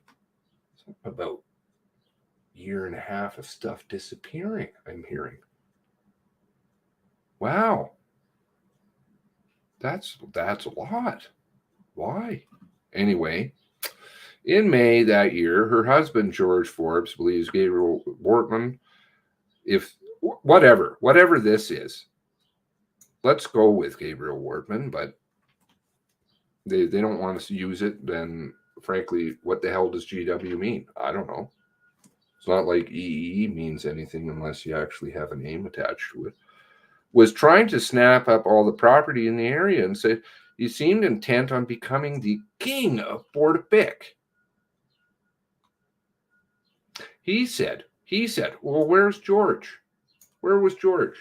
George going to make an appearance, or is he busy running away from stairs and selling homes? Who sells a home for $100,000 loss because somebody stares at it? And you're military. George, you just were fighting in Africa. Oh, but I got to sell my home. Somebody was looking at it. Right. Said it cultivated the minions I've heard this term before somewhere. Anybody heard that in here? If you're watching still, you know what I'm talking about. In the community, getting people to do odd jobs for him. He would reward their loyalty with booze, and they would all drink together. He was happy with that lifestyle, according to George Forbes. I call him boss hog type of guy. He's got little yappy dogs all around. He's got the little yappy dogs all around. I thought he was shooting dogs. I don't remember this one, but maybe I'm forgetting the interview.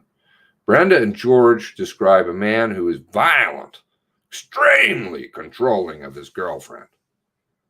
Hopefully, George is in better condition. Glad she's got support, somebody to take care of her, because it looks like Brenda's having real difficulties.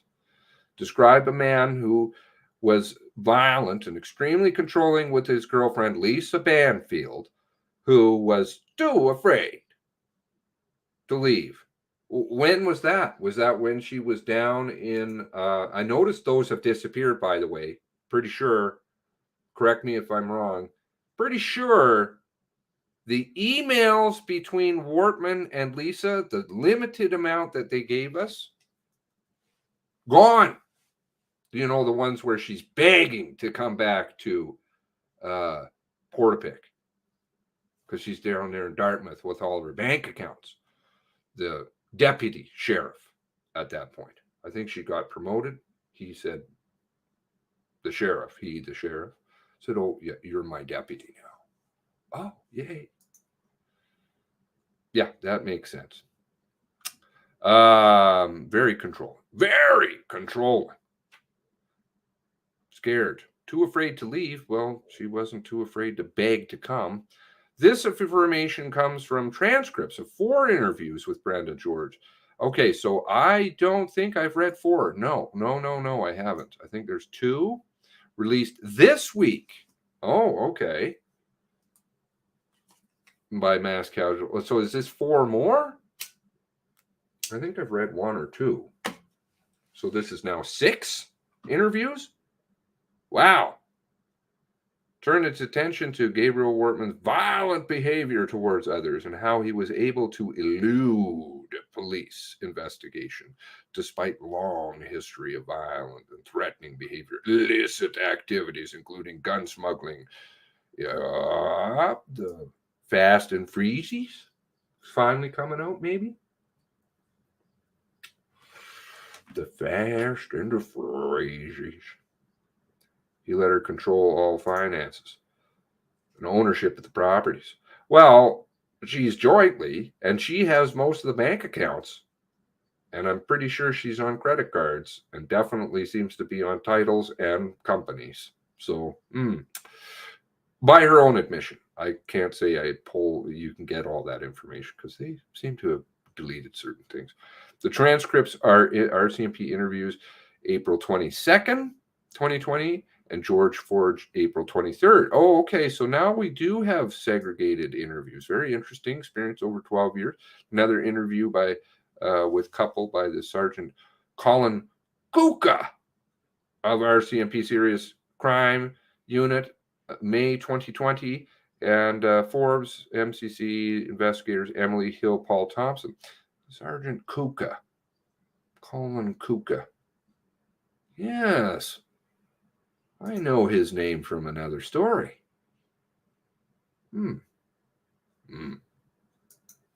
Okay. That's some more homework to do. RCMP transcripts paint a terrifying picture. I think it has something to do with a story I may have talked about before. Who was at that funeral, by the way? Was it Lee and Mike? I think they were. They were at that funeral. Moving along. They'll know what I'm talking about. Transcripts paint terrifying picture of a man who made Brenda, a veteran of Canadian military. Yes, got lots of nice awards there. Fighting in Desert Storm 1, at least. Peacekeeping. Fear for her life.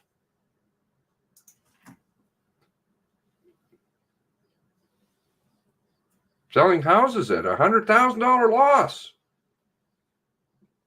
This is what you do, don't you? Logic, gray cells. For her life, so her husband left, selling their home there in 2015, loss of $100,000. I guess then they went just down the street to Truro because they were very terrified. But they lost $100,000. First, they moved to Halifax. But Brenda says that she's still afraid to run in. Oh, I guess they're forgetting the Truro part here. See what I'm talking about? You see what I was talking about? This works to Truro. She said it this morning. 2019, Forbes moved to Western Canada. Warning signs. When Brenda and George Forbes chose a plot of land in Portapique, they designed and had a log cabin built in 2002. They thought they would be their forever home, but no, because people stare at you, but they don't even know that you're there. You sell it for $100,000 because you're military and very experienced, probably in killing people. That makes sense because staring, right? After many years in the military, 40 for George, 30 for Brenda, 70 years between them. Oh, if you can't fight your way out of a wet paper bag, you've got a problem. Is that what we're sending to Africa?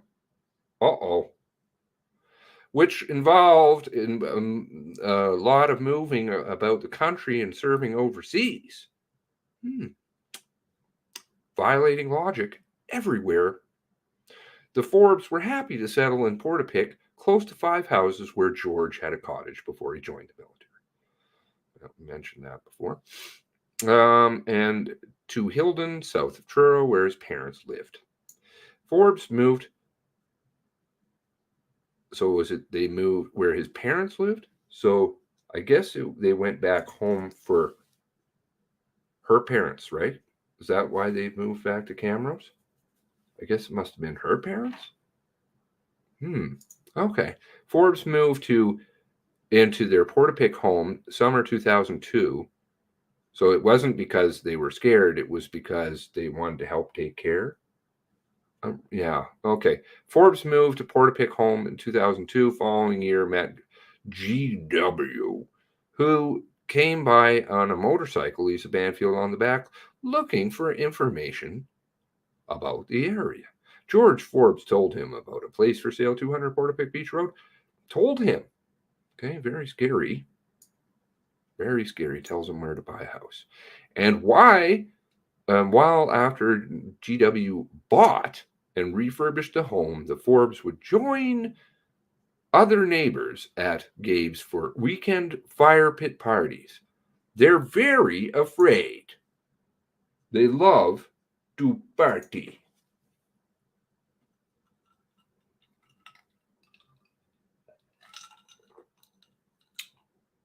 Guinness is a good beer, by the way. Used to be. At least as I remember. Fitting, I drink coffee from a Guinness glass all these years. Apparently some people like their parties. However, even then, George was seeing warning signs at the parties. Fire pit parties. Fire pit parties, garden parties, hot tub parties. Party. Are we paying for all these parties? Who's paying for the parties? George told the RCMP, maybe it was 5 O'Brien somewhere, the RCMP that GW was always probing about his work as a small arms instructor. Oh, so he knows how to fire guns. But those stairs. There's no hard body armor for the stairs. You know, like, I don't know.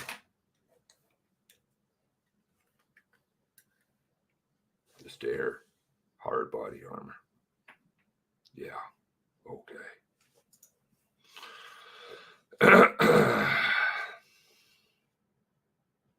Gets full coverage, those glasses. I had to buy them. They were too funny. Anyway,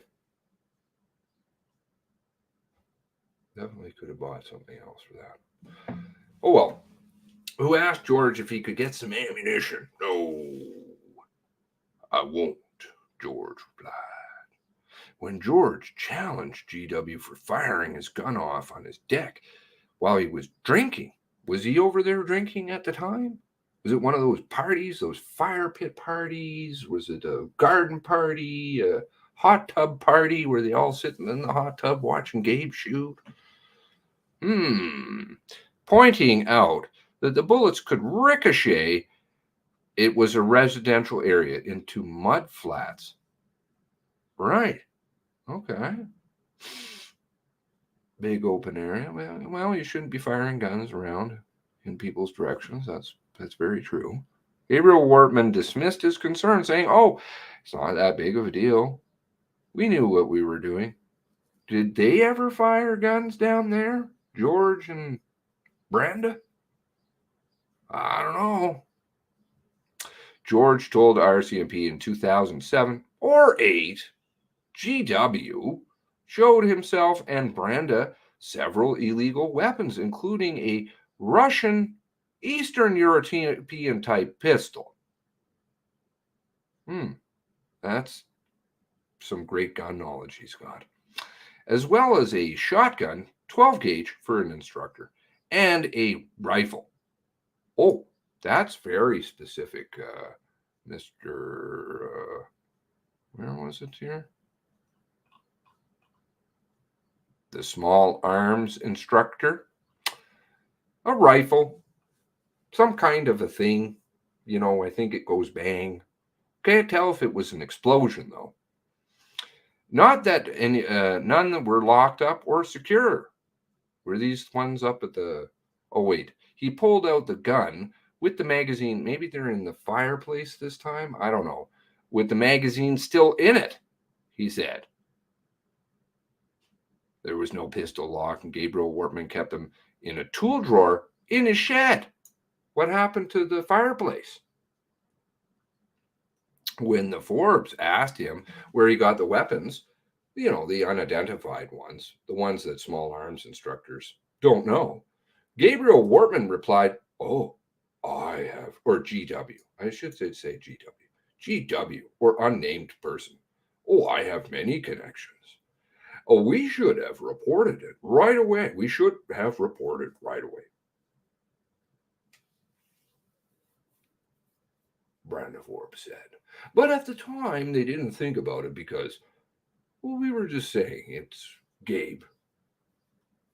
But I was running him through, illegally through records. Oh, okay, checking FACs. Right. But I'm not going to report it. Don't worry about it. George described GW as a, quote, wheeler dealer, a, quote, manipulator who did a lot of, quote, swindling. I'm hearing a lot of the same buzzwords everywhere. Using cash and doing deals, quote, under the table, a WIIFM. What's in it for me person? Yeah, okay. GW boasted to George that he had made money while a student in New Brunswick by smuggling cigarettes across the U.S. border. Then that made George wonder why he was getting his illegal guns. You know, fast and freezies. But I don't know. Karina seemed to say, well, I supported him. I paid for everything. Okay, that seems to make sense. Where's Karina? Where's George? Why don't they have a round table? The Forbes also recall neighborhood parties, more parties. Everybody's having a party. If GW was it at a fire pit, bar, Lisa's bar. No, that's not around yet. She made some mistake about that too, I think, in her testimony. I'll have to go back because I thought she said it was other property. She wasn't around when they were there. Anyway, if GW didn't feel he was getting enough attention, I'm slipping things in there, he would grab Banfield by the arm and force her to leave with him. She would start, and you could see it in her face. She was scared to death of him. Brenda told the MCC August 21st, 2021. Was that when you accused him of cheating? We're spreading rumors? Was that what it was? Was it when he was speeding around in his car? What was it all about there? George said GW drank, quote, way too much. Was he still drinking? Or had he gone for treatment already? And occasionally claimed to go, quote, on the wagon for a week or a week and a half before starting again. And all those drinks that they were consuming that night, but his toxicity level in his bloodstream shows nothing. Right. Must be a mechanical disruption in the test. All these things suggest a, quote, pattern, George Forbes said, and made Forbes decide to distance themselves from Gabriel Wortman, or GW. He beat the crap out of her. Brenda Forbes told the RCMP, does she even know where she is? Does she know who she's talking to? Does she know what crap is? That from the start, that she thought GW was a bit off, a little off. This one is something I hear all the time too. He's just a little odd. He's super nice, but he's just a little strange or a little odd, or but nobody wants to talk to him. And said it didn't take long for them to figure it out. For them to figure him out. Was that during the parties that they would go to? Have him over? It wasn't long after GW moved in with Lisa Banfield that he, quote, started abusing her, according to Brenda Forbes. GW, quote, beat the crap out of her one day, and she ran to my house. I told her that she needed to go get help, and there were places that she could hide from him. Was that maybe? Did you send her to Linda and Sergeant Jean? Your friends? He wouldn't find her. But she told me point blank that she was too scared to leave because he would find her. Well, again, you witnessed zero. So I don't know who beat her up. If she got beaten up, you don't even know which way is up. Brenda Forbes said GW had used his truck. Which truck? To block Banfield's car. She couldn't answer him what kind of vehicles he had in the driveway, so she couldn't get away. What driveway? Which driveway? Your driveway? Speaking to MCC in 2021, Brenda said that if GW said, quote, jump, Banfield would say how high. There are relationships where a guy will say something to a woman, or a woman will say something to a guy, and they'll be like, yeah, what do you want me to do? It's not necessarily controlling. That's not how controlled she was by him, as she's begging to come back. Sheriff, can I come home? After I feel bad for her, I really do, Brenda said. Brenda Forbes later became friends with GW's uncle, Glenn Wortman. Alive, dead? Yeah, they like to go on trips together with the adopted brother. Yeah, okay. Never knew each other really that well. Don't worry. Who moved to Portapic from Edmonton, persuaded to do so by his nephew, who advanced the funds from down payment on their home and put their name in the deed. Let's see the fucking deeds. Let's see the court cases. She told the RCMP that in 2013, she let Glenn know that GW was cheating on Banfield. Oh, bringing a, quote, shitload of women and girls. You're terrified, but hey, why don't we go and talk trash about him behind his back? That's going to do wonders. He's not going to get upset at all. But I'm scared. I need to have the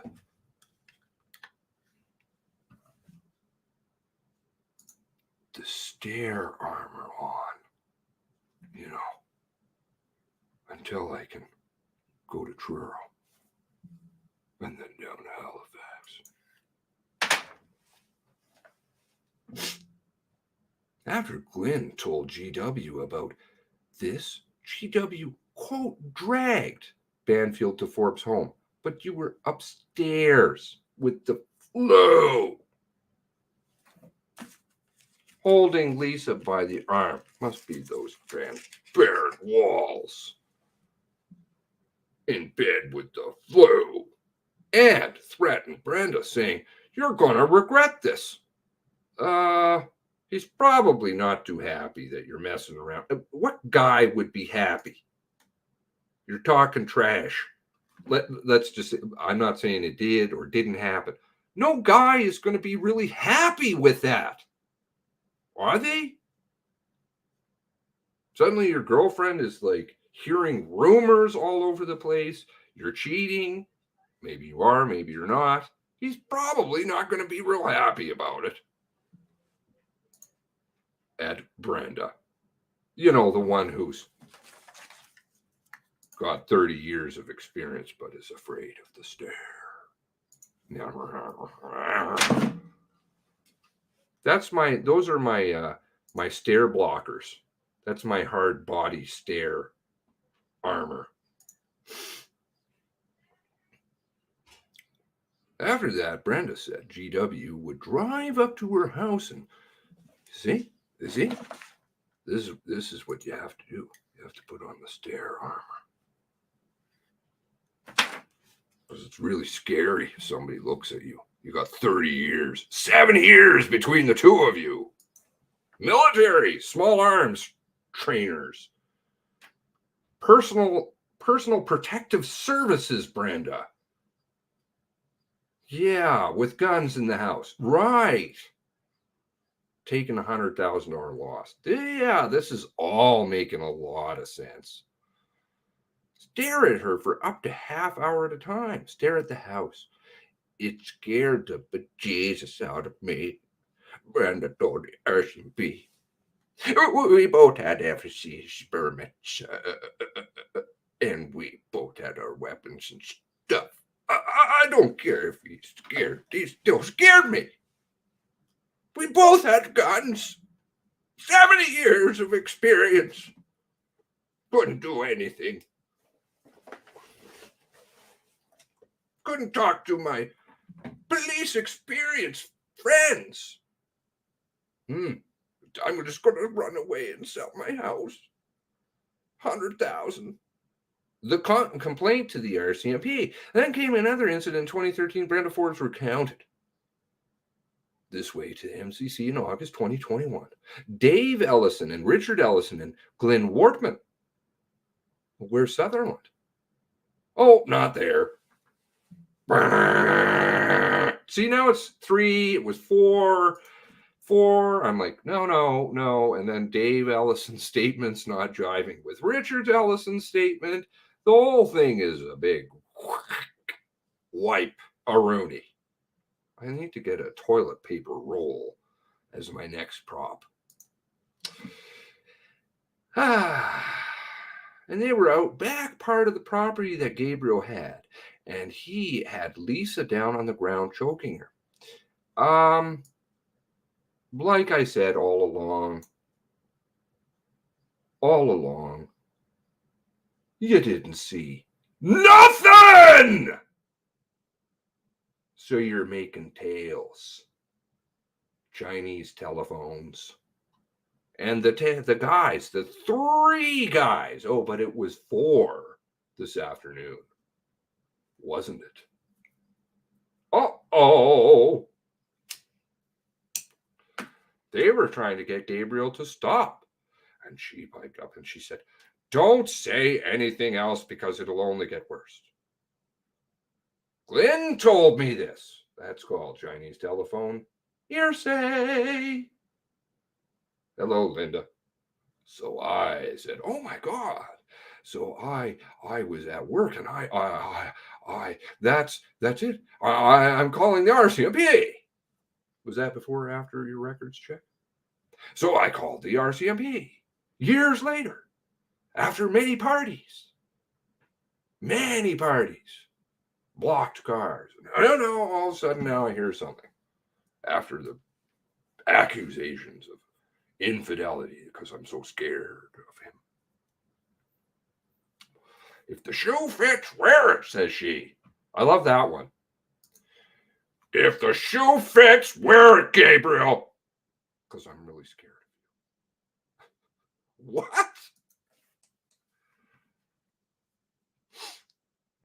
So I was at work. I was called the RCMP. I called the RCMP. I was at a cadet camp in Debert, and they came down. There were 2 of them. 2 of them. 2, okay.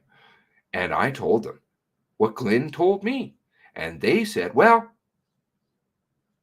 would he be willing to speak to us? Why would they have to ask her? What is she, Glenn's pimp? Seriously. What the fuck would the RCMP say that to her for? Glenn's a grown man. I'm sure they could just say, give us Glenn, you mind giving Glenn's phone number to us? Or we'll just find it anyway, because we're the RCMP. Where does he live? Would he be willing to speak to us? And I said, just give me a second. I called Glenn. And Glenn said, Glenn, would you be willing to talk to the RCMP about what happened with Lisa and all the illegal weapons and stuff that he has? And he said, to me, not to the RCMP. No, because he's already told me he's killed somebody in the United States. And I said, if I say anything, he will kill me. The RCMP heard every word of that. Oh. So, of course, they followed up on that, right? After this Brenda gatekeeper of Glenn phone call. It's so trash. 4 Guys, newest possible restaurant franchise. Yeah. How does she see all this shit? She never saw it. She never saw a fucking thing. Never saw a thing. And proven it. And she admitted it this morning. Of course, because it's so transparent from her first article. The MCC foundational document, perpetrators' violent behavior towards others, states, quote, RCMP records confirm that Forbes contacted the RCMP on July 6, 2013. The officer who took the report, Constable Troy Maxwell, singular, and again, she doesn't say who is the other one, but I'm pretty sure I'm able to understand that it's a female. And she said today it was 2 males. So, problems. I'll have to find the proof of that again. Said that the report was not about domestic violence.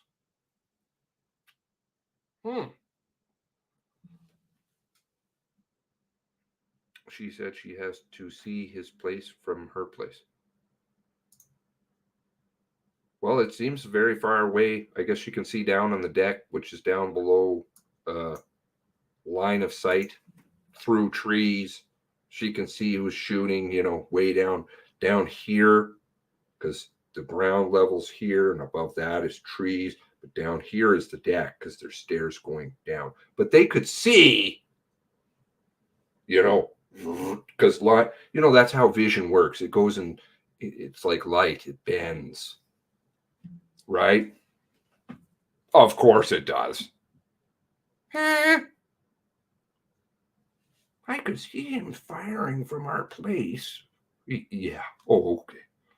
I'd be dead now. In her interview with Mass Casualty Commission, go take a picture from her place and you see. No line of sight, I don't think, to the deck.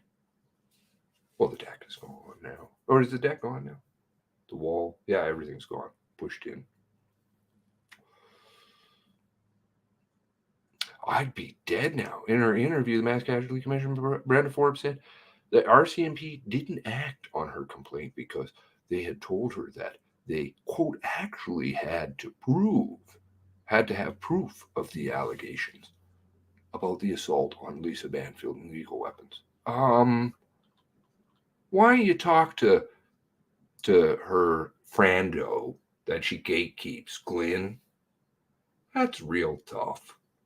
Oh, fail argument. She explained that there's no way Banfield would come forward, as there is no for a weapons complaint. What am I going to do? Take pictures of it? She said. So basically, the RCMP, let it go. Where's the picture? I thought they had a picture. Where's the pictures? Now there's no pictures? Maybe it was Balin and Indo getting in the computer. With their what? Spams? During the Forbes May 2020 interview, but I do know they do that, so that's legitimate. But I don't think she had a picture. She doesn't even know what day it is. May 2020 interview, RCMP Serious Crimes Institute, Colin Kuka. Oh, yeah, we'll have to go back and look at Kuka again. Asked if the police ever followed up with Brenda Forbes' complaint about Gabriel Wortman's assault on Banfield and illegal weapons. This is part of the exchange. Part. Okay, so selectively quoted again. Just like, it's just throwing in all kinds of little terms here. Do you notice how they do that quite a bit?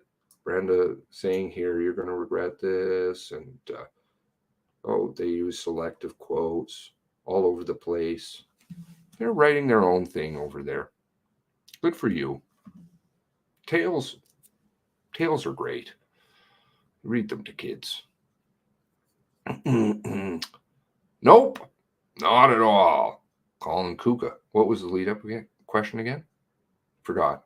Oh, it's missing.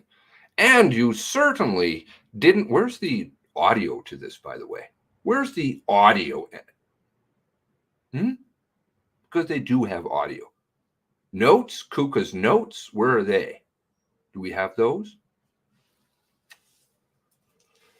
Call back from the police officers themselves saying, hey, this is what we did. No.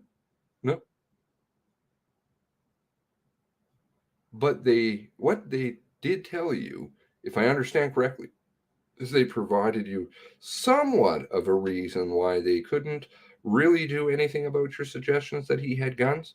Yeah. And they kind of had a suggested to you that you might not be able to do much with the assault thing. Yeah. Banfield's not going to say anything. That would, again, Brenda's the gatekeeper of Banfield. Who's Brenda? She sounds like the queen.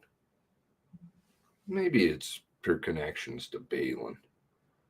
And they actually said that they were going to monitor him. GW. Right. Okay. Whatever that means.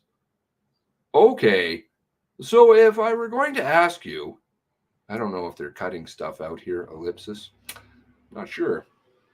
So if I were going to ask you, more ellipsis, where Gabriel or Lisa spoken to directly by the, were? Okay. Directly spoken to by the RCMP following your complaint? Do you have any idea? No, not at all. No follow-up, of course. Brenda's terrified for Lisa, but no. If RCMP had spoken to Gabriel, I'd be dead now interrupting. I wouldn't be here. I have 30 years of military experience. Sorry. I inserted stuff. My apologies. Maybe I could insert it here where things may be missing. Unless I had enough time to makes a gun noise. What the fuck are you saying, ma'am? You have guns in your house. They wouldn't say boo. Brenda Forbes told the RCMP that she warned everyone in Portapique about Gabriel Wortman, but they ignored her. He was feeding them all booze, she said. So they wouldn't say boo. Was he feeding you booze at those parties that you all were having? Who was supplying the booze? Well, we only partied sometimes. You know, garden parties, hot tub parties, fire pit parties, party. So they wouldn't say boo, Georgette. Brenda Forbes said most of them just, quote, slammed her for saying, quote, that's all garbage. Oh, okay. So is that her quotes? Is this I think this is a Baxter, what is her name again? She did the original article, of course. I think this is just more selective quoting. In her interview, MCC 2021, Brenda Forbes said people would say to her, no, quote, he's such a nice guy. He's doing all these things for us and everything. And you don't know what you're talking about. Brenda said she was ostracized for people for speaking out. So they sold their home. You were speaking out against his infidelity, apparently. Shoe fits, wear it, Gabe. In 2014, Brenda decided that she had to get out of Portapique. Her husband was absent for months-long missions in Africa. Small arms trainer. Scared of stairs. $100,000. She was alone in the house, often hiding her vehicle, so Gabriel Wortman would not know when she was home. Oh, right.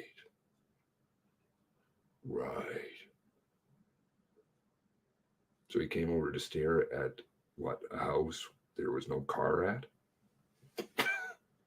Not a forever home after all. So we sold our home, Brenda told the MCC. Quoted from where? I don't know. Photo. Oh, she does photos too and writes stories. And that hurts me. Not because we sold the house.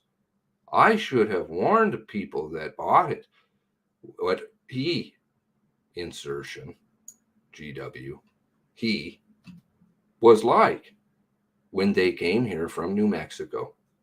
When they came, I introduced them to the good people that were around there. I guess they weren't at the drinking parties anymore. But I did not tell them about Gabriel. I should have, because when I went to sell the house, I made it the codicil that if he wants to buy it, no way. And that pissed him off. He wanted the house. Oh.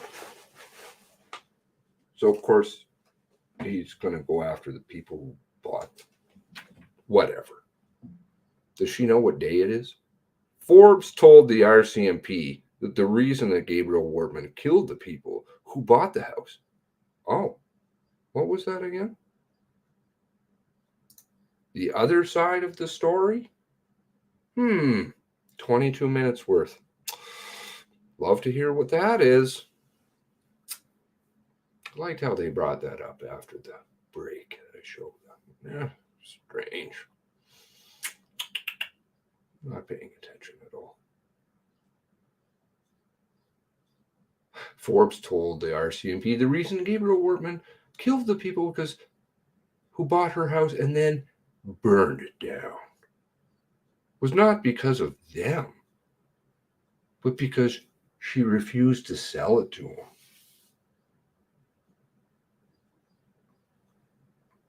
It had to be him. What was it? Oh, yeah. What is it? I can't remember the line. Sorry. He burned his own house down. Of course so. He burned his own house down. Whatever. He took the houses down because of the people that pissed him off. Forbes said. Well, so the people that he didn't burn the houses down didn't piss him off? He just decided to kill them. Okay. It breaks my heart. When the MCC asked her in 2021 what she had hoped to come out of this tragedy, Brenda replied she would like to see, quote, more support for women that are abused. I guess you got the call, right, Joan Baxter? Who Linda and Sergeant Jean Sarson helped you get all this arranged? Quote, abused or in a situation they can get out of, George added. $100,000 loss. Forced air after 40 years in the military. Small arms instructor. Okay. Brenda told the MCC she believes that there is new need for new laws as well. Oh, the red flag laws. Here we go with the gun stuff. When I reported that he had weapons and all that stuff, a new law should come out. Somehow, if a person reports something like that, like if I legally use databases to access people's FAC records, Brenda,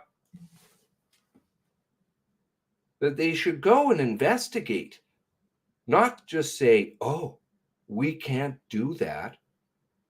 Like when I said she was being beaten and stuff, when I said, well, that's because it doesn't matter what you say because it's hearsay.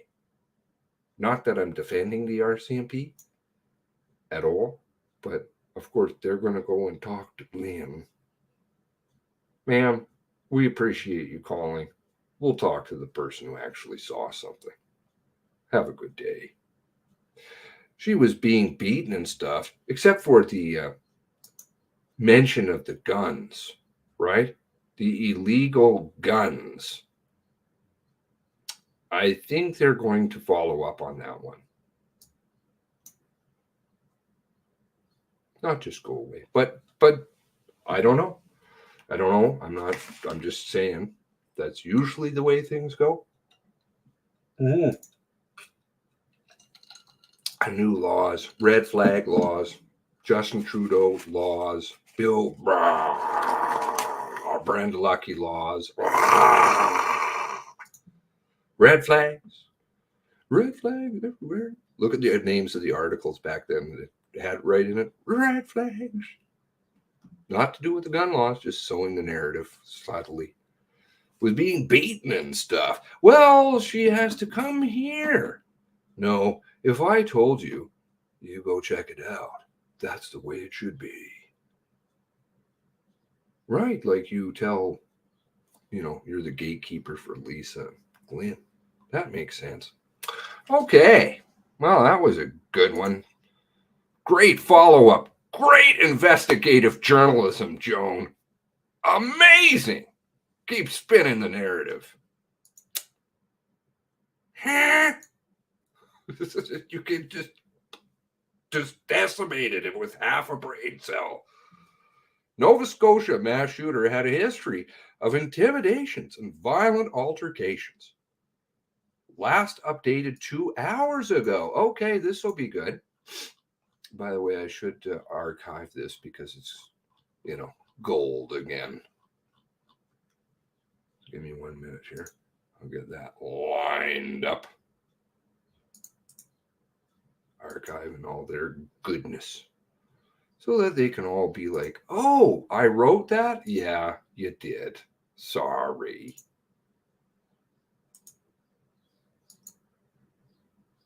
But I had to change it. Okay, got that going now. Okay, I don't know if you're probably doing your archive thing over there, aren't you, Julie?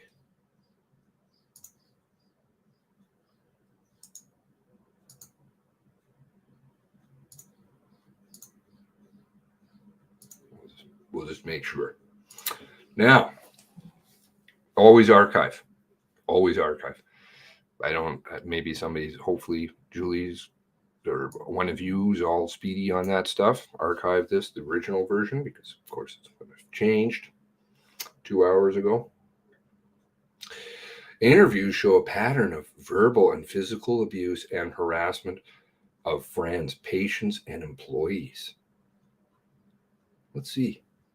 So warning, don't read the story, please. Oh, okay. I'm scared. Maybe I'll try and read them with my glasses. See if I can read it. It's very scary to stop seeing the truth or the lies. The man who killed 23 people in Nova Scotia. Anytime that they're going to use this one, you know they're bad news.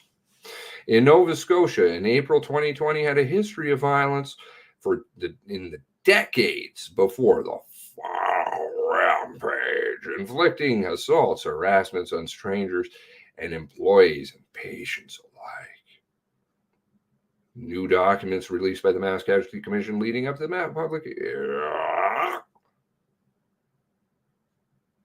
the public ad hoc cover-up, examining the killings of April 1819, show Gabriel Wortman had a pattern of intimidating. They show it.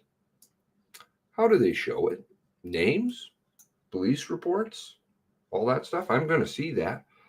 Amazing. Thank you. Thank you. Of course, we're going to see rock hard proof, right?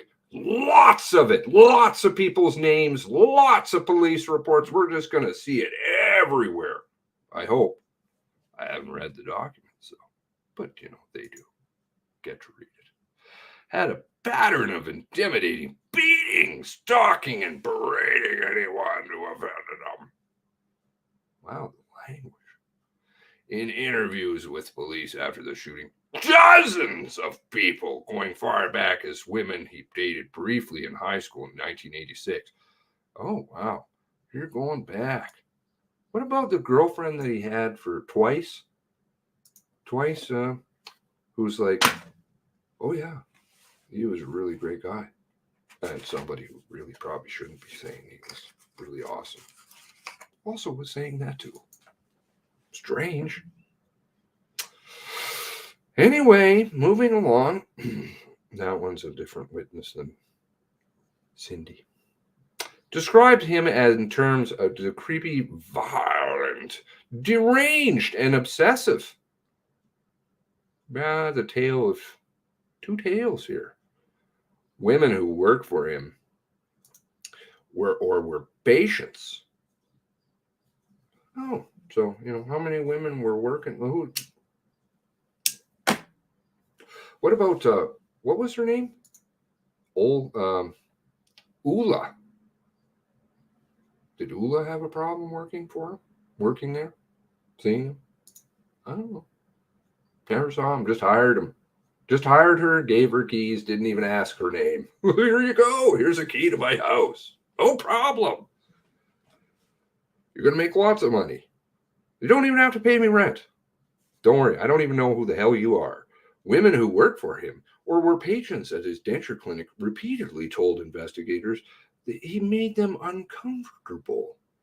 And men cited his dangerous temper and extreme rage, intimidating enough to prevent them from reporting physical violence. Oh, oops. No reports. No proof. Denture patients were assaulted abused. Quote, he fucking scared the hell out of me. One former CSI, blue what today, red something or other, that, told police. The man, who only is identified as BK, very scary, Burger King, lived near the gunman's denture clinic. I like the neighbor who was, I think the other neighbor, he was like, oh, you know, the one who saw the car and stuff like that. He's like, oh yeah, he was a nice guy. He helped us out, repaired things. I don't know. Strange. Lived near the gunman. That guy has a name, by the way. I've read his name. He's in the press. He and his wife. Since the beginning. Very strange. But Burger King, he says, it's dangerous. Dangerous. Lives near the denture clinic. Lives near, no idea where. No idea who this person is. Maybe a red. What, I don't know. We could pick some color and some object. An orange pumpkin or something. Maybe. And ran into him occasionally when putting garbage into their shared dumpster. Wortman offered to fix the man's scraggly teeth and agreed to a monthly payment plan. But when BK couldn't make his $50 payment in December 1999, Wortman confronted him at the dumpster, tackled him to the ground, tore out his dentures out of his mouth, and shoved a handful of snow into his mouth. Wow. So you got dentures. How much do dentures cost again? Like $5,000 or something, upwards of that? And you paid $50 a month? $50 a month? That's $600 a year. It's going to take you well over a decade to pay that off. That seems reasonable. Something's wrong with that picture.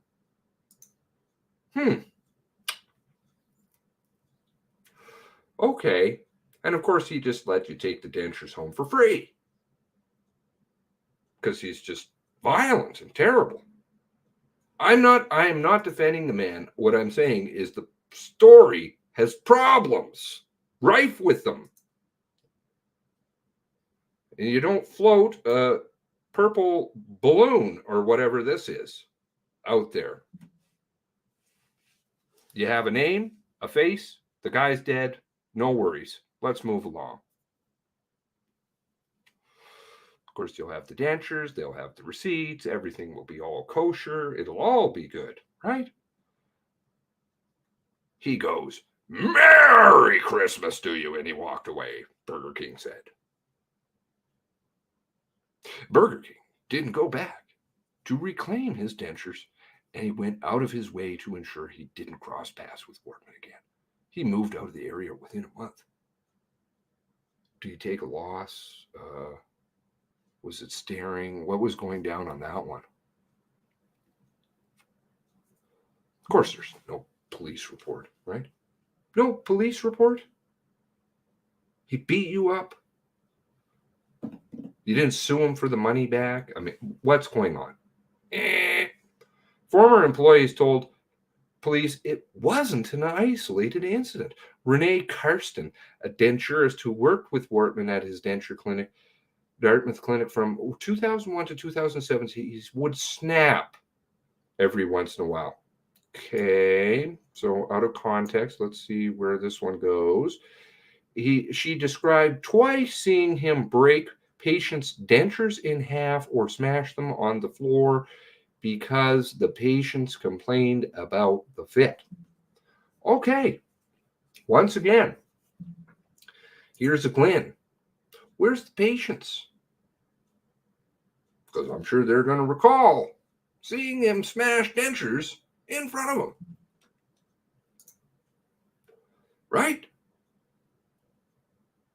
I appreciate Renee Karsten speaking up. but let's have some corroboration. Karsten also told police about the day Wortman stormed out of the clinic, leaving the patient in the chair, to beat a man who had been sitting on the windowsill of his building having a smoke. Oh, yes, this is the Matthew incident with the other unnamed individual. He, inserted, just lost it and just grabbed him. Who? Was it the other individual? Because there were two of them. And of course, Matthew didn't want to speak about it. Karsten told RCMP, just grabbed him off of the windowsill and pulled him away from the window and just beat the shit out of him. I thought it was down the street or something. I don't know what this one's about. You guys remember this, Matt? This one? He got charged. Karsten said she tried to intervene, but Wortman yelled at her to go back inside. She said as soon as he came back in soon, washed his hands and returned to the patient in the chair. Where's the other individual? There was two men. Two.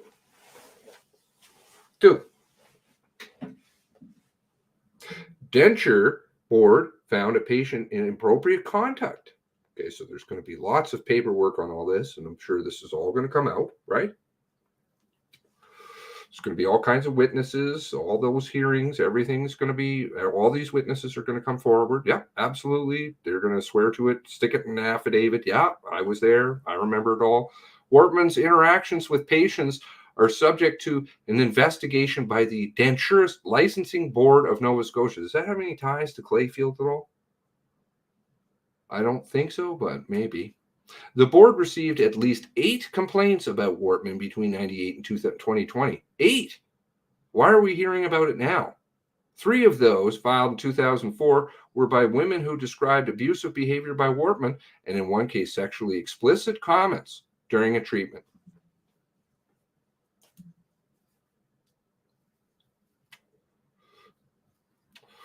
Was it to a girlfriend? Who knows? Who knows? Let's see here. Board Registrar Maureen Hope. Okay. So now we're going to get some names. Names are good because you can look at who they are. Told Board Chair Robert McKean in September 2004 that when patients tried to resolve the issue of the ill-fitting dentures, Wortman quote, goes to on the defensive and the situation goes from bad to worse. ... Missing stuff.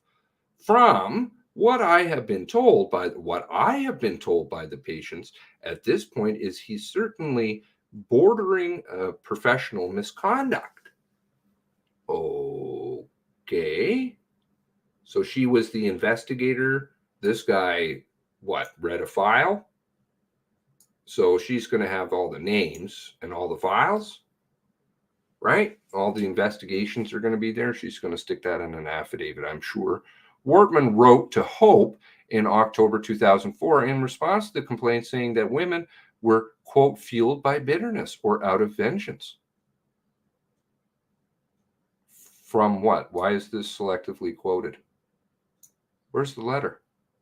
However, the board launched the investigation into 3 complaints and a 4th filed in February 2005. Okay, where's the reports? Gunman called investigation witch hunt. At one point during the investigation, Wortman contacted a consulting denturist hired by the board, asking him to change his findings on the quality of Wortman's work. After the investigation, he contacted an investigator at her workplace to tell her that the whole thing was a, quote, witch hunt.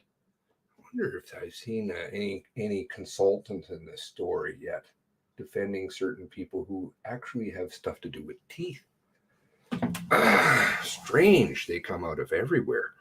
In February 2007, too bad I get screenshots of these things, Wortman signed a settlement agreement in order to, and archive their pages, to avoid a formal hearing, not sure if it's the same person, but we'll see, accepting allegations of professional misconduct and one on interfering with the board's investigation. signed a settlement agreement. In terms of what? Poor quality denture work? I'm not understanding. People clearly like to go and get their teeth done by him. Aaron's teeth looked pretty good. Anyways, it was Lisa that was making the teeth. So I guess he was suspended for a month, ordered, she used to whip through them, said, maybe down in Boston, not sure, ordered to undergo counseling. Although he completed some counseling, the inquiry, of course, we got the counselors, we're going to have their names and everything. They're going to have all their files on everything. Everybody's going to sign affidavits on this one. The inquiry documents note he continued to, quote, deny responsibility or wrongdoing when responding to subsequent patient complaints. Let's see them. Proof's in the pudding. The documents show that Wortman wrote to the board to defend himself on at least 3 more times of complaints, 2011, 16, and 19, each time saying that patients were either out to get him or he had mental issues. Not again to defend him. This is a business.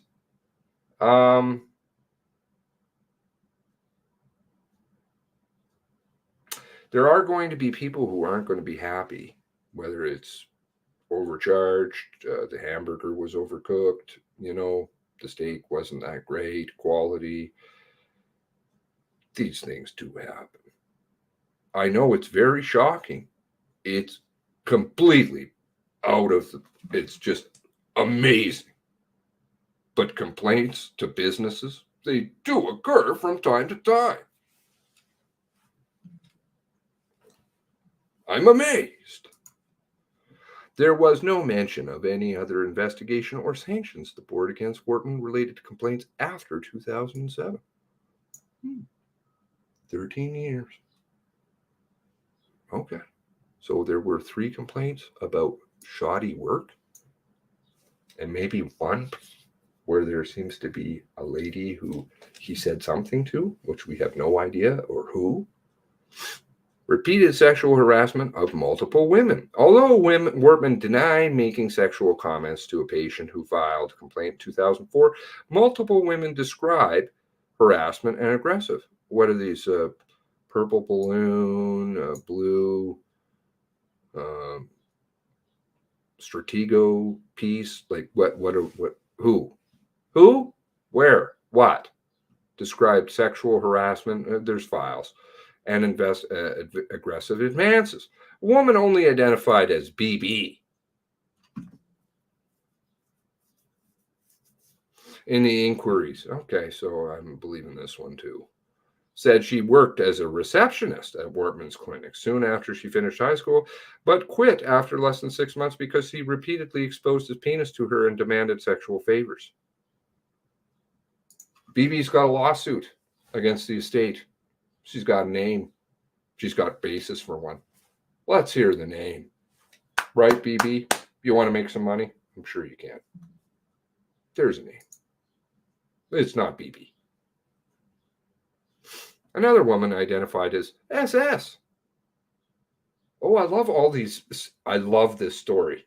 This story is, give me a moment to take a break. I got to get a coffee. I love this story with the sources and the colors and the everything everywhere. Right.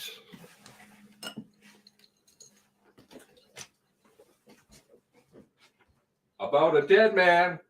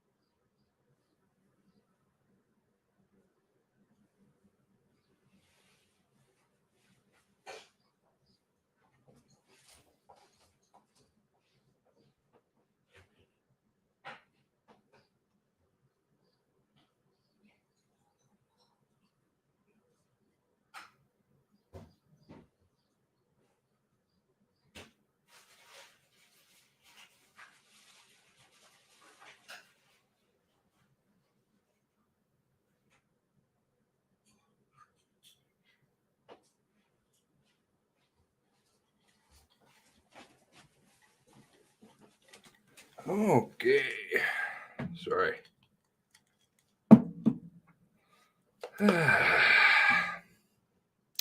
When another woman identified as SS applied for a job at the Dartmouth Clinic after initial interview 2004 invited her for a second at his cottage in Portapique. Well, it does seem untoward, but no name. She went only to have Wortman pressure her to have drinks and stay the night in his bedroom. She went to an interview at his Dartmouth Clinic. This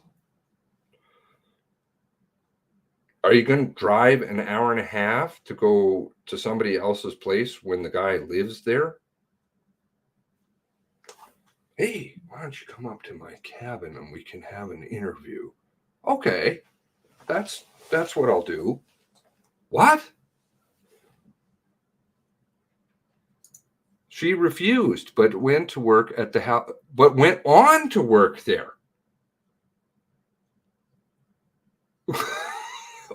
Okay, this is going from weird to just weirder.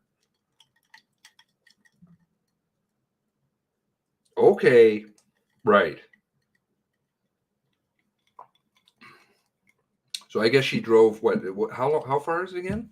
From Halifax to Portapique? About an hour and a half, I want to say. So she drove 3 hours to what? Have an interview? Yeah. And then goes on to work with him after he proposes to no, and more no. She said that they had been walking through the hospital one day to see a patient when he broke the silence by making a sexual comment to her. Oh, out of the Indo blue. Okay. 23 people died. Sorry with your math. I think that in his head, she thought that he was God's gift to women and that all women should love him. SS. Isn't that the name of a model of car, like a Monte Carlo SS or something? Told RCMP. About a dead man. A dental sales representative. Okay, so what was the comment again? Was this the one that made the report? What's going on? So he's going to interviews, 3-hour drive away from his residence? No, and no, and no. A dental sales representative who visited Wortman's clinic in 1999 said he invited her to gathering at his cottage in Lawrencetown. His cottage in Lawrencetown. I don't even know where that is. Where's Lawrencetown? Can somebody help me? Hello. Oh, you found a squeaker, did you? What are you doing there? Oh, just have to stretch. Identified as arrived to find Wortman and another woman. His girlfriend at the time, who immediately broke up with in front of OO. Where's Lawrencetown? East of Halifax, little outside of Halifax. Like fairly far. Video is released just in time for book release. Nothing to see here. Nothing to see here anywhere. No coincidences. Everything's just a miraculous. Aha.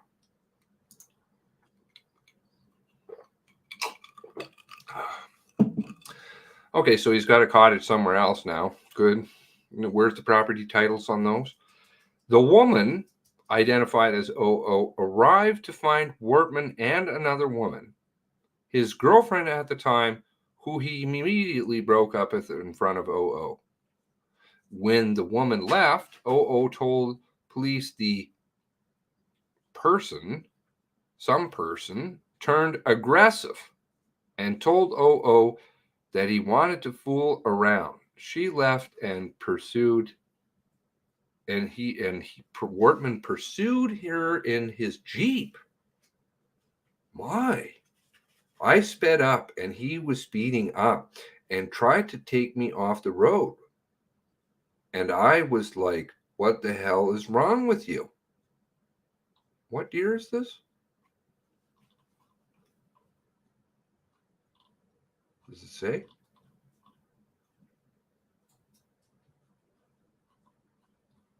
Sorry.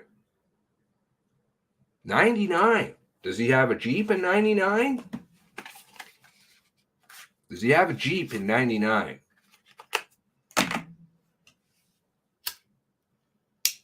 Actually, I do know of one set of records from back then. So we'll see if he's got a Jeep. We'll see what year that is. Maybe he just has a fascination with Jeeps. 6 cars, 5, 1 not registered. That's always the way it goes too. Notice that. That seems normal. Woman left OO, turned aggressive, and pursued her. And I sped up, and he was speeding up, and he tried to take me off the road. And I was like, what the hell's wrong with you? She said. OO told police he only stopped when someone yelled at him from the street and called her continuously afterwards to apologize. She didn't phone the police.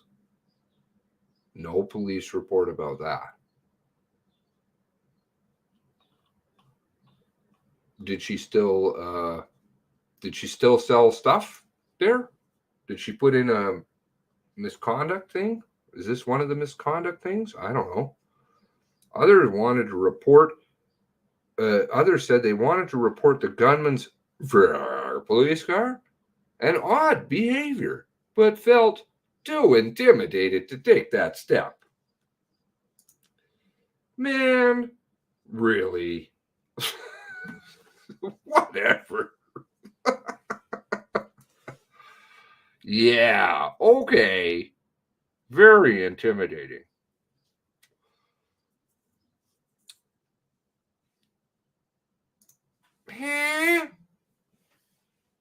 Incident at gunman's garage. The summer before the mass shooting, a group partied at the gunman's garage. More parties. Yay, party. Including a neighbor because he's just such a bad dude. In Partapik, called EE in the transcript. Her daughter, who is dubbed DD, and friend LL. Both women, young women, okay, so we know we're talking about here. Both younger women later told police the gunman's fully marked RCMP car and uniforms scared them. And they had convinced him that he was either an officer or hosted parties with dirty cops. Oh, parties with dirty cops. The gunman also brushed against LL all night, she said, and at one point he grabbed her breast.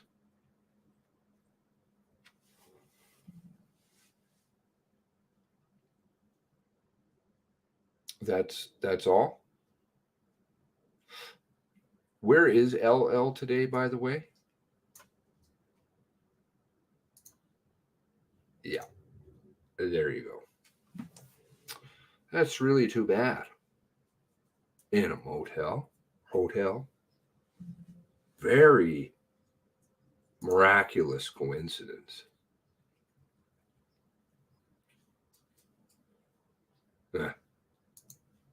Business people who interacted with Wortman said he was confrontational, condescending, and would get unreasonably agitated over minor infractions. Here comes the unmarked numbered car here. Right. Okay. Was this her car, his car? What's going on?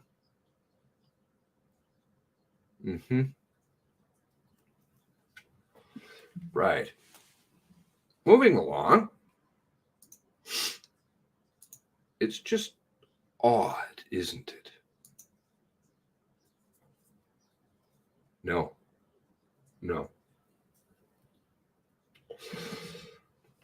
It's not. Allison McDonald, a representative of Yellow Pages. Oh, I remember the Yellow Pages ad. Locked her out of his office in 2019 when she arrived at the meeting 2 minutes late. During the follow-up meeting, she describes him as contentious, and he paced around an office huffing and puffing and often interrupted her to count down the time before his next meeting.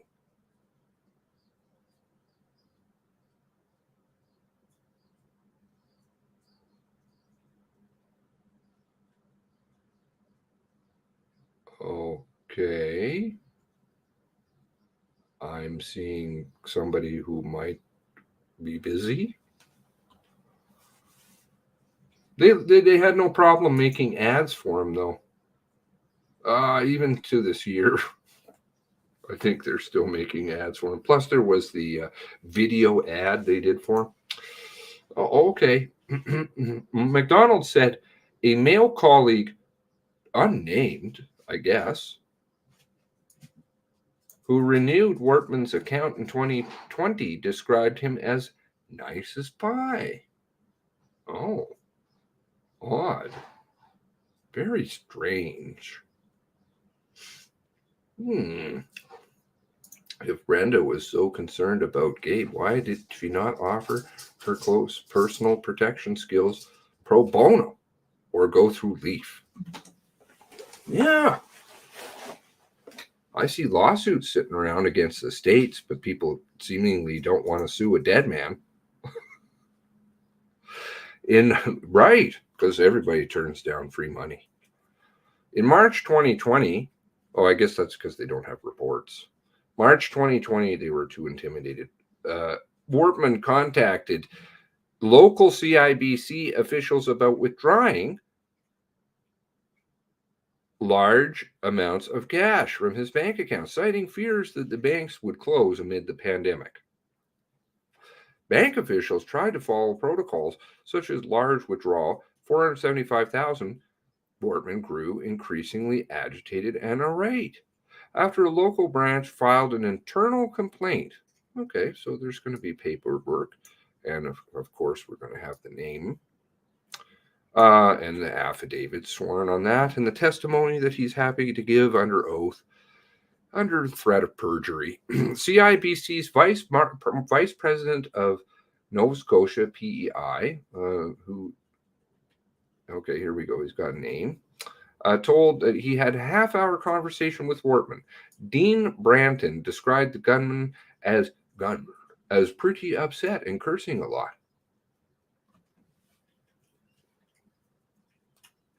So then you just let him do something that no person is ever allowed to do. Not even an RCMP. Who's dealing with a CI? No. You send him off to, Fintria. Right. Go, just withdraw it out at the Brinks. Use that bank machine we've got in there. With Maureen and Lisa following you. Yeah, while you drive Lisa's car. Oh, okay. He wanted his money come hell or high water. It is his money. Branton told RCMP, I said, okay, and then we have to do it in a manner that keeps you safe, right? So then he said, well, you let me worry about my fucking safety, buddy. Okay, well, that's rude, but fair enough. Wortman, so then we're not going to have any follow-up on that. We decided to actually allow him to do something that no person can do, no civilian can do, no junior member, RCMP member can do, no NCO, to my knowledge, can do. Maybe if it was Mr. Big, maybe Bernard could do that. One day, docs pay.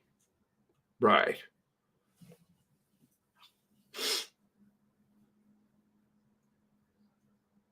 You allow him to go to the Brinks facility. Sure.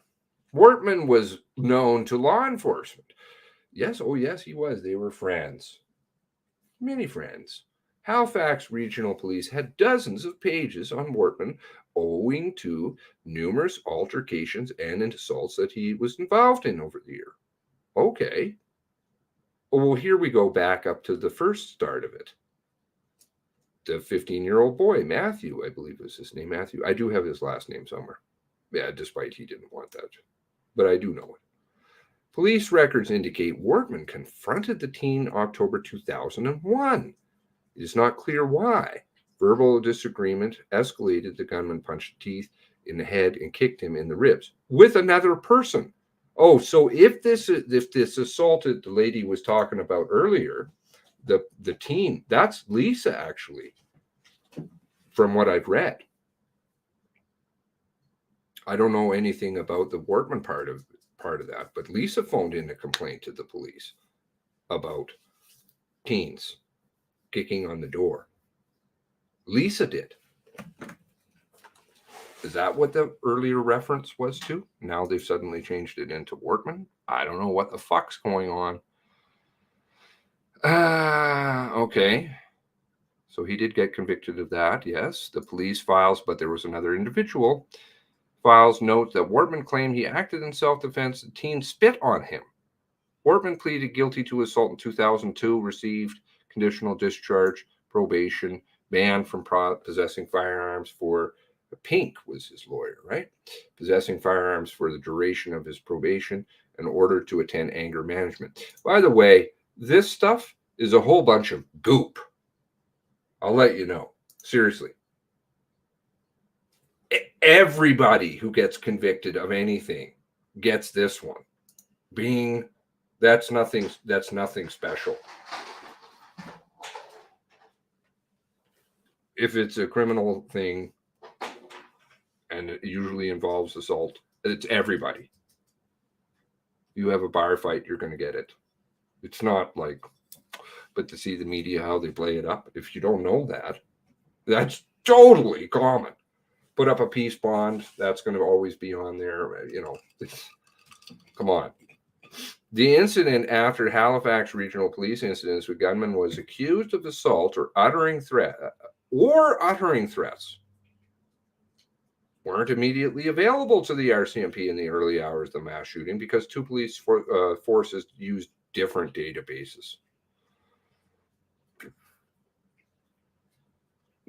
The other ones, well, that's Lisa is one in Verzidex. So I don't know which other ones they're talking about. Lisa. Okay. Oh, and was there a break and enter? They kind of downplayed the break and enter because there was a mention of a shotgun in that one, according to Paul Wortman, and they didn't take the shotgun. Funny. What was it that was stolen again? I forget. An older piece of equipment, electronic gear. I can't remember what. Lone exception was before 1 a.m. Atlantic time. April 19th, the Halifax officer forwarded RCMP 2020 when the gunman was upset with police officers who had parked in the lot.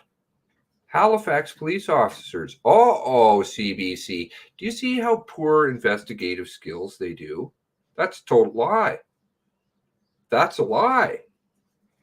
Or they're just so sloppy, but obviously they're extremely sloppy. They're selectively picking, doing a narrative. Halifax police officer, I've repeatedly proven, it was in fact a singular Halifax police officer who was involved in this investigation, by the way, with the mass casualty, the one who did the tapes, and an RCMP officer. And what were they doing down there? Getting tapes about what? The Frank story. This was the Frank story. Hell of a lot to go with there. And then the guy got an award. Come on. What the fuck, man? We're getting screwed. More than 8 hours after the rampage, an officer emailed a record, rest of the incidents to RCMP, but later recalled to the commission. Wasn't anything major. But Frank did an article on it the same day as the speeding ticket. and wrote that it was Halifax. It's RCMP and Halifax, and didn't write the details, to which I still don't know what they are exactly, other than they were doing a tape canvas, it sounds like, for what? Not Tim Hortons visit. Witnesses who spoke to RCMP after shootings detailed numerous other fights that weren't ever reported to police. So there we go once again. Whoosh.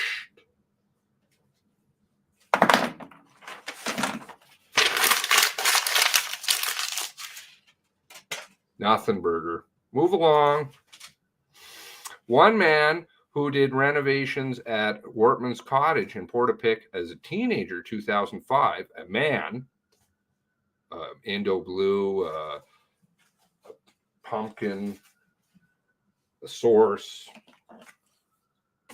shoelace, something, on Wortman's Cottage in Portapique as a teenager, 2005, told police Wortman was exceedingly meticulous and would turn violent when things weren't carried out to his standards. Okay, we got the name, Joe Cartwright. I don't get intimidated by very many people, and it was one of the that's one of the guys who came across to me. I ought to be careful with him. Were you a teenager? As a teenager, but you don't get intimidated. Okay, okay. Describe Cartwright. Sorry, I don't get intimidated by many people. Said Joe Cartwright in his interview with the RCMP after the shootings.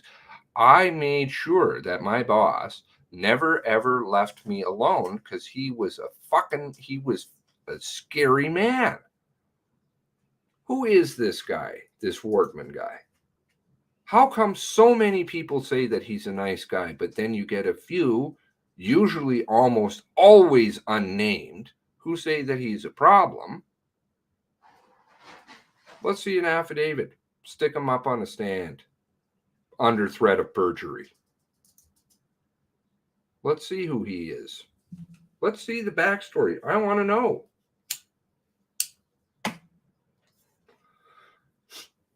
Sure, this is all easy to prove. Never left me alone. He was fucking scary. Cartwright described seeing Wortman assault a worker, not him, who walked on his grass. Who? Oh, we've got another Brenda. Wortman, quote, laid the guy out with one hit and knocked the worker down again when he tried to fight back. As other workers went by about their business, Cartwright said the man finally got up and left. Fail? That's a fail. Because where is the man? This man, is his name Glenn? Glenn Wortman? Because that's the only person who saw it. Cartwright saw something else. He doesn't have nothing. There is a person, a worker, a pumpkin, a something. Hearsay. Inquiry will hear from gunman's former neighbor. Oh, no. This week, Wortman stalked Forbes with the starry stares and scared the hell out of a 40-year military veteran. Africa parties. Sorry. $100,000 loss.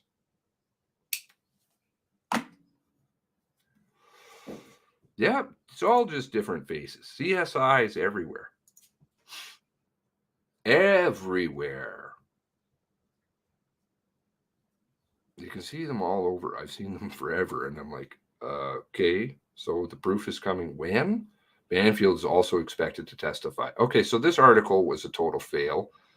Not total. I'll have to go through it.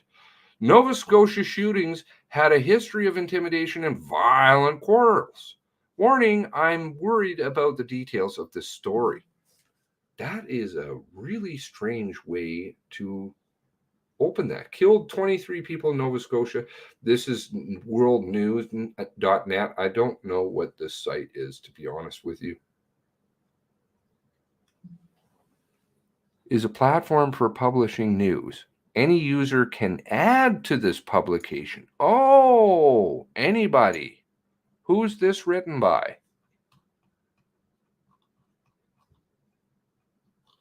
Okay. No attributable name. Article was added by the user. Who's the user?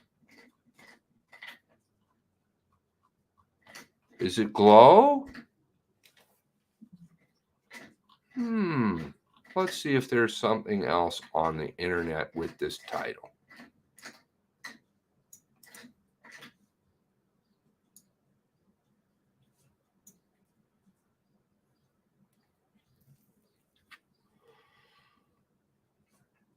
Oh, okay, so it's just the same one. I am worried about the details of the story.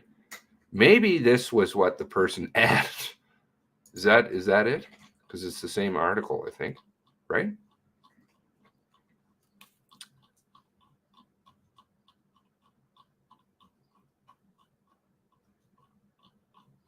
Sorry. New documents. New documents. Oh, it may be slightly different. New documents. A new document. Let's do third paragraph. In post-shooting police interview. In interviews with, it's slightly different. A woman who worked. Women who worked. It's somewhat different. Pluralities changed. Well, let's see what this is. I'm worried about the details attributed by don't know who. Strange. Sounds CBC because it has the same title. Patients as well. New document released mass casualty April 18th threatens those who Gabriel Wharton offended. It shows he had a pattern of beating. It had a pattern of beating, stalking, and beating. And what? It shows it had a pattern of beating, stalking, and beating. Right. That's English. In a post-shoot police interview after. Okay, so I think this is some goop that somebody's tried to translate or something. Doesn't work. Okay, anything else? We've got Tim with the other story. Does anybody want to talk about how Brenda was total fail today? And the narrative is like gone. Does anybody want to talk about that? Was it written by AI algorithm? I don't know. It's total bullshit, whatever it is. Translated from some other language.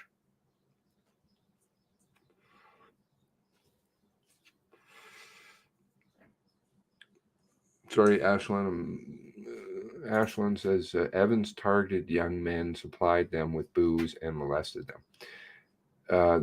Read the news story about Kipling, McKenzie, and Wortman out today. Right. Okay. Yes, I will. Evans targeted men. Well, I have some thoughts on a little bit of that. Remember that the molesting business, there were two people involved with that.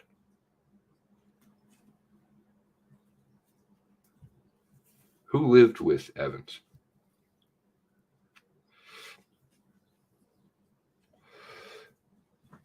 I think there were two boys too. Who might be one of the boys, do you think?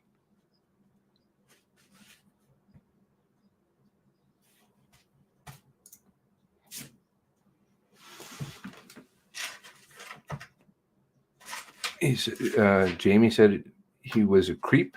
She didn't like him as he touched her hair. Jamie did? Feel very uncomfortable the first time he showed up in the yard. Were there ever any parties that you're aware of?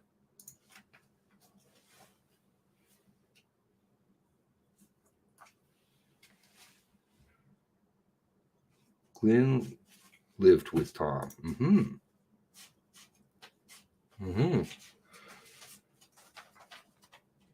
So, who may have been assaulted and done assaulting?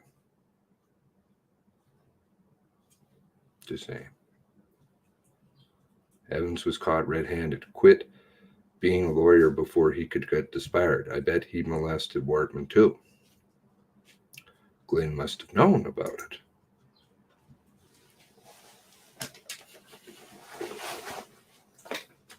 Glenn went to jail. They lived together.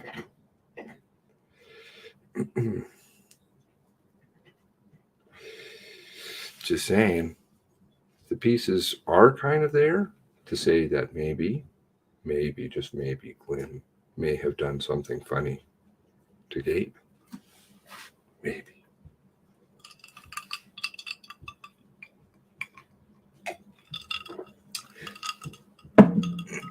But, you know, again, I'd say it doesn't deal with the underlying goo, the fast and freezies, which everybody wants to stay away from.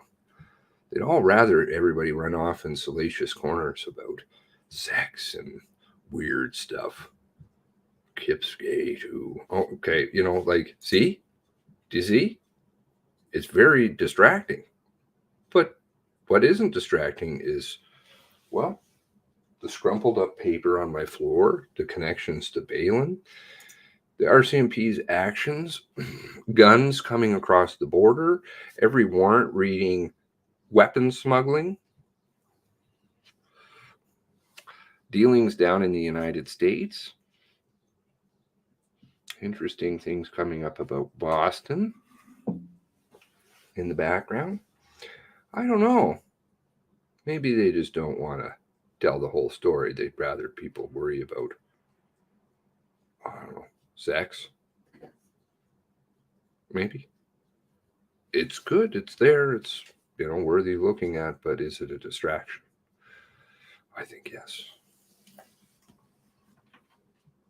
What do you guys think?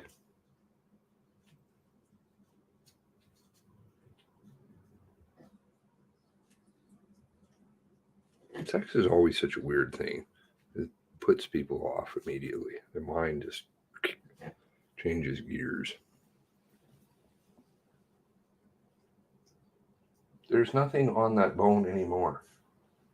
Dogs are funny. They keep finding stuff on bones. Okay.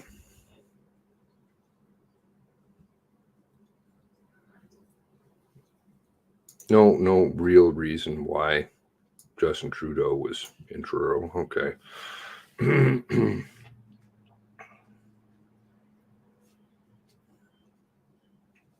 Oh, we've got she had a bad date.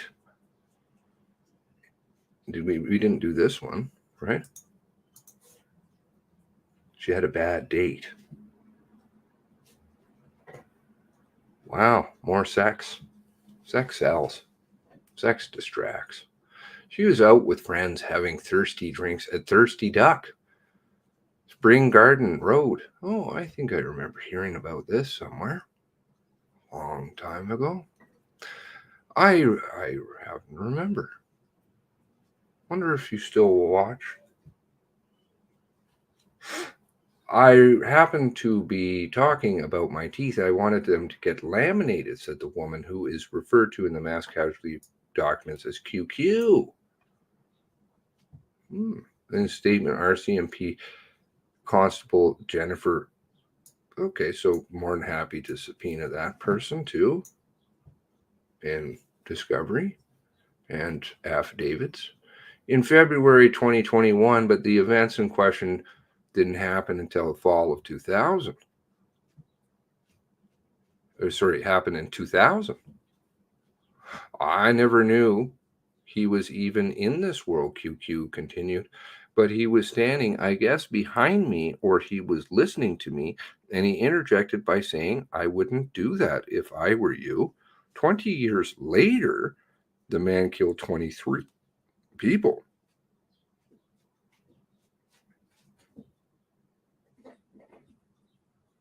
A denturist told QQ about dental bleaching. Then he asked her out, and I said yes. About a week later, GW picked QQ up for a date. But I do remember the thirsty duck. It wasn't, and they went shopping at Costco. Oh, or he did, said QQ. It's like money wasn't an option, and he wanted me to know it. From Costco, they dropped Gabriel Wortman apartment, denturist office, Portland Street. He dropped her off so he could park behind the building. He walked around to let her in. They went upstairs, talked a lot about himself, QQ, or blue, or pumpkin, or what, something. GW told her about recent divorce. He explained. He'd come because his wife had discovered that it came because he was discovered cheating with someone in a leased room in the apartment by Kincaid, billionaire. This corresponds with his ex-wife's statement with police. Then balding, GW showed QQ a photo of himself with a full head of hair. And as you know, I was extremely good-looking guy, He was an extremely good-looking guy, The hair up on number 4. Gabriel Wortman lit a fire in the fireplace. Oh, the introduction of the fireplace again. And then he had a visitor. We were in the living room, explained QQ, and the one thing that led to another. And, he made a comment because he didn't have any secret that he was very well endowed. Scary, actually, freakishly. Definitely not normal. Okay, so here's the sex component. Let me check one thing. I want to see if this person pops up somewhere else, because there is a person I'm looking for. 1 second, please.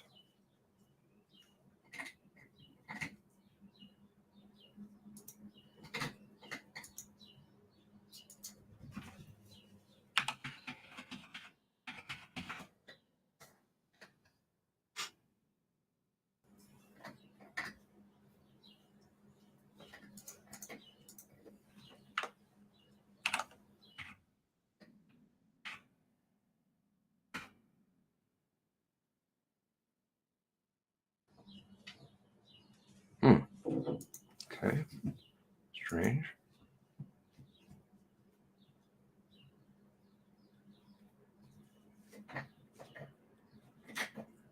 One second.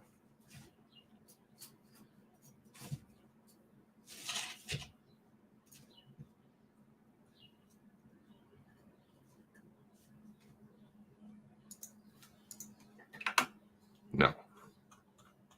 I'm looking for, what is it? What is this one?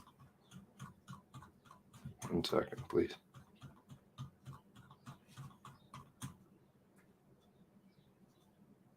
BD.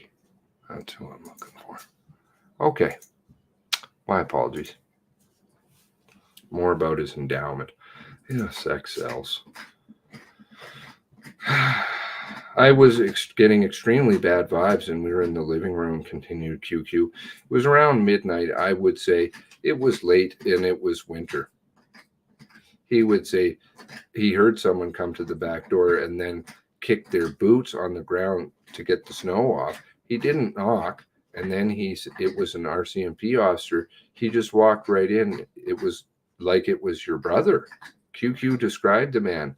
Early 30s, dark complexion, dark hair, same height as Gabriel Wortman. He looked like he worked out, but it wasn't that bulky. What's going on now? We're having an introduction of somebody else, another one of his police friends. His ears stuck out. He had big ears. Wow, this is very descriptive. He had a dark complexion and big ears. Okay, potato head. He removed his hat. It was a hard hat. The normal police hat, said QQ. We call them a forage cap. Oh. Said, oh yeah, all right. Sorry, I thought QQ actually knew what they were called. QQ remembered a yellow stripe going up his pant leg. Oh, okay. Here we go with the yellow stripe again. Remember, you have to put the elements. Gabriel Wortman, fireplace, yellow stripe. The things that click in people's subconscious. Oh, pardon me. Introduced Gabriel Wortman to the man at QQ, but 20 years later, she could not remember the name. The man in the police uniform told GW that there was a break-in in the area. Didn't sound right to QQ. And I thought, this is not your area. You're RCMP. No, I don't want that. Oh, no, I don't care. Whatever.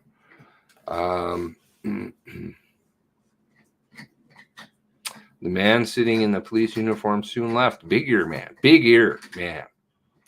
And then Gabriel Wortman stood up on a black parka and grabbed a slingshot. What? I thought he was joking, QQ. And he said, no, I got to go outside for a minute. And that's what he did. Put a marble through an apartment building.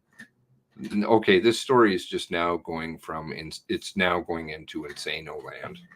I think they fully lost their shit over there in Ottawa at the War Room.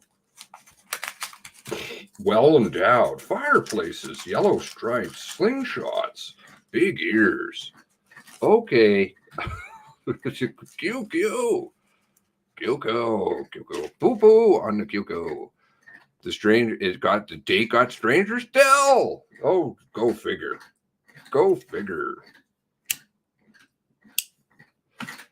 GW would leave the room occasionally. What was he doing then? Setting off model rockets?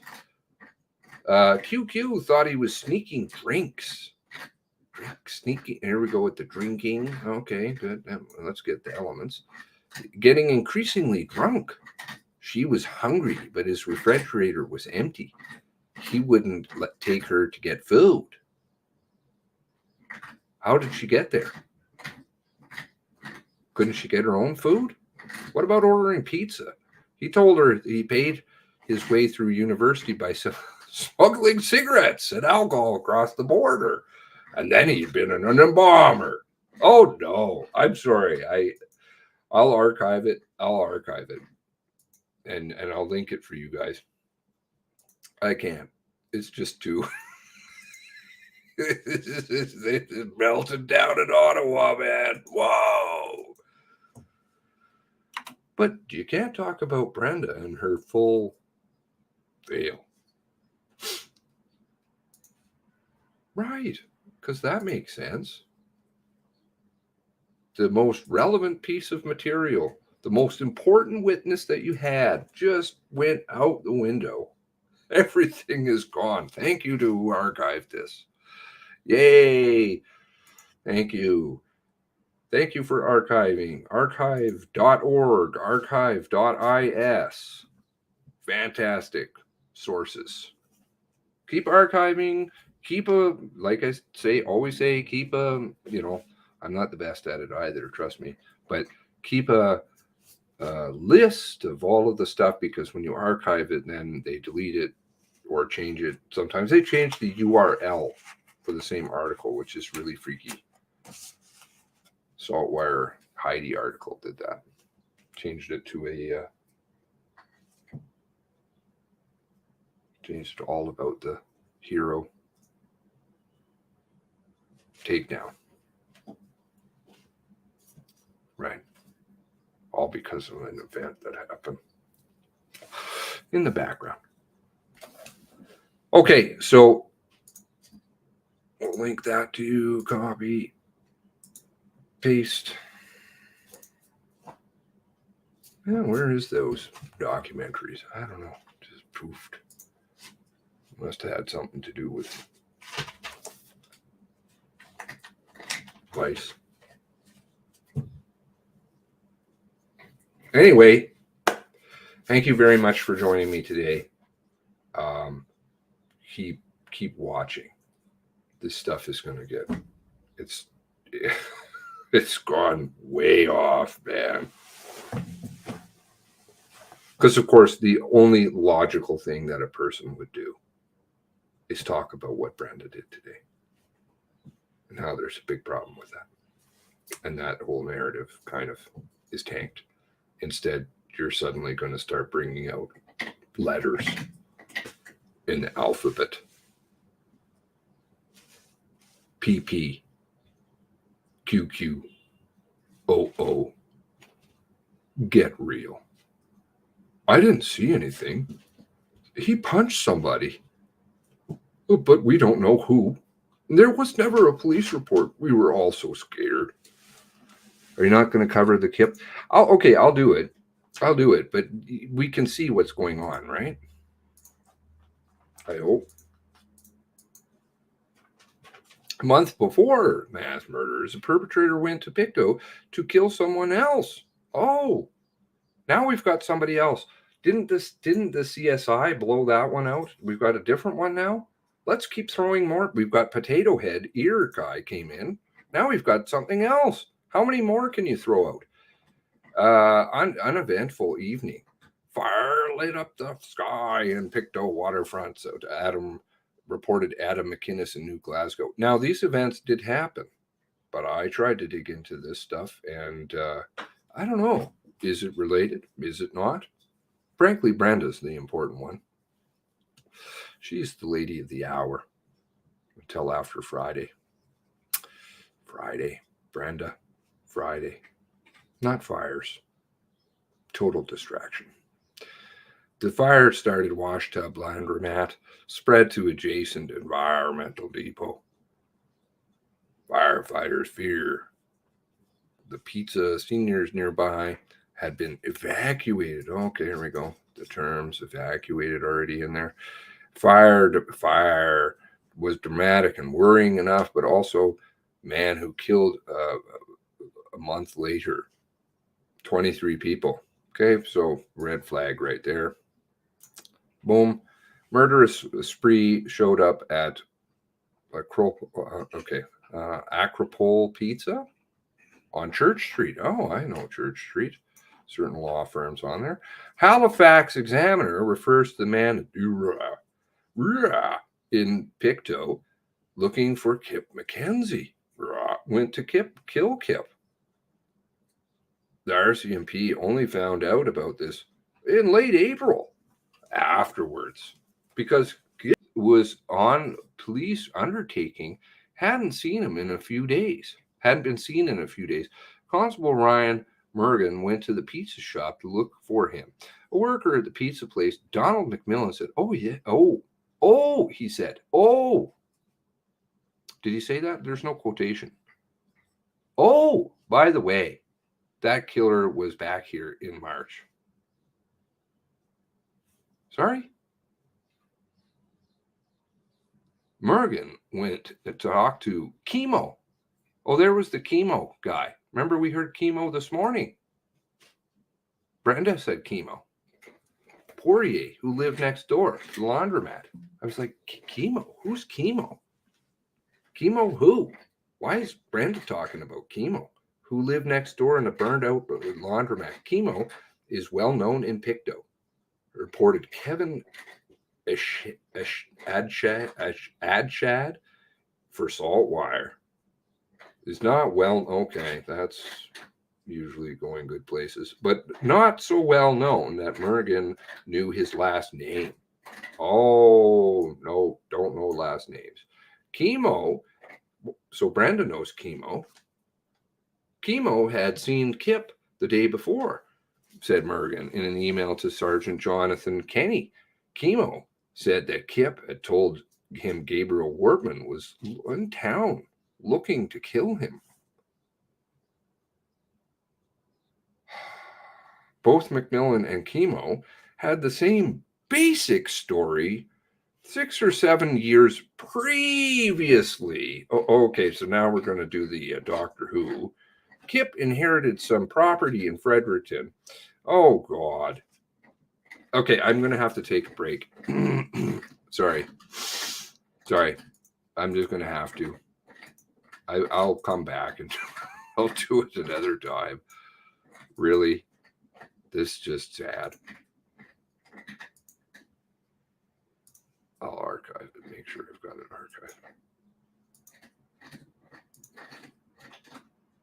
Probably the documents are going to be let's see what they're doing over in the documents before we go. What was it? 2182?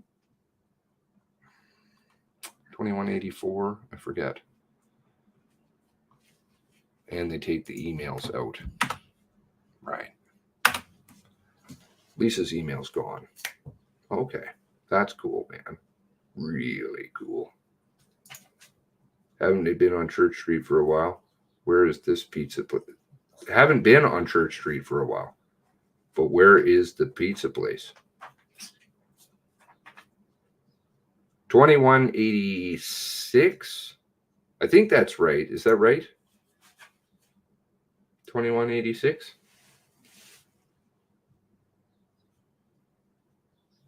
Oh, Nosy's got an icon now.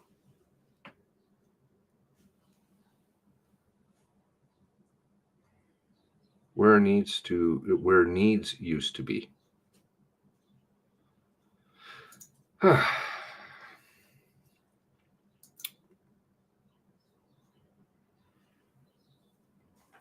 Is a consistent character. This isn't new. Well, it isn't new, but I mean, the ties are unsubstantiated. The name floats around. I like Brenda. I like Brenda falling apart today. I like the narrative falling apart today. I like that Lisa's coming on Friday. I like the narrative of the whole women's thing, and that's kind of gone by all accounts. That. And you know what? When Kipling comes along, there'll be weeks later to deal with this one and all that other stuff. All of the other stuff. Potato heads and letters and all kinds of other goo. The narrative, toilet, gone. That's the important story.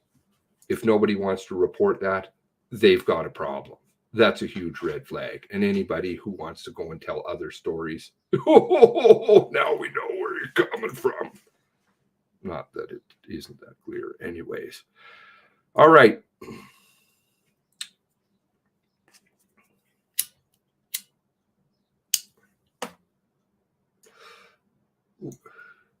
Do have a good day, everyone. Fantastic day. Take care of yourselves. God bless you. God bless the 23. See you tomorrow, an hour early.